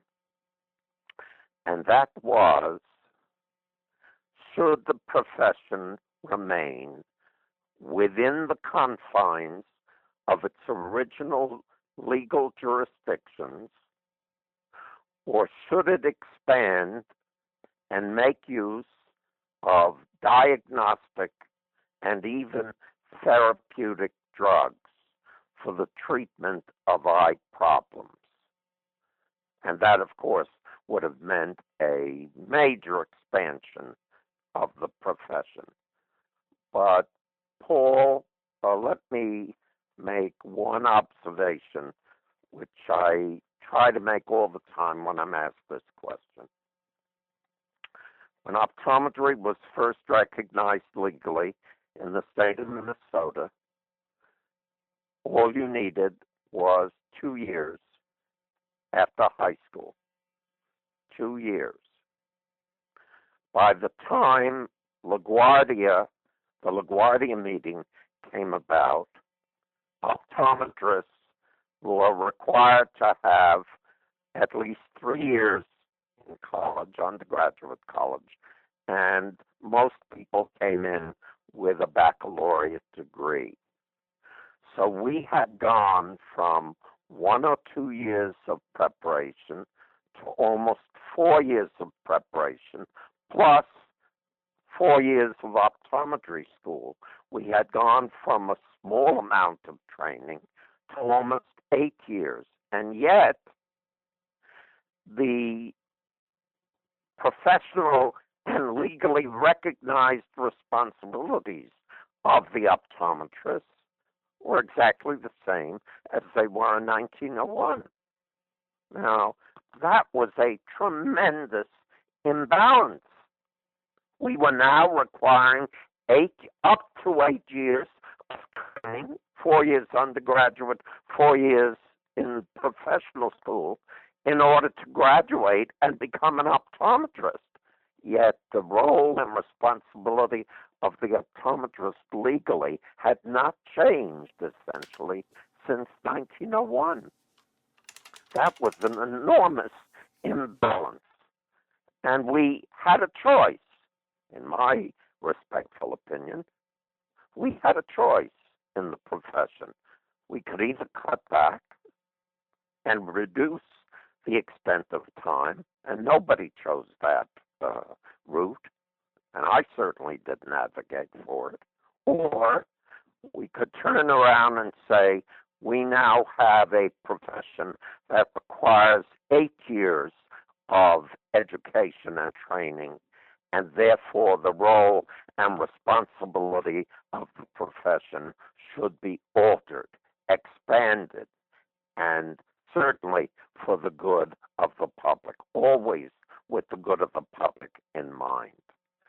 So I viewed the LaGuardia Conference as a means to re-stabilize the profession from its preparation to its role responsibility. In a strange way, Paul, we're at the same precipice now.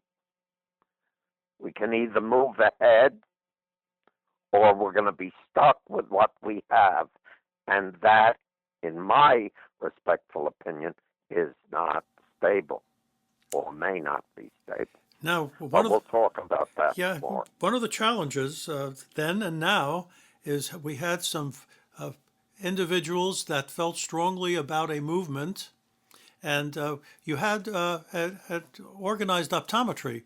Were they happy about this meeting, or did they feel that this group was usurping their responsibility? I think that the last statement is true, that I think there were people within the AOA who were very hesitant to move in this direction. Optometrists were extremely successful, and everybody knew that moving in this direction would distress and disturb the medical community, and it did. It certainly did. But it was necessary to do for the public's benefit and for our benefit. Nothing that we recommended, Paul, absolutely nothing that we recommended was not in the public interest. It was all in the public interest. Right. That's the way it was projected. That's the way it was sold to the profession. That's the way the legislatures throughout the country recognized and understood it. And we had an aggressive leadership, a leadership that was willing to take a chance. They weren't always interested in this antitrust fear. Was Harold Cohn the legal head at that time? Harold Cohn was the legal counsel to the AOA. Harold Cohen also was the legal counsel to the Optometric Center of New York. Yeah, and he was a tough lawyer. I knew Harold well and admired and just adored the work that he did. He was, in many ways, my godfather, and I respect his memory. I delivered the eulogy. The family asked me to deliver the eulogy at his funeral, and that funeral was jam-packed with people who knew him, who respected him. They came in from all over the United States to attend that. And I delivered that eulogy. It's published somewhere by the NYSOA. You can look it up. Right. So, excuse me. So Norman, pushing forward into 2013, healthcare is at this point changing very rapidly. You have healthcare reform, so-called Obamacare. What sort of pressures do you see on optometry in the current healthcare landscape? Well, there's no question that we have two systems of change currently going on. And let me explain what I mean by two systems of change. You have the overall environment within which healthcare is delivered, paid for, organized, and follows regulations. That's the overall system. And then you have within that system optometry itself, which is changing. We already have 2 or 3 different kinds of optometry. You have optometry in the state of in the state of Oklahoma, in the state of Kentucky, which authorize and permit optometrists to use lasers, laser surgery on a limited basis. And indeed, there are other states that will probably move in that direction. Now, there are some states still angling to get the opportunity to treat glaucoma, as in Massachusetts. So there are states behind the current situation. There are states in front of the situation. But that's what progress is all about.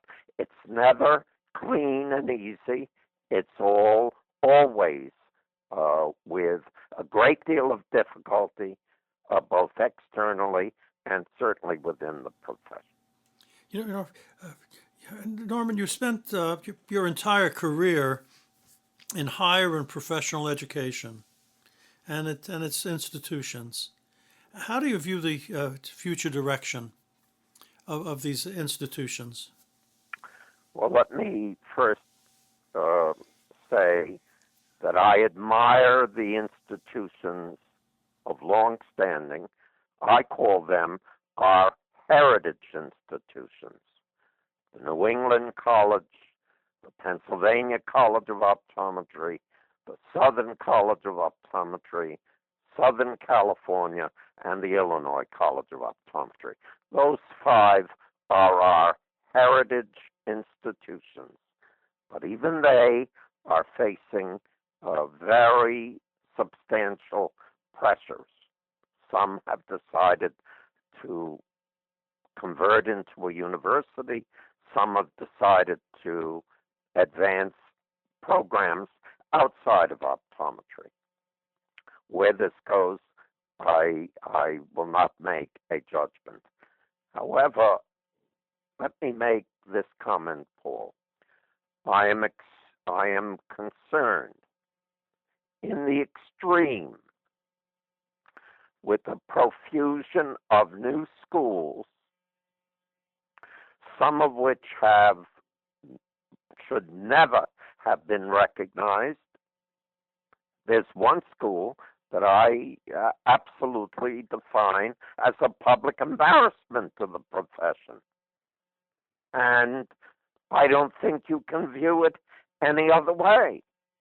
Please understand that 3 institutions affiliated with academic osteopathic medicine have come forward with new schools. One is the old Southeastern University of the Health Sciences before it merged with Nova University. That seems to be a well-established and properly functioning optometry program. We have the school at Western University of the Health Sciences in California, and that seems to be operating well, although it's a very new school. It's less than 5 years old. And we have the school in Arizona, which is sponsored by an osteopathic academic center out of Illinois, which, by the way, has also made rumblings that it's going to establish another school of optometry or another college of optometry in North Chicago. And that will be an interesting thing to watch, given the presence of the Illinois College of Optometry in South Chicago. So osteopathy, academic osteopathy, has made quite a move in our profession. but you have this school that is being proposed in rural Virginia. You have this school that came about as part of a pharmacy university in Worcester, Massachusetts. You have the school that was established by a religiously related university, the University of the Incarnate Word. And those schools are, at best, fragile. What is being proposed is certainly more fragile. And come to the point, Paul, my greatest fear for academic optometry is that we're involved in a slow drift away from professional education and toward vocational education. And there's quite a difference. Right. Coming back, we could almost... And the optometrists who are listening to this program and the optometric leaders throughout the country, all of whom are my honored colleagues, had better understand the differences and wake up, because the drift toward vocational education is not in the public interest, and it's not in optometry's professional interest. So is there any lesson that we can learn from Columbia's closing that could be brought to bear on the excess of schools and the lack of new applicants? Wait a minute. You said excess of schools. We're still waiting for the AOA authorized workforce study. It's currently underway. I think it should have been done long before this, but at the moment we don't know whether we have a surplus of optometrists, whether we will project a surplus of optometrists with all these new schools, or whether we have a shortage of optometrists. I don't see a shortage. I tend to see a surplus. There will be, with the Affordable Care Act, more demand for services, and it's the demand curve that will have to be looked at very carefully. Let me give you an example there. The office handling the insurance side of the Affordable Care Act has said that that when insurance is offered for children up to the age of 18, that it must afford eye care, including eyeglasses and whatever treatment is indicated for children up to the age of 18. That's a very major step forward. Now, we need more and more people in the profession who are going to take care of children. We need an expansion in the clinics of the schools and colleges of optometry, further emphasizing children's eye care. After all, that's where our young students are going to get their training, their clinical training. As a matter of fact, I might go one step further and say the clinics of the schools and colleges of optometry, all of them need major expansion. Though they are very expensive to operate, but there are ways to do this, and with a broadened student base, you surely need a broadened clinical base in order to educate and train the future optometrists. And that brings us to the $64,000 question that we're debating now for the past 5 years about optometric board certification. So much has been written and debated about it. What are views on this particular subject? I have largely remained silent about it. I delivered the convocation address at commencement at The Ohio State University this past June. And in my convocation address, I said that it was my personal opinion that the board certification effort by the national organization would prove to be an historic blunder. I say that for three reasons. The first is that the American Board of Optometry equated incident to admitting people to its examination, 3 years of clinical practice with residency education. That is a fantasy, nothing less.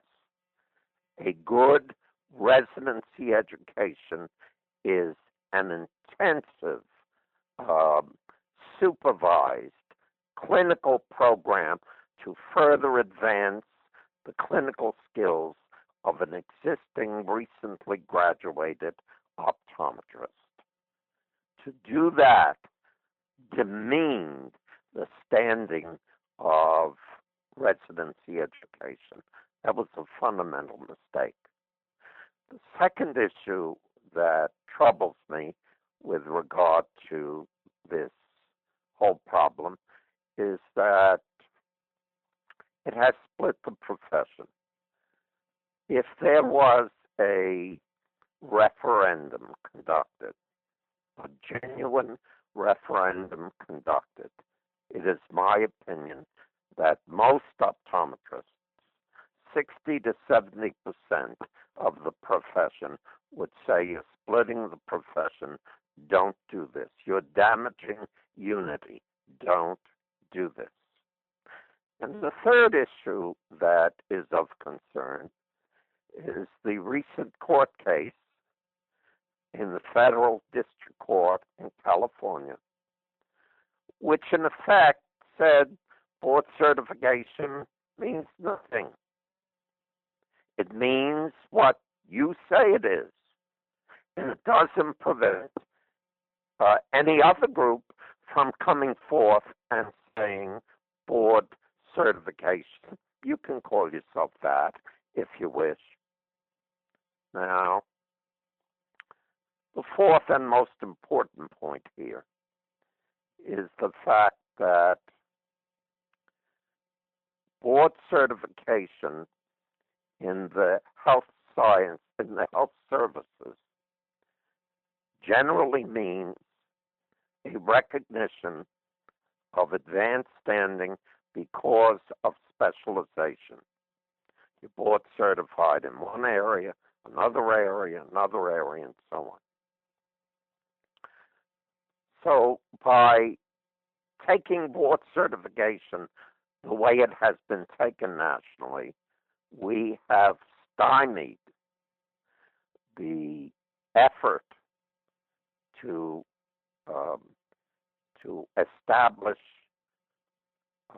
specialization in the profession, because how are you going to recognize them now? Board certification can be for anybody. Right. The final point that I would make, it's simply a punctuation point, is that the VA system, the military health system,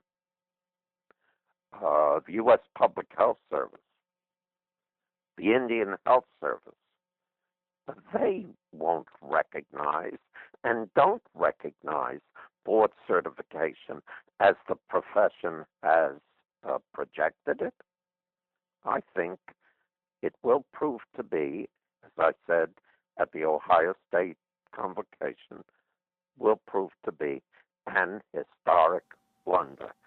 Now, the bigger issue is not projecting it forward, but how do we creep out of this?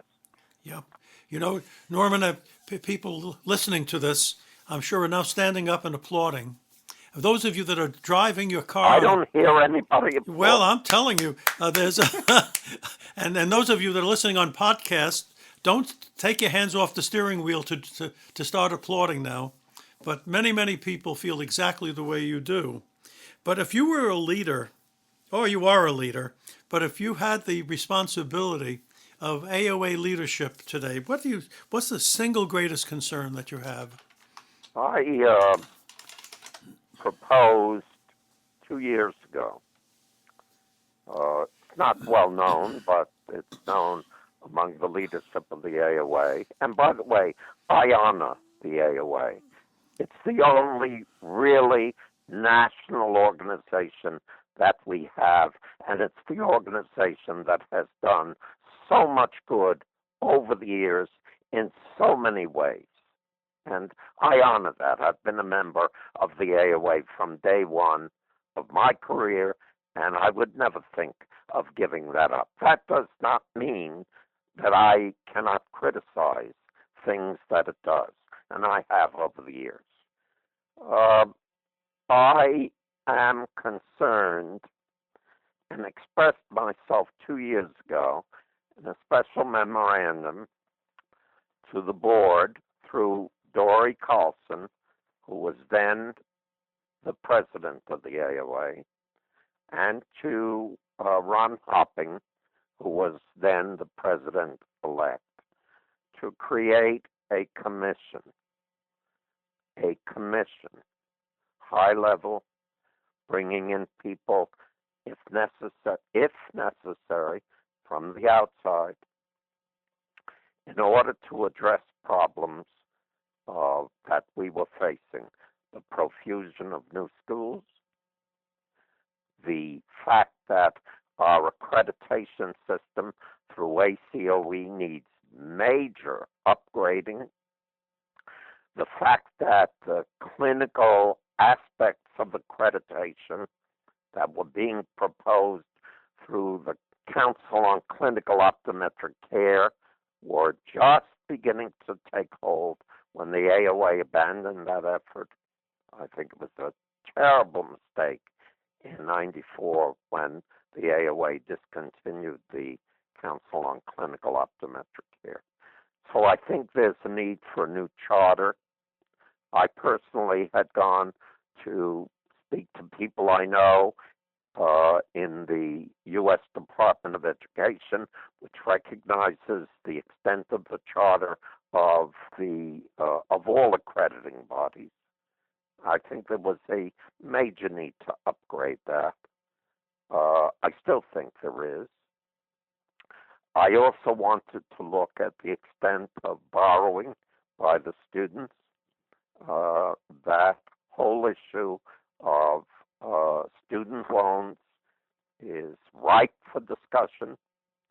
There are some younger people now who feel, and I've heard this on a number of occasions, so I consider it important enough not to ignore, that given the nature of reimbursements today, can they repay in the long term their student loans? Dr. Hafner, can I stop you for a second? I'm just curious, and I've got Paul here too. Do you have any sense of how much you actually paid to get your advanced degree? Do you have any sense about how much it was way back when? Well, I know for a fact that I was able to work in the Catskill Mountains as a waiter during the summer, and the money I saved, I didn't play cards every night, so the money I saved just getting tips from 10 weeks in the Catskill Mountains was enough to pay my tuition at Columbia University for the following year. Wow. Well, let me answer your question, and it's a good question. Let me answer it this way. Tuition levels are not going to go down. They're going up. I never heard of an institution that reduced its tuition levels. They only add to it.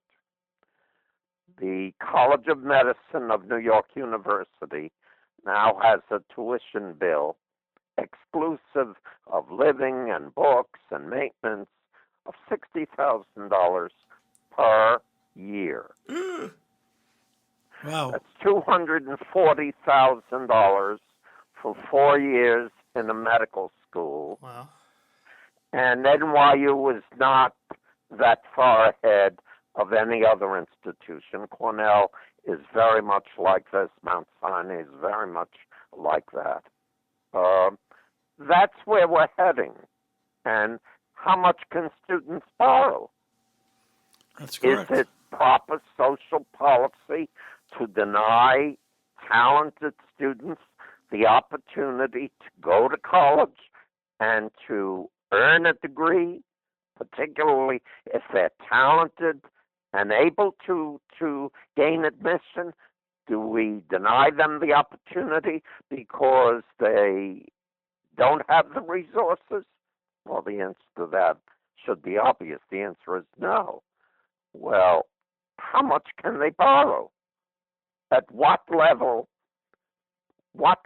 do we reach when somebody says it's too much? We're at that level, folks. Absolutely. I mean, it's very, very hard for optometrists to go But there out. are ways out of that, Paul. And there was a proposal made a number of years back which involved practitioners,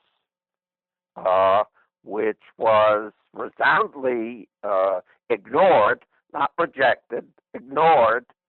And there is some measure of validity in it because medicine has tried a number of experiments in this regard, and so has the profession of dentistry. And the only two professions that we should look at with regard to how we structure ourselves is both medicine and dentistry, because they are the dominant personnel in the field. Right, right.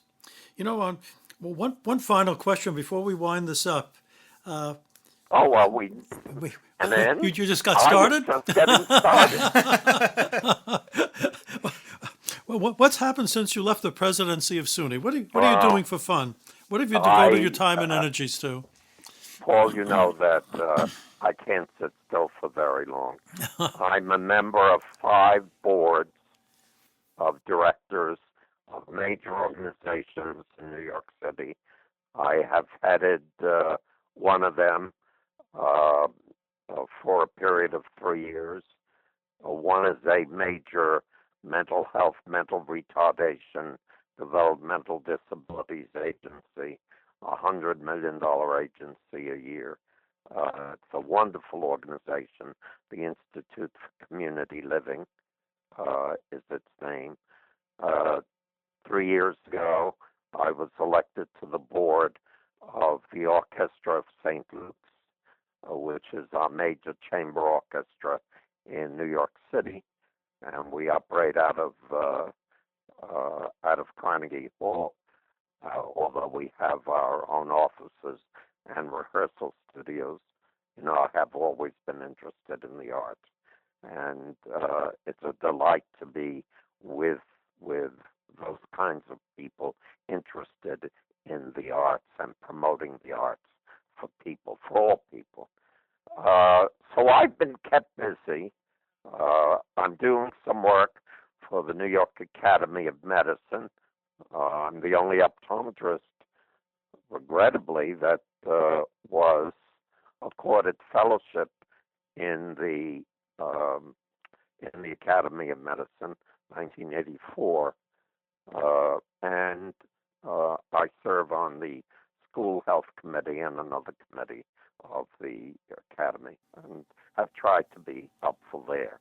Well, let's not forget that you're still, we hope, remain active in optometry, and be a thorn in the side of those leaders that don't want to listen.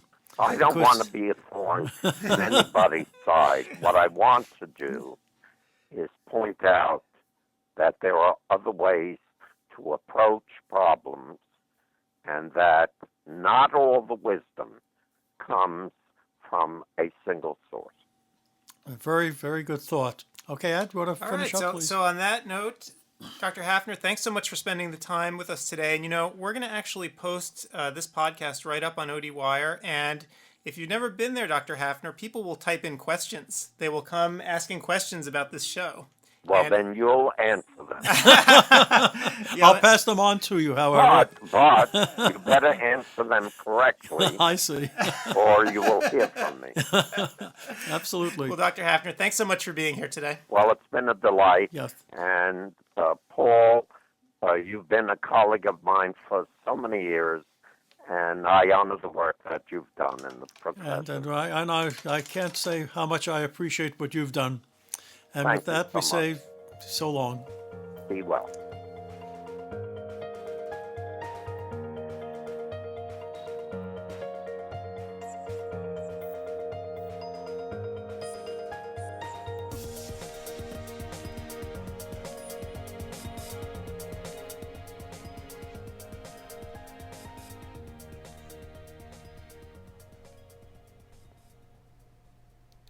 Alrighty. And so that was Norm Hafner. Yeah. For those of you that listen to it, quite a show, right? Yeah, they don't make them like they used to, I guess. So No, there's not anymore. A breed of old guys who really will just say whatever they're feeling, which is kind of fantastic. So let me, while we're here now, let me come on back, remind everyone that if they want to ask us questions, they should, and you're watching this on ODWire, you should come into the CEwire booth, and you can come in and chat with us, or if you want to leave questions in this discussion thread on ODWire, feel free. We are here standing by, and let me take this time to remind everyone, it's funny, their break is coming up very soon, isn't it? Yeah, speaking of break, we just got in a communication from a doctor that said Leo is very efficient and emailed a quote already, which means that if you sign up and decide what you would like, you'll get a very rapid quote from him so you can do the purchasing. We should remind everyone he's talking about Leo Hadley, who runs VSI. So VSI has had incredible blowouts on their equipment here at the show. Let me just show you what they're doing for you guys. And let me pop this up in case you haven't seen it. So VSI has huge discounts available to people at the show. And Leo he's everywhere. He's been in this booth. He's in his own booth, the VSI booth. If you want to check it out, you can see all their equipment. And he's been answering quotes from and generating quotes for people all day. And if you missed his telephone call with us, he told us about the depth of inventory that he has. So he's ready to talk business with you. Absolutely, yeah. I had no idea about VSI's history. I know that we've been following them since the beginning. Right. Since they were teeny, and now they're huge, and they have a huge inventory. They took over the Burton Company, which is very meaningful, apparently, to old guys like you. Oh, absolutely. They were synonymous with quality and instruments made of steel. They never wore out. You keep your pink chairs forever. Well, what Leo was telling us is that they bought not just the Burton name, but they bought the Burton inventory. So they have all these parts, these spare parts for Burton, and in fact, they bought the Burton phone number, so it goes straight to VSI now. So apparently, I guess people are going to be using their equipment for another 100 years. Yeah, so they'll be making new Burton equipment, but basically the mainstay of their business is still used equipment, refurbished used equipment. Yep, which is a great deal, especially if you're starting out as a young doc. One little tidbit that he actually told us, which I found fascinating, was that a lot of their inventory they get is from banks. Right. Oh boy. Yeah. Not good news. That's not good news for the person who bought the equipment originally, but great news for someone who wants to pick up something that's been refurbished secondhand. Yeah, Steve Nelson writes, yeah, we young punks are just pale comparisons to the older guys. Well, Steve, it's interesting. The older guys really, and I don't know, Paul would know, I guess, if they were younger, if they were still so outspoken, or if they measured their comments a little more. No, absolutely. No, these were giants. First of all, the AOA had a fellow, Harold Cohn, Kohn, who was just a tough lawyer, and he was a tough negotiator, and he wasn't one that was afraid of all the great fears that the AOA has now. So they moved ahead with legislation. They did everything they could to assist states, which the AOA does now as well. but there was a much more aggressive type of leadership, looking out for the individual practitioner rather than the association. That I think was the major difference. The other difference was that it was more than just the price of admission to become an AOA member. You had to stand by certain rules and ethics. All that went down the tubes once advertising became professionally acceptable. At that particular point, the AOA became their big tent philosophy that everybody is welcome. So, in fact, I remember you talking about signage problems that you had with them. Oh right? my goodness! When we first went into practice, they measured signs. It could only be we were on the second floor, and you could only have a certain size sign on the second floor versus the first floor, and they physically, the local society, that was the Bronx Optometric Society, came up with a tape measure, and they actually measured my signs. That was my greeting to optometry when we first opened. As a matter of fact, in those days, it was unethical to keep frames in the window. You know, most optometrists, and especially in New York, were in stores. They're in downstairs locations, and so you would always tell an AOA member, but they didn't have frames in the window. They put flower pots in. They always had plants in the window instead of frames, because it was unethical to be able to show frames from the street. That's how concerned they were with professionalism. Huh. Yep. So, and the American Academy of Optometry in New York, again, was very, very specific who could join. You couldn't be in a downstairs location. You couldn't be in a store location and be an Academy member. So it was a much tougher time for people to be in the association. Things have changed. Interesting. Well, yes, Steve writes, you wouldn't want to make the Bronx Society angry. Not anymore. I don't know who's left there. But it's interesting, though, because it sounds like you actually had real rules that you had to follow and people would enforce them. Absolutely. I'm not sure I really see much of this anymore. No. It seems that the state boards are toothless tigers. The only people they beat up on are the little optometrists, but they won't do anything outside of a very small group of people that they think they can. I don't know the right words, but I don't want to say harass, but they just don't go away after the big fish, just the little ones. So that's. But I don't know what happened to the Bronx Society. I'm sure they're still around. So it's hard to know. Yeah. Well, so it looks like it's just about past 1 o'clock. I believe this is break time. And so I'm hoping, instead of just hanging around here listening to us blather, please, everyone, hit up the vendor booths. And let me show you why. So one more time with emphasis. We have the following, let's get this going. We have the following vendors here who decided to support the conference, and we couldn't have done this without their help. You can see all the different vendors listed up there. First and foremost, we have to thank Marco for sponsoring this booth. So Marco was there from the beginning. They actually inspired us to go ahead with this conference. They gave us the little push, the little gentle push we needed when I mentioned that this is something we wanted to do for charity. And they said, you know what, go ahead and do it, and we'll support you. So Marco, we couldn't have done this without you. And then once the ball was rolling, we were able to speak to a lot of other vendors, and they all came on board as well. And so, just sharing with you some of what's going on with each of them at the conference.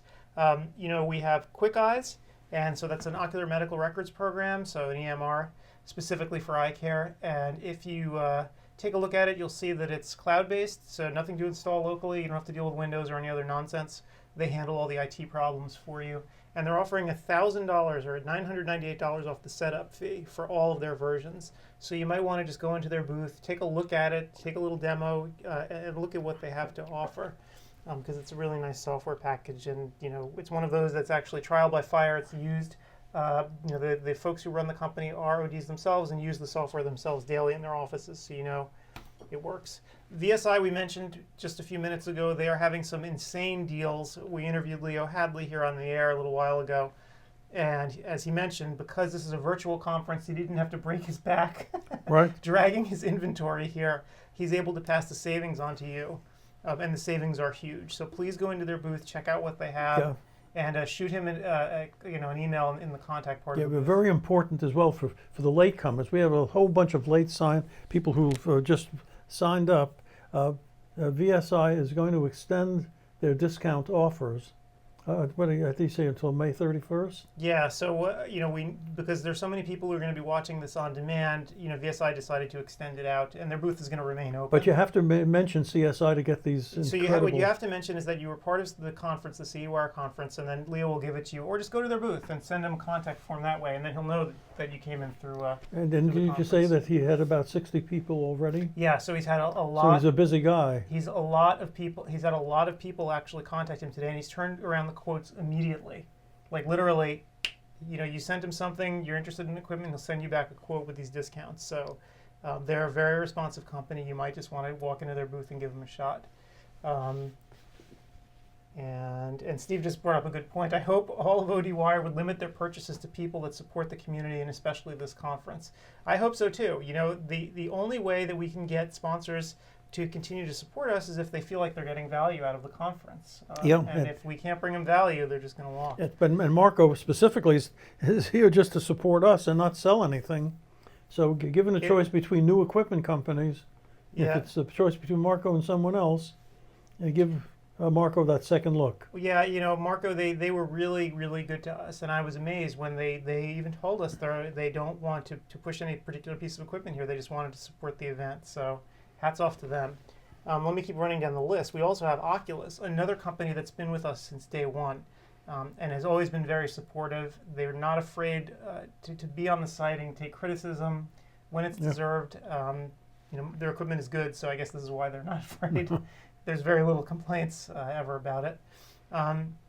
They're offering you 3 years of warranty on their devices if you purchase by May 31st. So just let them know you were from the conference. Go into their booth. You can take a look at all their different things. We ran a radio show a little while ago about the Pentacam and how you can use it in dry eye. It's a very versatile instrument, kind of one of these high-tech instruments that I don't think you could have imagined when you came out of school. And let's go on to the next thing. So iDoc, again, the buying group. If you're looking to a buying group, iDoc is running a special. So if you sign up by Monday, you're not going to pay any membership dues until October 1st. And that's a $700 value. According to folks who have been in their booth today, they're doing a brisk business of people showing up and getting information. Yep, a lot of people are there. So they're there standing by if you want to go into the iDoc booth and talk to them. I imagine a lot of people that are part of a buying group now, and you may want to just look at iDoc and see can you get a better deal. So you may just want to visit there and just think twice about the group that you're with. Yeah, sure. So it never hurts to look. And one thing that's nice about iDoc is that it's not the kind of group that will take a percentage of your gross. It's a flat fee. It is what it is, and so you can evaluate it very clearly. It's not something where there are complicated variables. So, and next up in our booth, Wells Fargo again. So Wells Fargo Practice Finance, you may have known them as Matsco way back in the day. They are there to help provide financing for startups, for folks buying into practices, and importantly for equipment as well. So Leo Hadley said that he works closely with Wells Fargo. So if you're purchasing something, go right over to Wells Fargo and see how they would finance it for you. Yep, and Wells also is great. Even if you don't work with them, I highly recommend talking to them because they can give you a wealth of advice, and they're not afraid to. Go into their booth, you'll see all the different literature that they have, because they've worked with so many practices over the years that they pretty much can. What's fascinating about them is, remember, they're in the business of loaning money, and they want their money back. So they're very good at assessing risk and knowing if your practice is running well or not, and can tell you, where things might be falling down. Allergan, brand new sponsor for us. We're really happy to have them on board, particularly because as a larger company, they've been gun shy about doing social media in the past. Right. Very gun shy, and I don't blame them. This is corporate policies being the way they are, but they decided to come on with us, and they're promoting their Pathways in Medical Optometry, which is a boot camp. They go around to certain cities around the country, and you can go in and learn in one day how to sort of build out your medical optometry practice, both clinically and on the billing and coding side. So they bring in experts that you know. And Gretchen is asking, Are we live? Yes, Gretchen, we are live. I'm just showing slides right now. As live as we can be. As live as we can be after 18 hours doing this. Signet Armorlight, company that you know and love, they distribute Kodak lenses. So if you're looking for lenses, if you've never tried Kodak before, head on into their booth. They have a listing of their whole product line, and you can check them out. VisionWeb, again, probably needs no introduction to most people, but this is a way to streamline ordering of products in your office. And free account, so sign up for free. I highly recommend doing it even if you don't start using them immediately. Having this account and just playing with it and learning how it works, you can see if it fits for your practice. And for most people, it's great because you can turn around your orders faster using And VisionWeb. free again. Free is good. I like free. And let's see what else. What else do we have here, guys? I think you went through all the sponsors. I have not gone through all the sponsors. What do we got? The last but not least. Yes, you can't forget AccuView. So again, AccuView came on, and we're really happy to have them. They've returned to ODWire as a sponsor as well.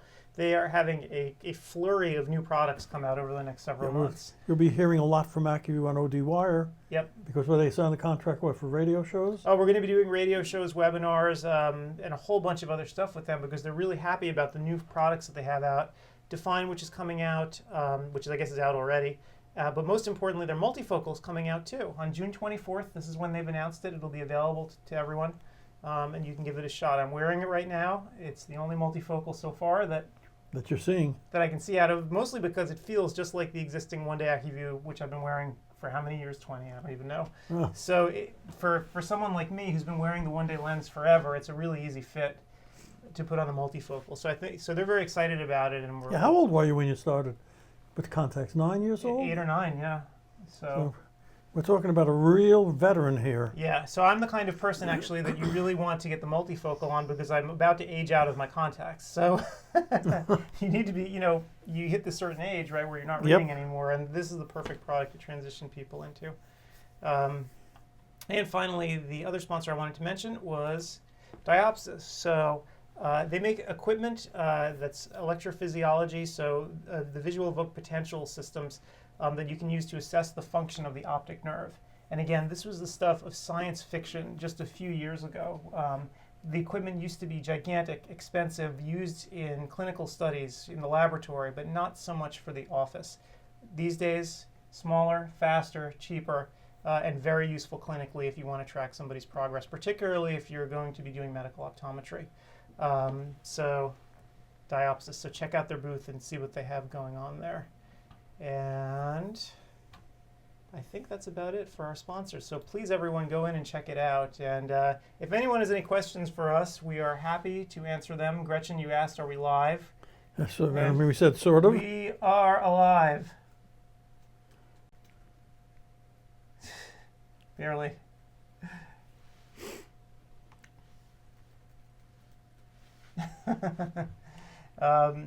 Yeah, so this has been a great day today. We know the conference has been going very smoothly. There have been very few glitches that have been reported to me, which is great. People have been asking about their certificates, and again, by tomorrow morning, your certificates should start showing up en masse in your control panel, so they'll be there. If you pass the test, you pass the test. Don't worry. It's not going to revoke you for some reason. And if you fail the test, just take it over again. If you fail the test, take it again and again until you get it right. Yep. Things not to do, don't post the quizzes on ODWire. Yeah. Someone did that last night, and I'm like, oh boy, they want us in trouble with COPE. Next there'll be answers. So. Yeah, so we definitely don't want that. So yeah, but otherwise the conference has been very smooth. We've had call-ins today from numerous speakers. Steve Nelson called in, Steve Silverberg. We had Sue Resnick call in, so it's been great. The experience has been very good. So we got a lot of input from the speakers. It'd be great to get some input from the audience. Absolutely. So if you just come on and let us know what was good, what was bad, how can we improve it on the next go around? Sure. It would be very helpful. Sure. Yeah, I mean, we really just want to have material that people want to listen to, right? We don't want to just have the same old. And I think someone just pointed out in here, where did it go? Yes, so Steve Nelson mentioned, or he just wrote it up here, that the conference has it's sort of chock full of information about things that'll make the practices skyrocket, with all kinds of unique tips. And as he says, what makes a really successful practice is that it's different, right? You do things differently than other people. So, you've seen things like serum therapy for dry eyes and so forth. There's a lot of unusual things, specialty lenses, right? We talked about things like sclerals. So, these are the sort of things that can really help build a practice if you're willing to put in the effort. And I think these are the kinds of lectures that we love having on here. Yeah, and then people often used to, through the years, say, what makes a practice successful? And the answer is, what makes you different? What makes you special that the other person isn't? And if you can be that special person, people will beat a path to your door. Yep. Yeah, it's funny, and you just have to find your niche. We see so many folks now on the site talking about things like scleral lenses, and it's very obvious when you watch people talk about it that there are certain people who've really taken the time to learn how these things work, and it's quite obvious that they're experts. And there's a market for it. And there's a huge market for it. Yeah. And you will not only get referrals from optometrists, but you'll get referrals from ophthalmologists, because they want to get rid of those grief cases. And corneal specialists don't need these people hanging around. Right. So if you have a way of solving the problem, you'll get the referrals. Yep. Yeah. So I'm hoping that the next go around that we do, we can have many more lectures like that. This time around, we were a little bit constrained. Actually, we tried to put together the best show we could, but there were two factors that were fighting against us. The first was we had to do it in a clandestine way. Which was challenging, and we had to do that for a variety of reasons. But the second reason that made it so challenging is that we were under a time crunch. From the time that we got inspired to do this, and we actually got Marco to come on and say, yeah, they'd back it until we were able to market the thing, was a matter of a couple of weeks. It was a very short time frame, and again, we didn't want to step on anyone's toes. In terms of the larger meetings, we didn't want to overlap with AOA. So I got to ask CEwire that same question. If we're going to be the leader, what makes us special? What will make us stand out from anyone else that wants to do it? Well, that is a great question. I think that we just have to play to our strengths, and I like to think that one of our strengths is that we've been brutally honest throughout. Strength/weakness. To a fault. To a fault. So, I think that's probably the biggest thing. We're willing to communicate in a forthright way to our audience and give them what they want. So you have to find out what you want. Yeah, so the more input we get, the better off we'll be. Are we ready to announce a fall CEwire? Not quite yet, Gretchen. I'm not so sure it's going to be the fall. I am ready to actually go take a 3-day-long nap. I'll tell you, we've been in front of these hot lights now for 2 days straight, so it's not as easy as it looks, unfortunately. We can't compete against the Academy. No. So we have to see what's the best time. Yeah, and the thing is, I wouldn't want to in a lot of ways. That's correct. Because a lot of these meetings have very unique and important functions. So, for instance, Vision Expo, I know it's expensive for the vendors to go, but it's fun.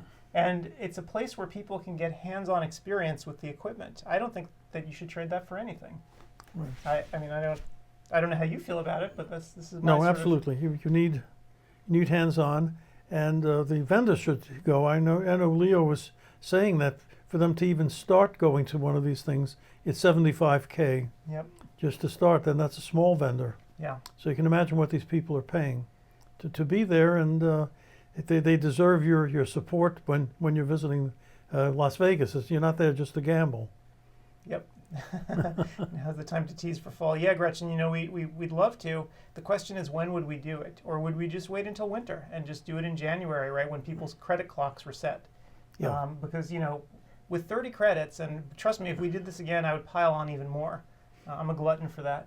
But with that kind of a schedule, we have exhausted most people's CE allotments for 2015. And maybe the 2016 for some. And right. So what I think we would want to do is so December might work, but again, you'd have a few stragglers at the end who said, "Oh my God, I ran out." And it's at that time. People thinking Christmas. So in my mind, it might work, but maybe just doing it, afterwards And when the vendors have a budget, you got to worry about that 2016 budget. Without the vendors, we don't. We can't do this again. So I don't know. I don't know. I do know that we don't want to step on people's toes. Certainly at certain conferences, the AOA, the Academy, Expo, certainly not. Yeah, so the fall has Vision Expo, and it also has the Academy. Oh, and this That's is two the other big thing, ones. and Gretchen brings it up. Yes, Gretchen, you're right. The next time around, we're going to go for more certifications. We couldn't do it this time for a couple of reasons. First of all, we didn't know if we were going to go bankrupt and have to live in a garbage can outside. And every time you add a certification, it's just more money. But more importantly, we ran out of time. There just wasn't time for us to really understand the requirements. So next time around, we'll have staff lectures that staff can go to as well and get credit for it. But we just ran out of time. Okay, so what's Gretchen wrote NCLE. Here what we does go. that stand for? So now we're going to get the alphabet soup of the different groups. So again, this was the problem. We're just not experts. The learning curve for this one for us was so incredibly steep. I'm actually amazed that it worked at all. Yeah. So we got to figure out what all these things mean. Yeah. So we'll do it though. We'll get by. I have a feeling that the lecture, as I mentioned, we got about 1,300 docs at this one so far, which is great. And I think it's been good enough, and hopefully the sponsors are happy enough that they'll want to go and do it all over again. Right. And then we can see what might be a good time to do it. So, yep. Well, we'll also find out what happened with the Cope people with their big meeting. Right. So this is the other thing, and I don't think a lot of people are aware of what's going on, but there's sort of this inside baseball going on where they're trying to change the accreditation process for CE. There's a big struggle going on over who owns education, and it's a struggle that I want nothing to do with. Yeah, but it'll be very it'll affect dependent. us, right? We're dependent on what other people do. So what we have to do is just look and see how to get published. So what we just need to do is look and see what these new rules are going to be, and see if we can fit, see if they'll allow us to do this. I mean, I think one of our great fears going in was that we wouldn't be allowed to do something like this ever again. Right. Which would be just terrible. But it was a real fear of ours. Well, it could still happen, Oh, and it could still happen. It could just be that, average Joes like us aren't going to be allowed to put something like this together anymore. Right. Which I think would be a real shame. But we'll see. The other thing we're facing, there are headwinds in certain states. Like, again, I will be outraged, and I will express my outrage here, that Florida allows no online CE credits. And what about North Carolina? So North Carolina is another case where they have specific rules where you have to get in contact with the state board if you're going to do a meeting, and then they have to rubber stamp you, and there's a whole process that you have to go through. And they make it difficult, out of proportion to what it is that we're trying to do. Right. So and it's just not right. I mean, each state has their own rules, and some of them are incredibly arcane. I was actually looking at one set of laws that dated back to 1862 in one of the states that they just kept amending. 1860. 1862, and they just kept amending it for sale. That's for medicine. No. Optometry? Yeah. Optometry didn't start till 1901. I realize, but you have to take a look at this law because it had to do with the sale of spectacles or something, and they kept amending and amending and amending. It was one of the southern states. I couldn't believe it. Really? I'm like, this is ridiculous. So this piece of legislation has existed, for hundreds of years now, and they just kept amending it. Yeah. And it's just, I don't know.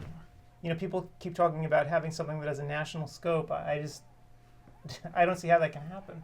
Okay, so Gretchen said that it stands for National Contact Lens Examiners. I've been in the contact lens field for a few years. I never heard of them. Who are they?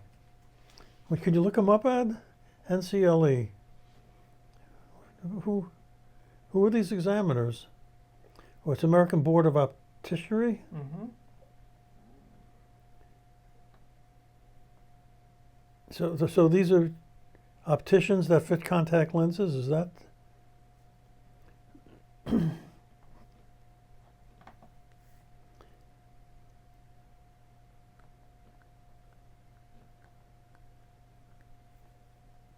So they certify opticians. Certified contact lens technician is what this is. Certified contact lens technician. I don't have a clue. But anyway, well, it used to be. As of December 31st, opticianry is a very respected profession, or a trade at least. And they used to have something called guild opticians.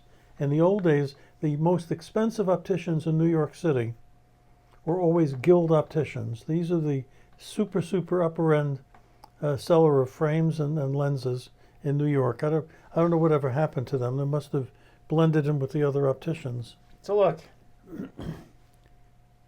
there it is. Certified contact lens technicians. 10,557 of them. That's got to be good. We only have less than 1,000 diplomates in contact lenses for optometry. So there you go. There must be a hell of an organization. Yeah. So again, these are the kinds of things that we're going to chase next time. Yeah. Where has Paul been? And out on Mars. So these are the kinds of things that we're going to chase probably for the next one, should there be a next one. And again, nothing is certain. We just don't know. With the way that the regulations may change, we may be prevented from doing this again, or the vendors may tell us that or we may get feedback from our listeners, the viewers. They may say, viewers may say, what thumbs down. A big thumbs down. What a waste. But so far it's been good, and we'll see. And what I also want to get feedback from folks is what they would think, if we had more credits put in. Well, yeah. So the big issue, as Gretchen just brought up, should we allow opticians to be part of the same program? Why not? Well, I think ask optometrists, do they want to share space with opticians? I don't know. Share space. Should we have ophthalmologists join the group? Well, it's not like people are interacting with each other in a really profound way here, right? And they're taking lectures and taking tests. So I don't know. They don't even have to sit in the same room as each other. Okay.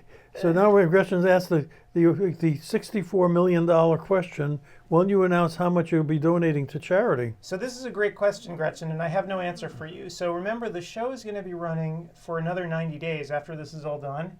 And over that 90 days, we're going to be pushing to get more people to register for the conference. So we're not done yet in terms of the amount of revenue that we're generating. Fortunately for us, the expenses are getting towards the end. Of course, as soon as this ends on Monday, I'm going to be hit with this whopping stack of bills to try to pay and sort out. So we'll know pretty soon how successful the conference was, but I'm still going to push over the next 90 days to get people to register so we can keep making more. And then, my goal was by the time Academy rolled around, whenever that is, in late August, is that right? Academy's late? No, it's October. It's October, excuse me. Oh. But certainly by the time Academy rolls around in October, we'll know, and we'll be probably doing some sort of thing in Academy, some sort of a ceremony of some sort. Yeah, or whatever. Or there may be no ceremony, there may be no money, and they may not allow us into the show. So we'll know certainly by August. By the end of August 18th or whatever it is, we'll know financially exactly what the show did. And yep. We don't keep secrets for sure. No, that's for sure. I can tell you though that if we do this subsequently, one nice thing about it is that the expenses are going to be somewhat lower because we had a learning curve with this one, and we didn't know what we didn't know. For instance, what you can't see is all the equipment around you. And what we needed to get software-wise, hardware-wise, what we needed to do, or how much Arbo was going to charge us to get the lecture certified. And trust me, we paid a lot of extra last-minute fees at Arbo instead of doing this in a more measured way and doing this months in advance. And of course, you say you want more speakers. More speakers means more dollars. Sure, that's absolutely true. But we have to assume that if we do this again, we're going to get even more people showing up. And right. So in my mind, to me, what I'd like to do is make it the best value possible. I'm not trying to chase the maximum amount of dollars. I'd much rather have a bigger show with more credits. Sure. So that's just my feeling. Because now that I have seen how this works, I can see how having additional tracks would be quite useful. Because, if you're not interested in any of the two that are going on. Well, I would love to see an administrator track. Sure. Just for administrators, one track just for the staff. Because I think as important as the OD is, I think having super people working for you is equally important. Sure. So we'd want to push that as much as we could. Yep. So we'll see. It's hard to know exactly where it's going to go from here, but at the very least, we know that people so far have been happy with the experience that they've had. We've only had a couple lectures blow up, which is pretty good. And we're still waiting for a Canadian to give us a secret. That's true. We have a huge Canadian audience for reasons that are unclear, but I'm now fairly convinced have to do with their state boards, their province boards, so allowing them to do a lot. They call them their college. Their college, right? Each province is a college, right? Is that how that works? So, yeah. So I'm fairly convinced it's because they're allowed so much internet CE that for them this was an astounding value. And again, this is where it comes back to us wanting to offer a huge number of credits, because for them this is fantastic. Yeah, but that was another big expense. We had to convert Canadian dollars to U.S. dollars on American Express. So that was a bit of a challenge. There are these interchange fees that you have to pay when you're doing international transactions. So, and also every single transaction that we did when people were registering is a card not present transaction, right? It's done over the internet. Right. And the credit card companies, they never miss a chance to take out a little more. So yeah, that was a bit of a challenge.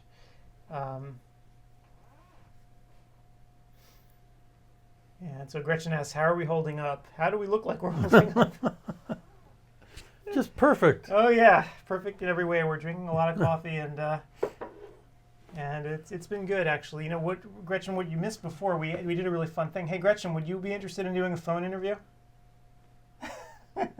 Would you be interested in calling in here and talking? Just give us a number. Give us your number. We'll call you up because we ready for prime time. We've managed to get everything live streaming with the phone as well. We've done a number of phone interviews with folks who've attended the conference and had ideas about how it might improve. So, yeah, if you give us your number, we'll give you a call and we can talk on the air. You can ask us reporter-like questions. Oh God, I don't know if I want Gretchen asking us questions. She's very direct. She gets to the heart of the matter.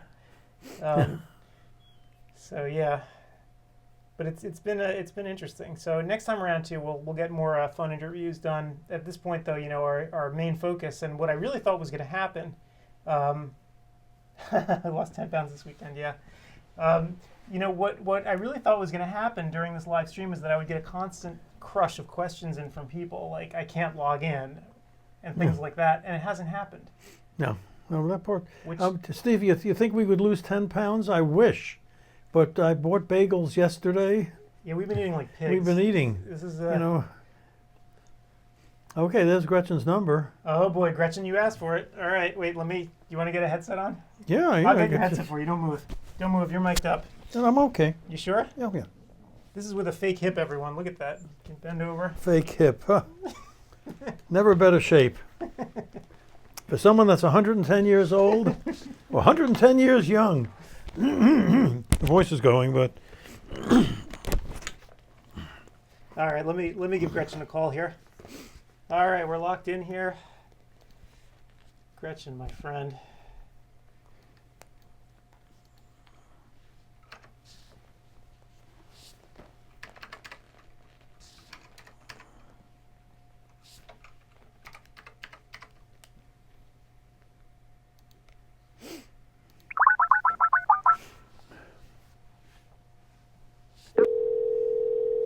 Okay. That was fast. Hey, we work quickly here. I muted my my laptop speakers. I'm assuming that's what you needed. That is exactly right. Very smart. Okay, she knows her stuff. I am an experienced radio call-in person. Is that right? You're one of those crackpots that call in all the time, huh? Yeah. I try to win stuff. Once I won $1,000. Am I going to win $1,000 here? I wish we had $1,000 to give you. So it's. We can Do you have a delay? You must have a delay on your video. No, I think you have something on. No, the video is delayed by several seconds, so it's being streamed out and it's delayed by 7 or 10 seconds or something. Is that so you can dump me if I say the F word? Yeah. Fortunately in our booth we can say whatever we want. We're not even bound by Cope's rules in here, so we can start marketing stuff. So. Oh, fucking awesome. So Gretchen, how have you liked the conference so far? What do you think? Well, first I have to put a disclaimer. I haven't seen as much as I have wanted to see. I've seen bits and pieces. My handy husband was putting an exhaust fan into the bathroom, so our power was down. So I've seen some bits and pieces, and what I see I really, really like. And the thing that I find even more interesting is when I go down here to the bottom and I click all users, and I see all the people who are lined up here. And I think this is really cool. This is my first experience with any online CE, and it's prompted me to check out other online CE that's out there just to see what people are doing, because I think it's fascinating, and I think optometrists are voting with their feet and their wallet and saying that they want more of this. Absolutely. So Gretchen, I know that you're studying this now, right? And you're seeing the sort of broader market. What do you think we should be doing, just from your cursory observations so far? Oh boy, well, you make me sound like an expert, and this is just my opinion. I haven't started on it yet. I will be starting soon, studying this, but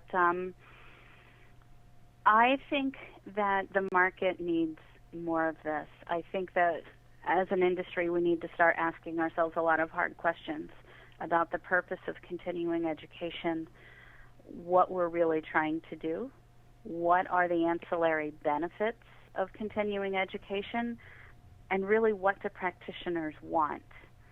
Because there's a lot of things that are wrapped up into continuing education, far more than just making sure you know the latest in glaucoma meds or the latest contact lens multifocal design. You've got camaraderie, you've got professional networking. You usually have some sort of exhibit hall wrapped up with this, where people get hands-on with what's new out there. And you also have a lot of money that runs around with CE, and sometimes that might be a driving factor more than offering any sort of education. Right. And let me also just say that this is Gretchen talking. These opinions are my own. They don't represent anybody or anyone who I might work for. Got it. Gretchen, it's kind of interesting because I feel like the CE component of all this, the actual education, really needs to be separated out from the physical conferences, because so much, I go to all these things and so do you, but so much of what we do and we learn there has absolutely nothing to do with what's going on in the classrooms, right? I mean, me and you just sitting there BSing with each other and seeing a million people come by, you learn so much more outside the classroom setting. It's just, it's so different, and I wish there's a way to tease it all out. And I'd like to hope that, this classroom component, it really could be done anywhere, and I think we're proving that. It's the softer stuff that I think that's why you're always going to need physical conferences. I absolutely agree with you, and it's a very common saying around this profession and most likely a lot of others, that you learn more in the hallways between classes, or let's be honest, at the bar, than you learn in any of the classes you sit in, because that's where you find like-minded people. Did you see so-and-so's lecture? What did you think about that? Oh, I heard about somebody who tried this. Have you thought of this? It's just like the golf course. A lot of business gets done. A lot of discussion happens. I think there's a lot of value in face-to-face meetings for many, many reasons. And I think that education can be coupled with it, because in a way it's an excuse. Doctors need a reason to get together sometimes, because it's a pain to close the office. You lose money. You're not there. And doctors need a really good reason to close the practice and to spend time going to do something else. So I wonder what the future would look like if we decouple some of the education from the benefits of the face-to-face meetings. Would you have more people going to these meetings? Would you have fewer? What would that look like? I think we need to make sure that we're aware of any potential unintended consequences when we start to change the current model we have now. So, just taking the whole financial aspect out of it, would you have as many doctors going to Expo or to CECO or to AOA or Academy? I think a lot of people would still attend Academy because that meeting has a different feel than others. Every meeting has a different feel. When you're at an AOA versus a Vision Expo, for example. Right. But I think there's a lot more camaraderie and networking that goes on in Academy simply because of its reputation and the type of meeting it is. Expos, I don't know. A lot of times people do their shopping. They want to try out the latest autorefractor or check out this latest dry eye technology. I'm not really sure how it works, or this new machine that can take a look at diabetic patients. They want to try it out, test drive it. So I don't know. I think I have a lot more questions than I have answers to, but I think it's absolutely worth a conversation, and we need to see what doctors want to do, and we need to go back to what the basic needs are. There's education needs, there's needs for buying equipment, there's needs for camaraderie and professional networking. What can we do about it? I mean, because you can't swing a dead cat in this business without hitting a meeting at some point, whether it's a big national meeting or a very small local society meeting. Right. And you know what's interesting? I know Paul is of an era where you had things like where Expo didn't have education in the beginning, as I recall. Oh, no. It always had education, but it's always lightweight education. You know, so it's not. It has speakers like me. Right. So yeah, you're not going to see autologous serum and so forth. It's very different. And I just sort of wonder, you know, can you go to that model where, you know, you really say Expo really is about the shopping. Let's not fool ourselves. This is what we're here to do. We're here to buy junk. And well, but to be very clear though, Adam, I will say that Vision Expo as a whole, both East and West, has seriously jumped up its education over the past several years. Sure. That they've gotten some great people involved, that it is now a destination for education as well as hands-on playing with technology. Right. And Expo is also known as a meeting for your staff because I can't speak to the history of it. I'm not as well versed in that, but it is a big optical show. You've got all of the superstars there to sell the frames. It's a fashion show in some ways. So you're going to bring your optician, and that's where there's a lot of staff training as well. So Expo, in a way, has a lot of what people are looking for. You've got education not only for you and for the staff, and you've got the great exhibit hall, you've got the networking. There's a lot going on there. I know every now and again AOA and Academy start talking about putting their meetings together. Because I know that, obviously AOA is a very different meeting from Academy, but take a look at ophthalmology. They've got one organization that really fills all of its needs, and it's a giant powerhouse of an organization, and we're a bit more fractured. I don't know which is better. All I'm saying is that you've got two separate meetings, and at some point there are discussions about should those meetings be combined. I'm not saying they should or shouldn't, but it's been talked about. Right. Because as you know, there's a lot of work that goes into putting these meetings on, and it costs a lot of money. Right. Well, it's interesting from the vendors that I talk to, and I speak to them more than just about anyone else. You know, they tell me that it's really getting to them, going to those meetings where people are focusing on the education versus buying stuff. And I never hear them grumbling about something like Expo. Because that's sort of the reason that people are there. But it's these other meetings where I think the vendors are reaching a point where it's financially not making sense for them to go. And I wonder if that's going to force the issue ultimately without anyone doing anything else. Because I've heard now so many times vendors say, I'm only at this meeting because I have to be there. And when I hear something like that, it's sort of like warning sirens are going off.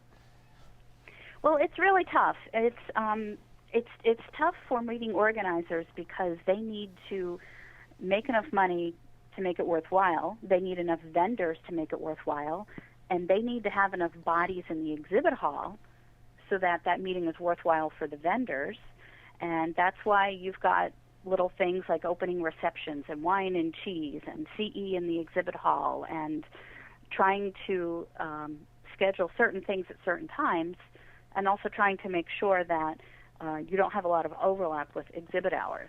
Right. Now, of course, big meetings like Expo, I mean, you're there. It's a long day. But that hall is jumping all day long. Yep. And at other meetings, like, say, for example, Academy meeting, you can tell when the classes are over, or even like CECO. I mean, CECO is really growing as well. I mean, from when I first started, it was a lot smaller.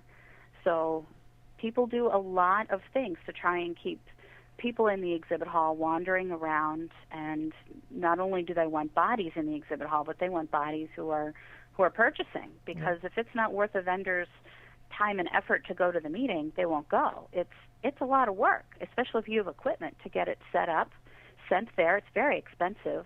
Or for some of our larger sponsors, some of those booths, it's a whole industry of people who simply build trade show booths and store them. I mean, they're all stored in giant warehouses around the country. They don't go back to headquarters. Right. That costs money. Right. And Sure. in fact, Leo Hadley shared with us that just to go to a trade show for VSI, it cost him $75,000. I believe it. I mean, believe it. It's crazy. So I can see consolidation in the future for some of these meetings. Yeah. On the other hand, if they don't have the vendors, then they have to start raising the price for the optometrist to attend the meetings. Right. So that's the other side of the coin. Then maybe optometrists wouldn't go to the national meetings and just stay at their local or regional meetings. Don't forget, a lot of optometrists get CE credits just to go to a dinner sponsored by an ophthalmologist who will give them a 1-hour course. So there is a free lunch in optometry as well. You know, so it's a very hard issue.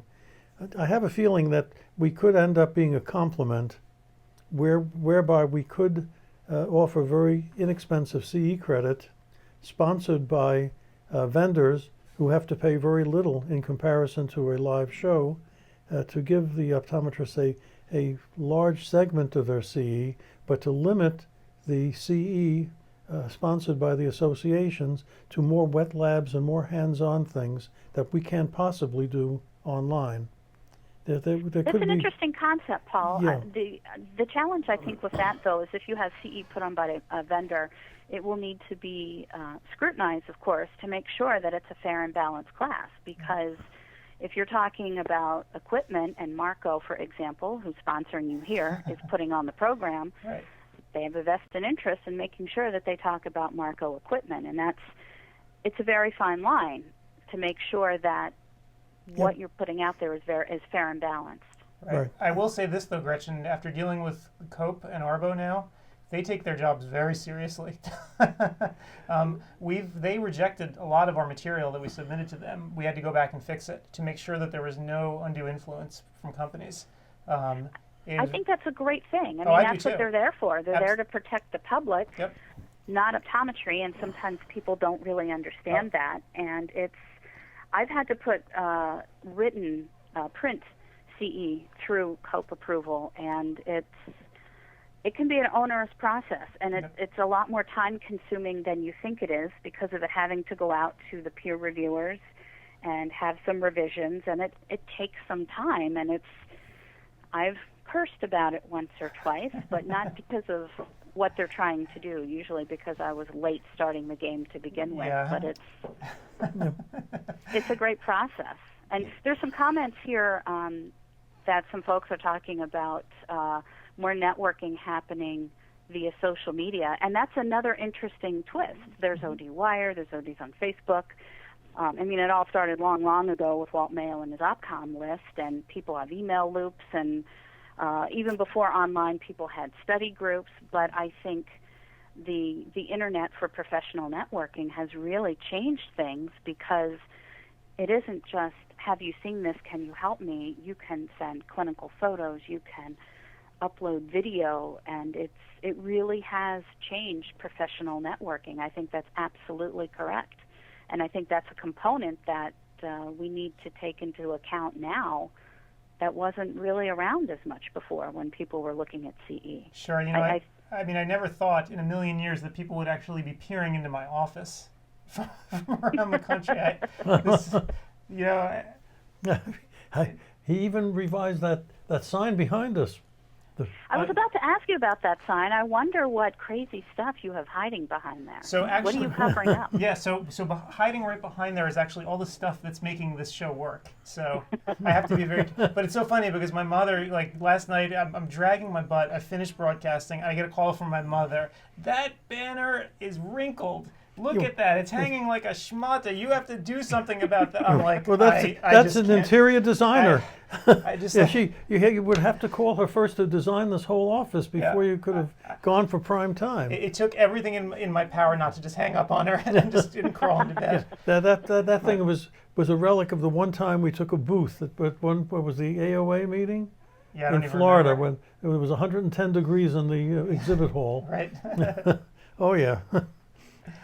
Well, I think you guys are doing a great job here, and the fact that you are willing to be live for both days, all day long, I think it's pretty incredible, everything that you're doing, and more power to you, and you haven't dropped dead yet. Almost. We're almost there. But you know what, Gretchen? The reason that we did it, and I felt like a show like this needs a center. Does that kind of make sense? It needs a what? It needs like a center. It needs like a place where people can go constantly. I sort of feel like without having a center, people would just drift. And this was the notion of why we're on here, doing this the entire time. I like people to have a place to go. That's sort of like the home of the show. And even if they're not at the show, they can actually watch this live stream on CEwire, which is where a lot of people are watching it. And I think you're right. I think people are more comfortable that way. It seemed much more personal to me. And when we were, we only decided to do this maybe a week or two ago because I just felt like after looking at everything, I'm not feeling that there's any there. We needed to do this. So I here it think is. you made a very good decision, and you're right, because this is where I've popped back in to check, and you're here in case somebody has a problem, or you can just hang out and shoot the shit with everybody, and I think that's part of what makes this such a great idea. Great. Well, Gretchen, thanks so much for calling in, and I think what we're going to have to do very soon is, what time is it? Where am I? It's 10 minutes to the hour. 10 minutes to the hour, so we're probably going to be running one more thing before we go, but Gretchen, thanks for calling, and I'm sure we'll continue talking online. Absolutely. I am glad to have helped you kill some airtime. Thank you. Thank you. See you later, Gretchen. See you later, guys. Bye. Bye. Let's kill this connection, Gretchen. There we go. Alrighty. Wow. Always fun to talk to Gretchen, huh? Oh, yeah. She has a nice phone voice. Oh, and Gretchen, if you're still listening, I owe you a drink or two in Seattle, so I'm sure we'll run into each other there. So, So I sort of feel like the conference needed a hub, and I think we've provided one. So we'll do a better job next time. They'll line up more phone interviews. I had no idea, actually, if the tech was going to work properly for this. So that's coming out pretty well. It's coming out well. Phone work is good. Gretchen asked, what's behind there? And what's behind there is a serious amount of hardware to mix all this audio together and the video and everything else. And that's why we had to hide it, because it's pretty ugly. Well, cool. So let's see. Is anything else going on? No, you didn't blab too much. You didn't suck any air out of the room, Gretchen. No, you were terrific. So I think what we should probably do, because it's almost 2 o'clock, so people are probably... It's 5 o'clock on the East Coast. 5 o'clock Eastern. So they're starting to get tired. Let me see what's coming up here. Coming up. See, I should have memorized the schedule. I just never did. How do you? You can't memorize that much. It's a waste of time. I really need more coffee is what I need. So what do we got going on here? So it's almost 5 o'clock. Right? Am I right? So, oh man, the times get all messed up. So 5:20 is another Jerry Sherman lecture about pharmacogenetics, which I suppose is how pharmaceuticals interact with your particular genetic profile, which is kind of cool. And Nelson, the next time we do this, I'll make sure the banner is crumpled up in a ball just for you. And then, let's see. So we have two more, or should I say, it's almost 5. So, yeah, so Art Epstein has got a 2-hour-long odyssey going on right now, all about ocular surface disease. And then there's finally at 6:15 Eastern, Jeff Cooper is going to be ending it. How to control myopia. It's something that some people shouldn't miss. Yeah, that's going to be an interesting one because not many people know about it. And just in case anyone... You talk about building a practice. There you go. So what Cooper's going to be talking about, if you're unfamiliar with this, is using drugs to actually control myopia, which is apparently something that's done in Asia a lot. Yeah. Not so much here yet.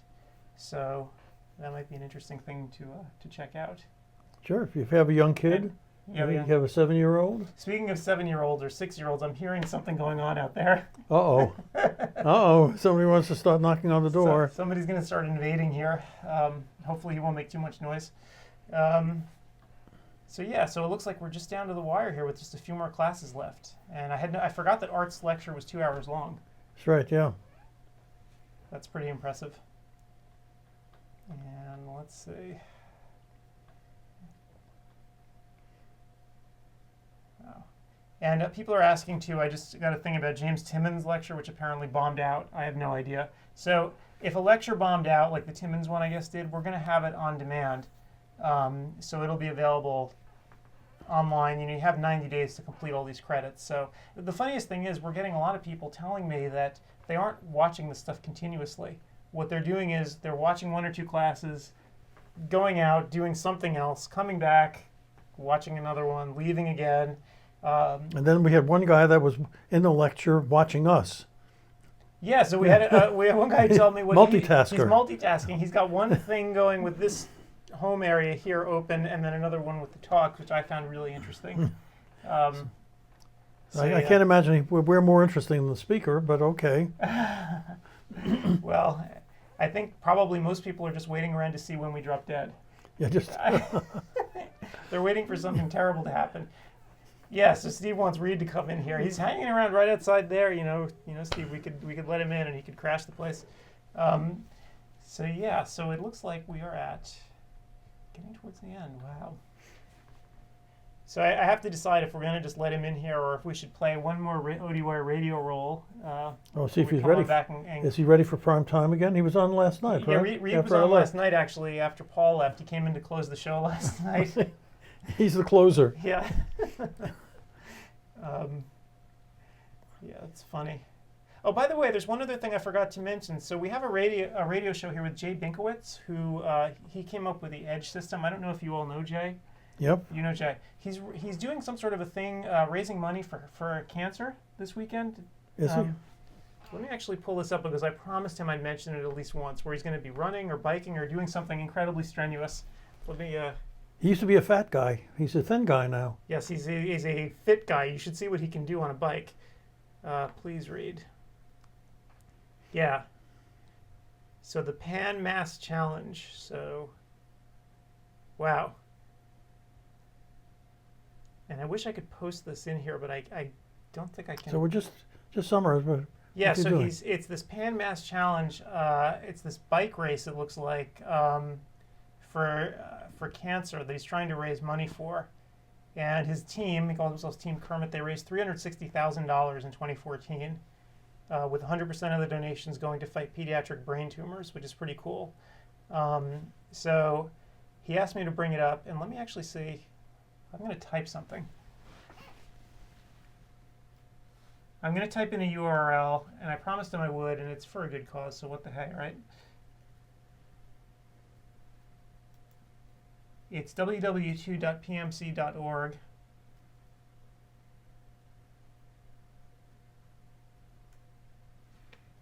So who knows if that works, but if you go to if you go to that URL, it should work. So it's a strange URL, isn't it? It is a strange URL. He could have made it easier. But anyway, it's the Jimmy Fund and the Dana-Farber Cancer Institute, so it's for a good cause. So hopefully everyone got Jay's email, or if not, you can shoot me an email and I'll send you the link if you want to donate, because it looks like it's for a really good cause, and it's a lot of exercise. I'm seeing a picture of them on their bikes and so forth, and it looks incredibly strenuous, so it's for a good cause. So, and Steve Silverberg says Binkowitz wants to come on as a speaker next time. So yeah, he wanted to this time, but he couldn't make it. He was busy. He's probably busy training. So, yeah. So we can do his radio show, though. Yeah, so we can run Jay's radio show. He's got a great radio show that we did with him a while back. We have it here about how to run a profitable optical. And I think for everyone out there who hasn't heard him speak, he really knows what he's talking about. So many people don't, but he actually does. He talks the talk and he walks the walk. He really knows how to do this. So I think what we're going to do while I go round up Reed Before we do our last little segment here, we'll play the Binkowitz radio show, and then we'll, as soon as it's over, we'll come on back and we'll keep talking. So, without further ado, let me bring it up.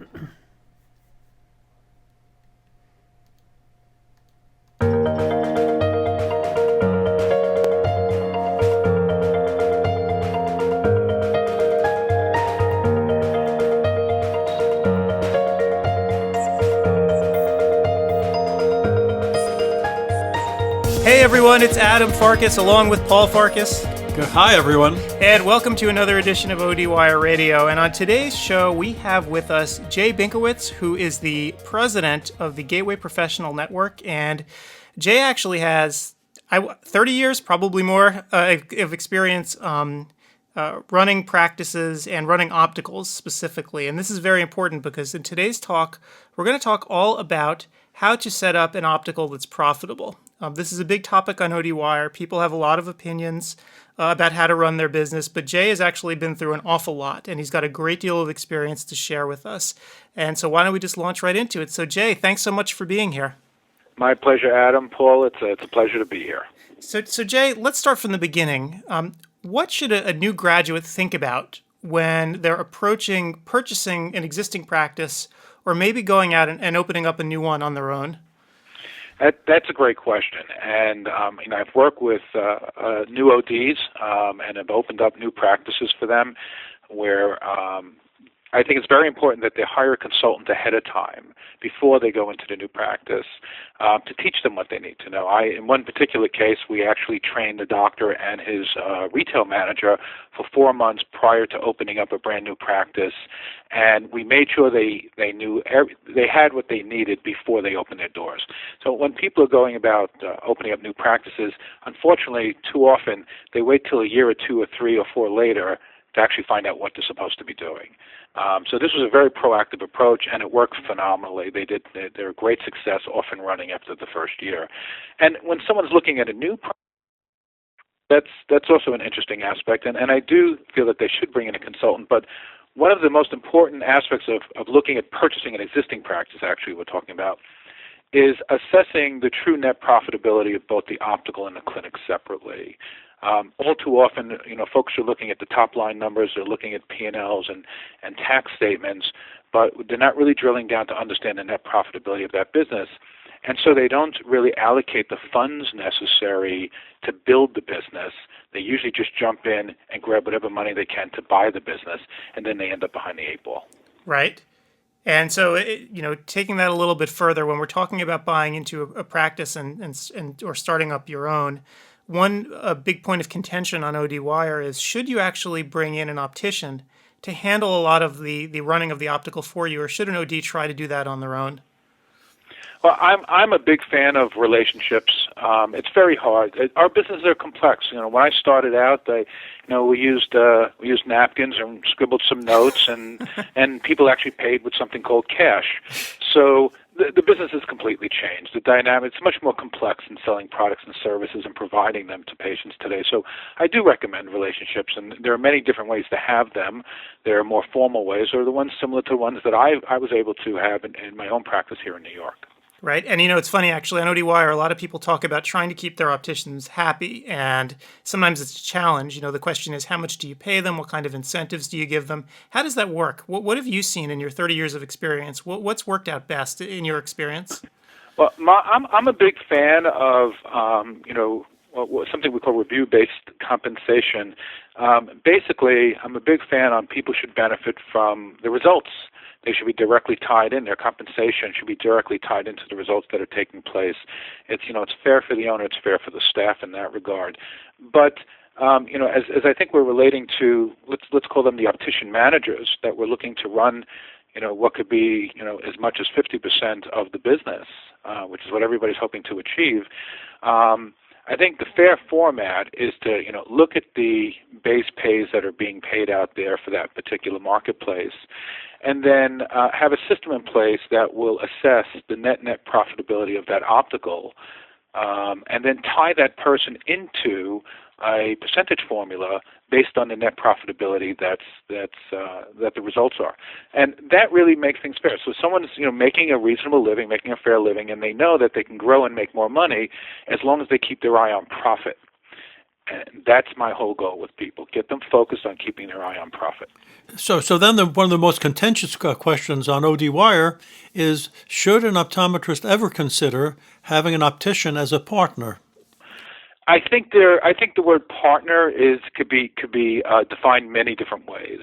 It doesn't have to necessarily be a legal partnership, but you can have a really good employment agreement with an optician. For instance, let's say as long as you qualify a methodology for mapping out the net profitability of your optical, then you can have a partnership with someone. You could say, listen, you're making $40,000 a year, and I'll give you 20, 30, 40, 50% of the profits that the optical generates, in addition to your base pay, and that, in essence, makes them a partner in profit.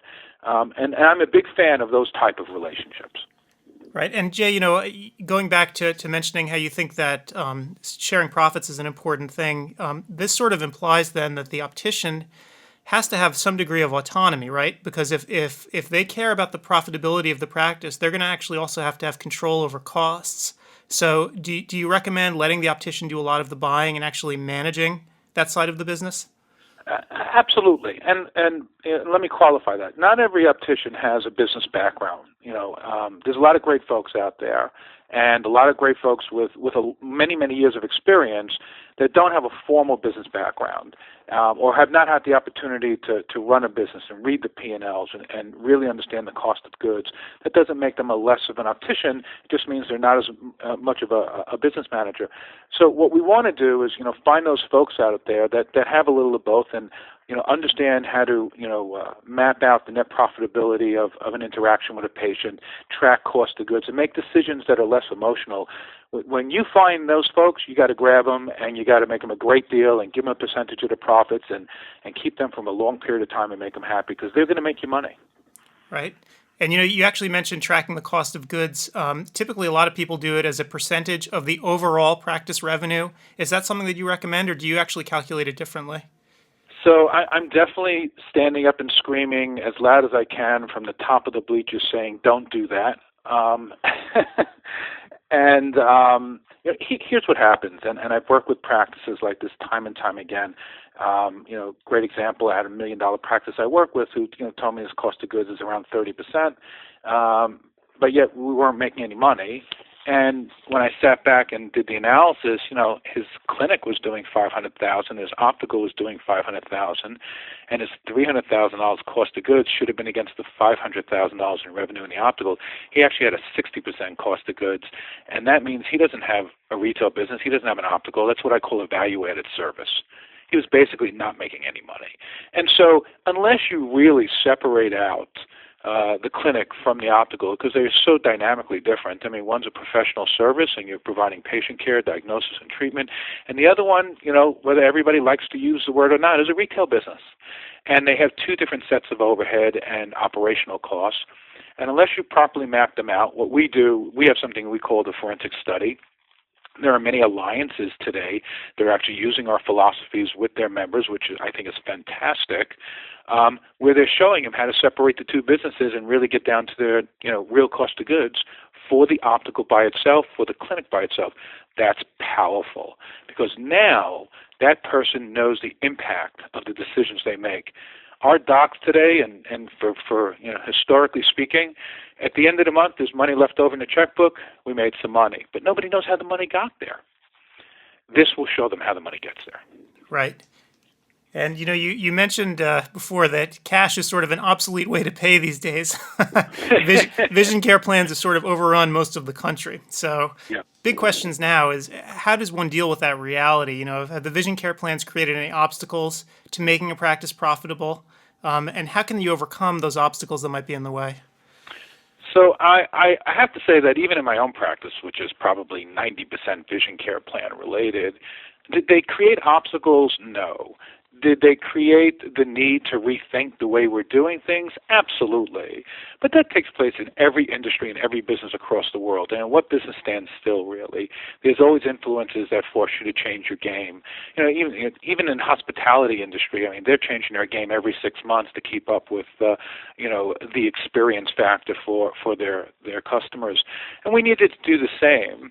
The difficulty that many practices have is that, we're trying to do things the same way we did back in the 90s today, and so everybody's yelling and screaming we can't make money with vision care plans. But that's only because you're trying to do things the way you did them in the 90s.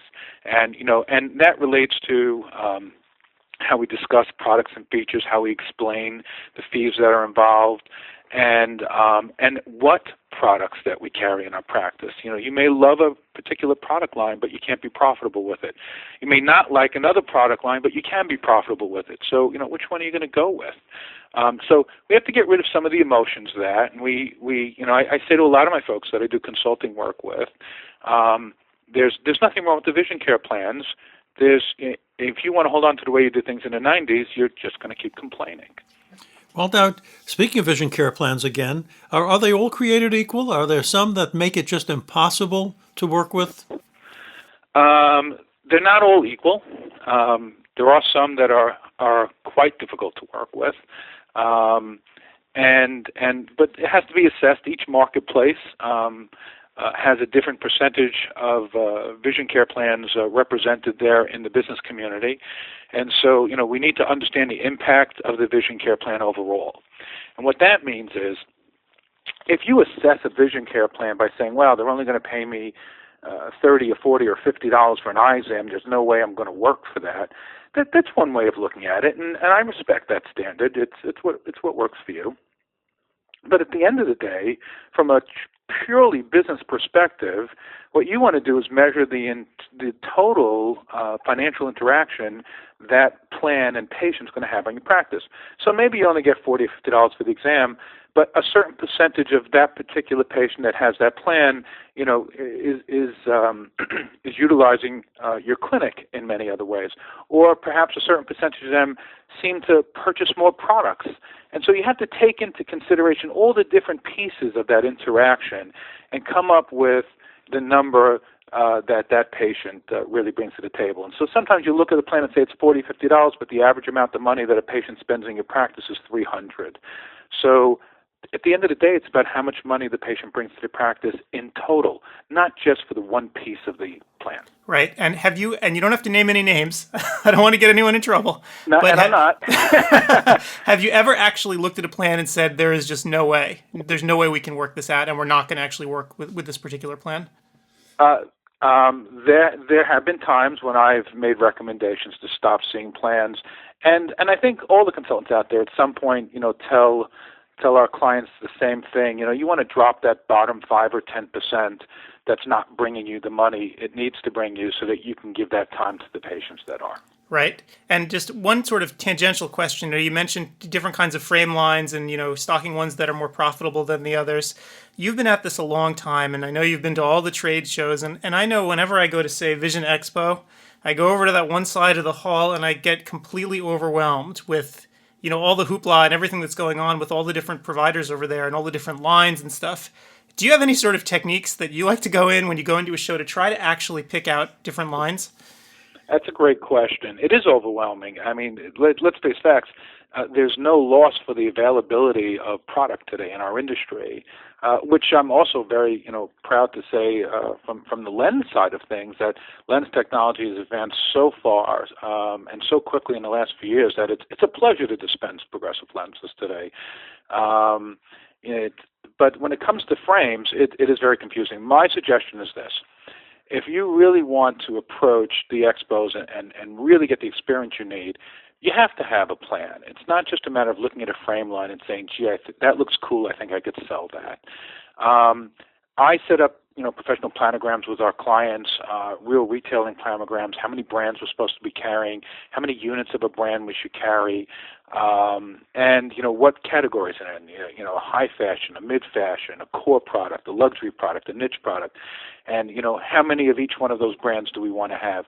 Then when you go to Vision Expo and the big shows, you should take them in and get exposed to see what the new brands are doing, or even get exposed to see what the old brands are doing and how they've changed, and use it as an education, an informative experience for yourself, to then go back and make decisions as to which brands you might want to substitute, which brands you want to get rid of, which new ones you want to bring in.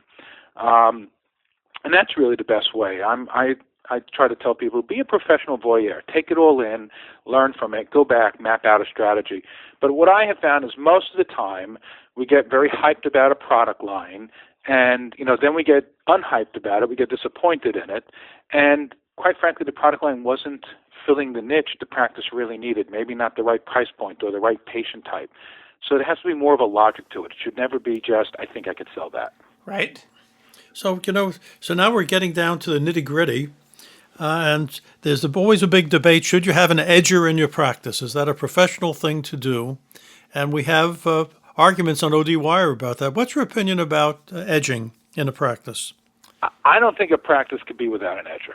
I couldn't imagine not having an edger, and I think, and from a, not just a customer service standpoint of view, from a profitability standpoint of view today, you can't obtain the profits you're looking for without an edger. Unfortunately, edging technology is so incredibly advanced that anybody, can press a button and edge a pair of lenses today. It's just amazing. When I started out, I don't want to admit this, it's kind of embarrassing. I remember scribing a lens and crimping it. If I used the word crimping today, I doubt very much anybody would even know what that means. So it's definitely come a long way. But and in the area of single vision lenses, many of us, quite frankly, a lot of folks getting their butt kicked, purchasing surface single vision lenses when they could purchase stock lenses for significantly less money. And if you had an edger, you could reduce your lab bills by 12 to 15% annually. It just pays off in such dividends. There's no reason not to have one. Does that mean you need a dedicated person that's like the optical person, not the dispenser, managing this whole part of the practice? So that's actually a very good question. It depends on the level of business. I feel that most practices, once they hit that $500,000 range, are ready for an edger. Depending on the patient flow, I've seen practices where 2 or 3 people know how to edge. I've seen practices like my own that have a dedicated lab manager because we're a very busy practice, and there's enough work coming in every day where I really needed to dedicate a single person to it. So it depends on what level of business you're at. But really, once someone gets to $500,000, they're ready for an edger. Right, and you mentioned that the edger can reduce your cost of goods. I know that edgers are not necessarily cheap. So how long do you think it would actually take for a typical office to pay back the investment in one? Well, again, it depends on the volume of practice. $1 million practice purchasing an edger, could see a return on investment in the same year. I mean, that's how quick that could happen, or even less time. There's a couple of things that take place. I tell people to take the baby steps into edgers. So what does that mean? It means if all you do is make a decision to embrace using single vision lenses and edging them in-house, that's a very simple first step. So you don't have to scare the staff either. We'll worry about figuring out how to edge the progressive lenses later. That's fine. Let's just do single vision lenses from now, and that'll get everybody comfortable. Once that's done, they'll see how easy it is. They'll want to edge everything else, and you'll save not only the edging costs, but you'll become a better buyer, and you'll be able to buy from many resources the lenses that you need, and you'll be able to reduce your cost of goods. Right, and when you're shopping for an edger, when you go to Vision Expo and you see everything that's out there, what should you really be looking for in an edger? So it's true that not all edgers are equal. I really I'm a big fan of the warranties that come with the edgers. Edgers are high-tech instruments today. I mean, they're very, very complex instruments on the inside, which is what makes them so simple to use on the outside. So, I look at the structure and is it just a piece of plastic or not? And all those things are nice. And the bells and whistles are how easy it is to learn and how easy it is to use and the functionality. All of that's good. But I think today with edges, it's important to understand the company you're doing business with and what level of service you're really going to get and what level of training you're really going to get and what the warranties are and how long the warranties are. I think those are all the signs for me of who I want to do business with. And because, there's $30,000 edges, there's $60,000 edges. When I purchased mine, I purchased the $60,000 edger. I was looking for a long-term, great quality product, and I wanted to do business with a company that I knew would stand behind their product. So that's how I ended up making my decisions. But it wasn't the cheapest one available at the time. I can tell you that, 10 years later, I'm still using that edger, and it's a wonderful, wonderful edger. And now I'm thinking of upgrading to another edger. So now that you have the edger in place and you're using it, I've heard a complaint on ODWire that there's edger odor. that it stinks. What happens? Well, actually, is this true, or what do you do about it? It's so funny. I think we hear about that in the exam rooms too. So some of the edges actually have circulation systems built into them in order to filter the odor that comes from edging certain types of materials. And so that's actually a very cool feature. I think the important thing is when you install an edger that you should make sure that there's a circulation fan within very close proximity to the edger to exhaust anything out of the lab outside of your practice. But my edger is pretty centrally located within my practice. I do have a bathroom exhaust fan right above it, and we really don't have any difficulties with that at all. Right. So I guess moving on, if let's say that you have your optical in place and everything's been running great for several years, how often do you think a practice should really take a close look at their optical and refresh it and really look at it with brand new eyes and maybe do some stuff over again? How frequently do you think that should be done? I love this question. So we're all consumers. We all go shopping. And if you went to the mall today and was just walking up and down the aisles of a mall and made note of a few stores that you liked and came back a few weeks or a month later, you would see a different window, you would see a different rotation of product, you would see, something else to attract you. It doesn't mean they even have new product, but they rotated the inventory. They're constantly changing their game to give you a reason every time you see them to say, wow, they might have done something new. Let me go take a look at that. We don't do that often enough. We're actually really bad with that. Our windows and our displays need to be changed every month in some way, shape, or form. And I encourage everybody to sit down with the representatives from the companies you do business with and set up a schedule. Like I have a schedule. I have a 12-month schedule for my practice every year. Every month I know which brand's going to be in my windows. Every month I know which brand to promote at my website or, what holidays are coming up. And we plan out. It's not a difficult thing to do. And I sit down with the reps and I say, listen, I'm going to give you the window for the month. Come in and dress it for me. They love that. Right. The problem is we don't give them enough access to do that. We even push them away.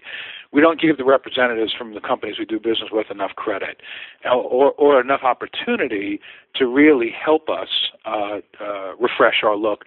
And so that's from the exterior side. Old awnings and old windows and old things hanging in the window, we tend to leave them in there forever because we don't even see them anymore. We're numb to that. Should come out all the time. Speaking of old awnings, you just brought back a memory. I'm old enough to remember when it was unethical, if you wanted to be an American Optometric Association member, to keep frames in the window.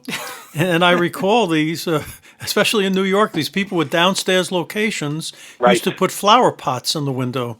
Yeah, wasn't it like the old safe harbor laws didn't allow you to do that? Yep. So of course now the issue is people are devoting much, much more space to the optical, and they're allocating enormous space. So the whole front of the place is all optical. Well, what's the best ratio of optical to exam room you would consider? Well, I'll share this with you. I had a practice a long time ago that asked me, because we do a lot of blueprint reviews, and this particular practice was significant sized practice, and they were allocating 8% of their space to optical. And so he said to me, "What do you think?" I said, "Well, just tell me how much revenue you expect to generate from your optical." And he said, "Well, 40, 45%. I said, "Well, the question is, how do you expect 8% of your space to generate 45% of your revenue?" There is a direct relationship there. I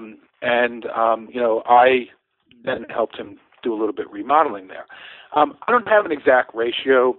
I think 1/3, 2/3 is probably somewhere in the ballpark. I think in a New York practice, it's probably the opposite. It's probably 2/3 optical and 1/3 optometric. But it flips when you walk around the country a little bit. But it is very important to, we're willing to go out and spend $20,000 on an autorefractor, but we won't spend $20,000 on cleaning up and making our optical look good. And the autorefractor is not responsible for generating 50% of our revenue. Yet, when you work with a lot of the companies out there that help you design beautiful spaces, nobody makes the investments they should make as often as they should. Back to your question, Adam, on refreshing. Carpeting is every 5 years max. You should be bringing in new showcases and new displays and new looks.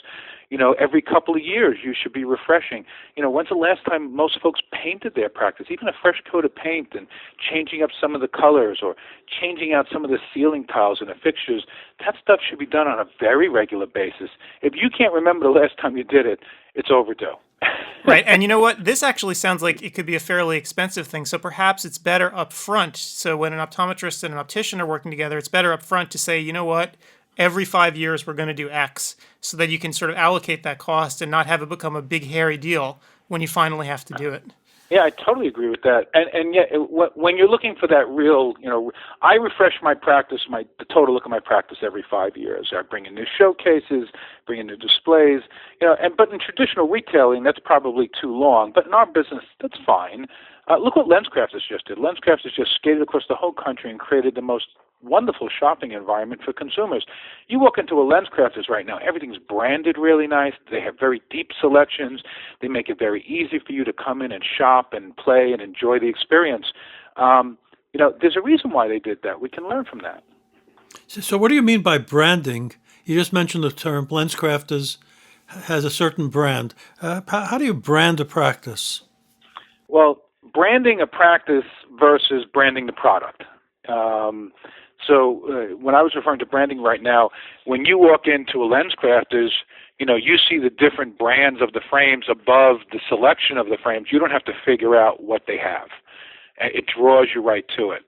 Branding the practice is a much more in-depth question, which relates to, your website, your social media, and the services you provide. For instance, what we try to teach our folks are, if you're big on AMD, then you should have some specific branding that says, the AMD clinic at so-and-so vision center, or the dry eye clinic at so-and-so vision center, or it's the eye gallery at so-and-so vision center, or the sunglass outlet at. You should individualize those things that you want to make folks aware of and incorporate that into your websites and into your marketing materials and into, hopefully you're doing business with like a Web Systems 3 type of marketing system where you can get the messages out, and you have to uniquely brand the services and products you're offering your patients.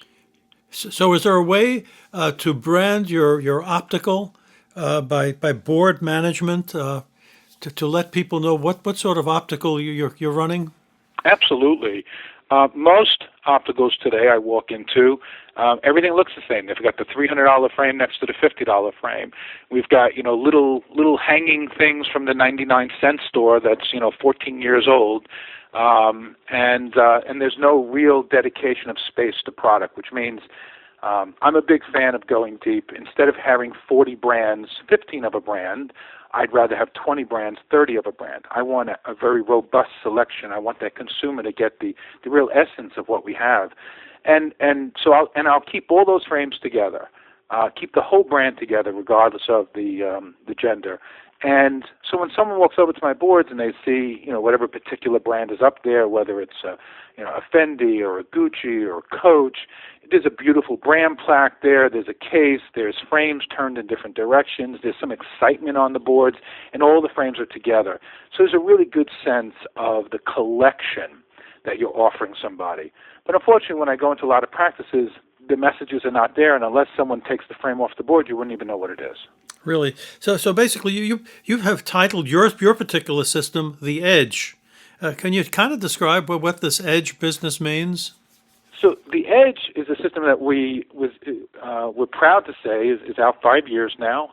Very early on, when we were providing consultative services, we realized that if we had a web-based system that synced up, so to speak, with the practice and allowed us to take a look at what's going on in the business, that we could help more people quicker, because I don't have to get on a plane every day to see what's going on. The Edge is a philosophy on managing your business, and it has a series of routines built into it, and it specifically says the type of things that you need to look at. Instead of just running an Excel spreadsheet, running a report and saying, okay, this number is this number, and AR is that, and my frame is this, the Edge goes deeper and says this is why. We call it relational information. We look at the individual interactions that are taking place in the business. We look at the trending that's taking place. And the Edge brings complex information to you in a very simple way and gives you the same power that big box retailer has when they're studying trends and making decisions. And the beautiful part about what we do at the Edge, because we're not a reporting system, we're a hybrid. We're a first consulting company with a technology that says, here's how you need to run your business. And what we do is we teach our folks not just how to use it, but what the information means, and we provide live business webinars and great resources and consultations to support that. Our folks get movement. Our folks, really have a good time at uncovering what's going on in their business, but more importantly, with the Edge, because it's a click of one button, they spend their time doing something about it instead of spending their time figuring it out. Right. Well, great. Well, Jay, it looks like we're running out of time, but this interview will actually be up on CEwire, and there's going to be a discussion thread that follows the interview. So I'm certain that our members are going to have a whole bunch of questions for you. So I'm hoping this conversation can continue online. And thank you for making the whole optical part not only profitable, but also fun. You can have a good time doing this, which is most important. You can have a lot of fun. That's exactly right. The optical is a lot of fun. It's stressful because of a lot of things that have taken place in the industry over the past 10 years. But the truth is, you're right. It could be a lot of fun. Great. Well, Jay, thanks so much for being here today. Thank you, Jay. My pleasure. Thank you.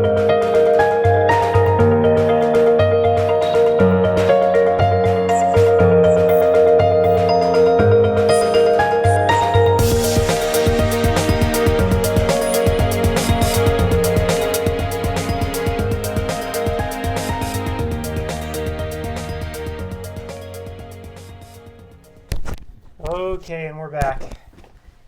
So, hopefully everyone liked the Jay Binkowitz show. I know that even Paul was listening to it. It's been a while listening with since my eyes closed. I was resting my eyes. Resting his eyes. No, he was listening to it. It's been a while since you've actually heard that show, I think. So to me it's all new. So hopefully, when we do this the next time around, Jay will also be on as a speaker. He just couldn't make it this weekend, which was what it was. So hopefully everyone's doing quite well. We're getting towards the end here, it looks like. The bitter end. Absolutely. But let me just make sure that everything's going okay here. No questions for me are coming in right now, and I'd like to just remind everyone. I don't see any questions here. I will say it one more time. I would like to thank our sponsors, and if you haven't been, please check them out in the booth area. So without these sponsors, this show would not have been possible. You see all of them listed there. Special thanks goes out to Marco. They are responsible for this live stream. They allowed us to set everything up, and really without Marco, this show would not have happened. Right. Almost certainly. So they gave us the push that we needed to actually get her started and get all these other sponsors on board. I'm going to run through the sponsor specials one more time, and then we're going to wrap up here. So again, Quick Eyes, Ocular Medical Records. If you haven't yet, take a good look at them. They are cloud-based. Very modern system that you don't need to install locally. You can just install it. It runs on the web, so there's nothing to install or maintain. They handle all of it for you. They're taking $998 off the setup fee for all versions of their software, so definitely go check it out. VSI, we've been talking about all day today. We even did a live interview with Leo Hadley, who runs the joint, and he was telling us about the huge specials that they're offering for CEwire vendors. And again, this is exclusive to the people who show up for CEwire, he told us that it cost him something obscene to set up a booth in a real show. I think he said it was about $75,000. And not only is he selling you a product that almost new, but they guarantee it. It's just like buying a used car. You can get repairs if there's any problems. Right, and VSI stocks all the parts and everything else, so they do a really good job. They've grown like wildfire because people see the value in what they do. So highly recommend checking out VSI's booth, looking at their equipment, and talking to Leo. Apparently, Leo's been talking to lots and lots of folks from the conference today. If you need a quote on equipment, he can turn it around for you in a hurry. So I would definitely feel free to go on in and talk to them. Our friends at Oculus, they again were one of the first companies to come on board as well. Oculus has been with us since the beginning of ODWire. They've been a great company and a great sponsor, and we really appreciate them. They're offering 3 years of warranty on any device that they have if you purchase by May 31st. And that is a tremendous value. As you know, Oculus makes great high-tech equipment, and having a longer warranty is always a good thing and can be very worthwhile. iDoc, again, the buying group iDoc, if you haven't checked them out, look at the kind of discounts and savings they can bring you along with education. Notice that if you become a member by Monday, May 18th, which I guess is tomorrow, they'll waive all your membership dues until October 1st. And that's a good $700 value. So if you're thinking about joining iDoc as a buying group, now would be the time to pounce on it. Again, check out their booth and contact them there. Wells Fargo Practice Finance, again, they can provide you with money if you want to bring in an associate or if you're starting up a new practice, or critically, if you are buying equipment. So you want to talk to them. They have real depth of experience in terms of eye care. It's funny, they actually have different scopes of practice. So they have a dentistry division, right, an optometry division. So they've been through this hundreds of times, and even if you don't work with them, they still would love to have you call. You can talk to them. They have a great deal of advice that they can give. Our friends at Allergan are showing off their Pathways in Medical Optometry. This is a one-day-long boot camp coming around to cities around the country where you can learn all about medical optometry and, most importantly, how to bill for it. Yes. Where they bring in experts, and it's a single day, and you can learn an awful lot if you're looking to jumpstart your medical optometry practice. So again, step into their booth and take a look, and they're waiting to hear from you. Signet Armorlight, this is the company that, well, they introduced plastic eyeglass lenses way back when, even before Paul's day. Yep. But now what they do is they distribute Kodak lenses. So if you're looking, if you've never checked out Kodak lenses before, go into their booth. They have all the product literature there. You can take a look and see if it's something you might want to use in your practice. Whoops. VisionWeb is, of course, the company that automates ordering of optical products.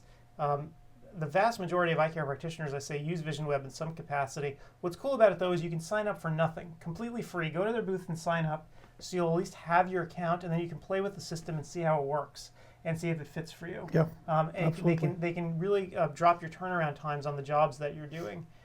So they're kind of a useful tool to have in your arsenal if you haven't signed up yet.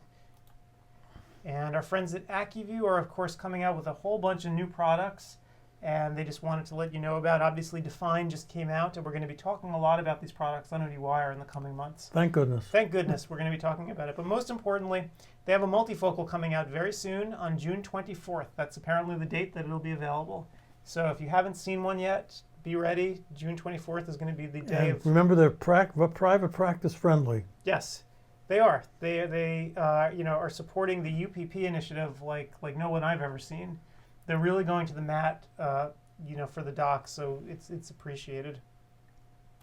And finally, Diopsis. So they make equipment that measures VEP, so evoked potentials, and ERG testing systems. So these help you determine the function of the optic nerve visual pathway in retinal ganglion cells. So this was the stuff of science fiction not too long ago. Right. But actually works today. And if you're doing medical optometry, it's important because it can give you an objective measurement of how these nerves are doing. So if you haven't seen their equipment, go to their booth. They have a bunch of demos set up so you can see how it all works. Very high-tech stuff, very useful. So definitely stop by. Yeah, and best of all, we've prevailed on our vendors to extend all these offers through May 31st. We've had so many late sign-ups. We want to give everybody a chance to visit the booths, figure out the discounts, and try to purchase before May 31st, and you'll get some incredible deals. Yep, and I'm going to be talking to all of our vendors again just to solidify these and see if there's anything else that they have to offer. we'll have it up on ODWire, so you can follow up there as well. And I'll shoot everyone at the conference an email too, letting them know what's going on. I have a strong suspicion that lots of folks are going to be coming back to the conference over the next several weeks, because there is no way they swallowed all this education in one shot. I have a suspicion that more people are going to sign up. I think so. Obviously, the booths are going to remain open and the education is all going to be there. So I would hope that a lot of people take advantage of it, even though the live stuff is done. Obviously, asking questions in real time is something you can't do from here on in, but certainly you can take But also, classes. you always ask the questions on ODWire. That's true. We're always here on ODWire, so we can, and in fact, all the speakers that we had, as far as I know, are all members of the site. They're very easy to Sure, and they'll be contact. happy to answer the questions. Yeah, so I think, definitely come on. We're going to keep promoting the conference actually on ODWire over the next several months, so people will be aware of it and they can hop on board. I think it's great that we can extend these things out so many days. Right. Because, people are busy, right, as we were told. And thank you, Gretchen. Good to see you again. People told us that this weekend they were doing a lot of stuff. Graduation week. This is apparently graduation weekend. Since we're shut-ins and we have no friends who are graduating from anything, we didn't know this. But, right. But so it's graduation weekend. There's a whole lot of stuff going on. Every single farmer's market in the universe apparently started this weekend. Well, the strawberries are out, right? The strawberries are out, as we pick discovered in some my strawberries? backyard. So people, spring is sprung in a lot of places, and everyone wants to get out. So it's not surprising that they just didn't want to sit through this whole thing in one huge chunk. Yep, and just give us feedback. We survive on your information. This is going to be the big job, our big job, and your big job out there is we're going to need feedback, and a lot of it over the next several weeks to decide what to do going forward. I can tell you this, though. One thing that I do know is, should we do this again, the price is not going to go up, and I'm adamant about this. Yeah. If anything, I want to make it cheaper. Yeah. Mike, yeah, I know. Gee, we're going to pay them? Have a heart attack over here, because my belief is that with the scale that we can get, with the sheer number of people, we can offer education as cheaply as possible.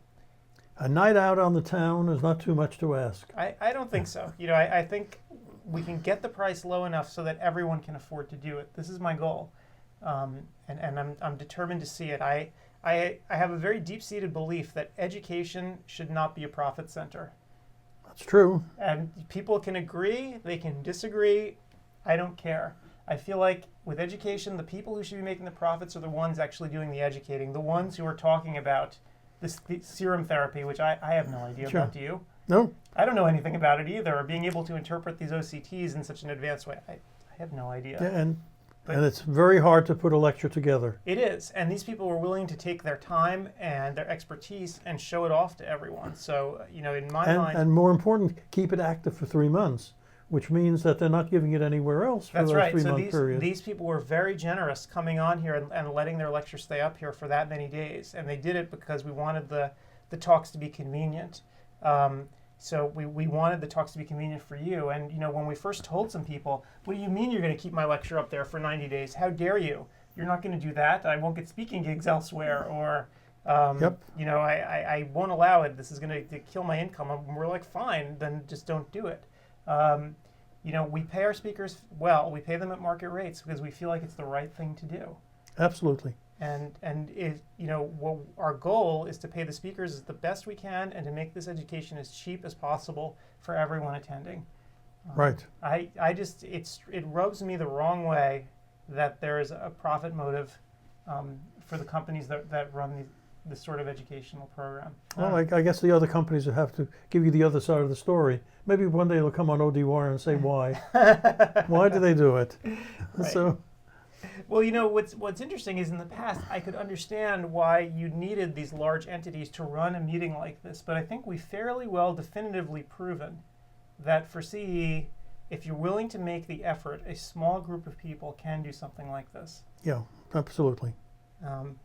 So I think that hopefully this lecture or this series has proven the model. We had 1,300 docs attend this one. I'm hoping we can do better next time. And those large class sizes are astonishing to me that the yeah. number of people came live. I'm pretty shocked too. I didn't really think we'd have that many people show up live for each one, but kind kind of shocking. So we just got a couple of hours more of classes.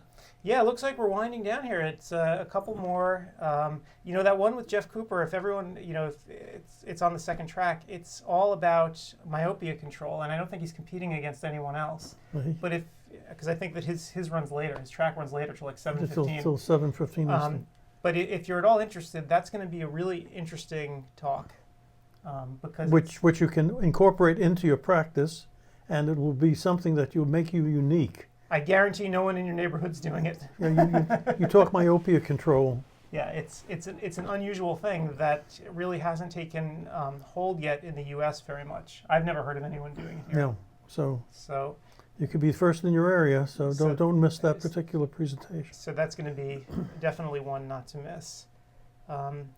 So let's take a look here. Yeah, so I think we're just about wrapping up. I know, what time is it here? It's 2:45, so it's almost time for us to bug People out of ask here us, how could we do this for so many hours? Just a lot of coffee. Well, let me tell you one quick story before we go. Sure. Absolutely. In the mid-1960s, before your time, the only contact lens that was available was PMMA, polymethyl methacrylate lenses, and they were using it also for internal surgery in orthopedics. And there was a story in the national media that this PMMA was leaching acid. And a smart reporter asked the question, isn't this the same kind of plastic that goes into contact lenses? And they said yes, but of course contact lenses were treated to get rid of the acid, but no one spoke about that.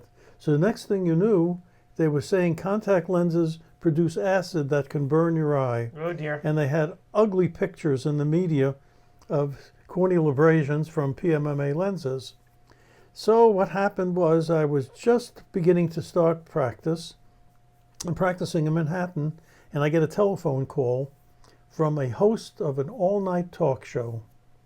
He was the first of the all-night talk shows from 12 midnight to about 5 in the morning on the Mutual Network. His name was Long John Nebel. Okay. The older geezers would know who Long John Nebel was. He was the byword. He was supported by the AMA. They always had AMA people on, very pro-medicine, and sort of anti-optometry. He said, I'd like you to come on and talk about optometrists and contact lenses. And I said, I just in practice a couple of years, and I said, not me. And I said, look, I'd rather you get someone that represents organized optometry from the American Optometric Association, from the New York State Association, anyone, but not me. I'm just not used to being on radio and being on radio live from 12 midnight to 5 in the morning. Oof. No. And he said, no. They gave me some bull story about, we like the sound of your voice and you'd be perfect for radio. Yeah.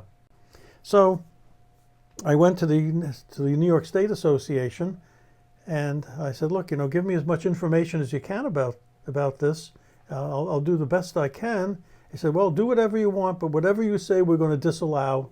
You didn't represent us, and you do the best you can.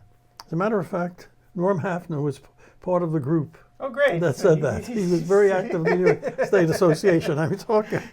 He pushed you over the cliff. So there I go, and I'm there at 12 midnight, and I had my partner Ted Caslow there feeding me papers. But I found out in advance who was going to be on with me. And there was going to be on an ophthalmologist to be the other person. There was an AMA representative and an ophthalmologist on as well. And his name was Lopresti, as I recall. He was practicing in New England.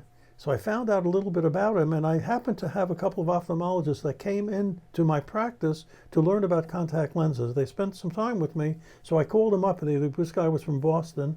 And his name was Saul Steinman. I said, Saul, what do you know about this Lopresti guy? Oh, well, I know about him. He got kicked out of a hospital in Long Island. Whoops. And he came up to practice up here. So anyway, I got on the air, and I said, I have regards to you from Dr. Steinman. He told me all about you. Oh, dear. So just to keep him under control. But I couldn't keep the AMA guy under control, and why it was dangerous for optometrists to fit contact lenses. So I did the best I could. I tried to make good points, but whenever I try to get a good point in, it's now time for a commercial.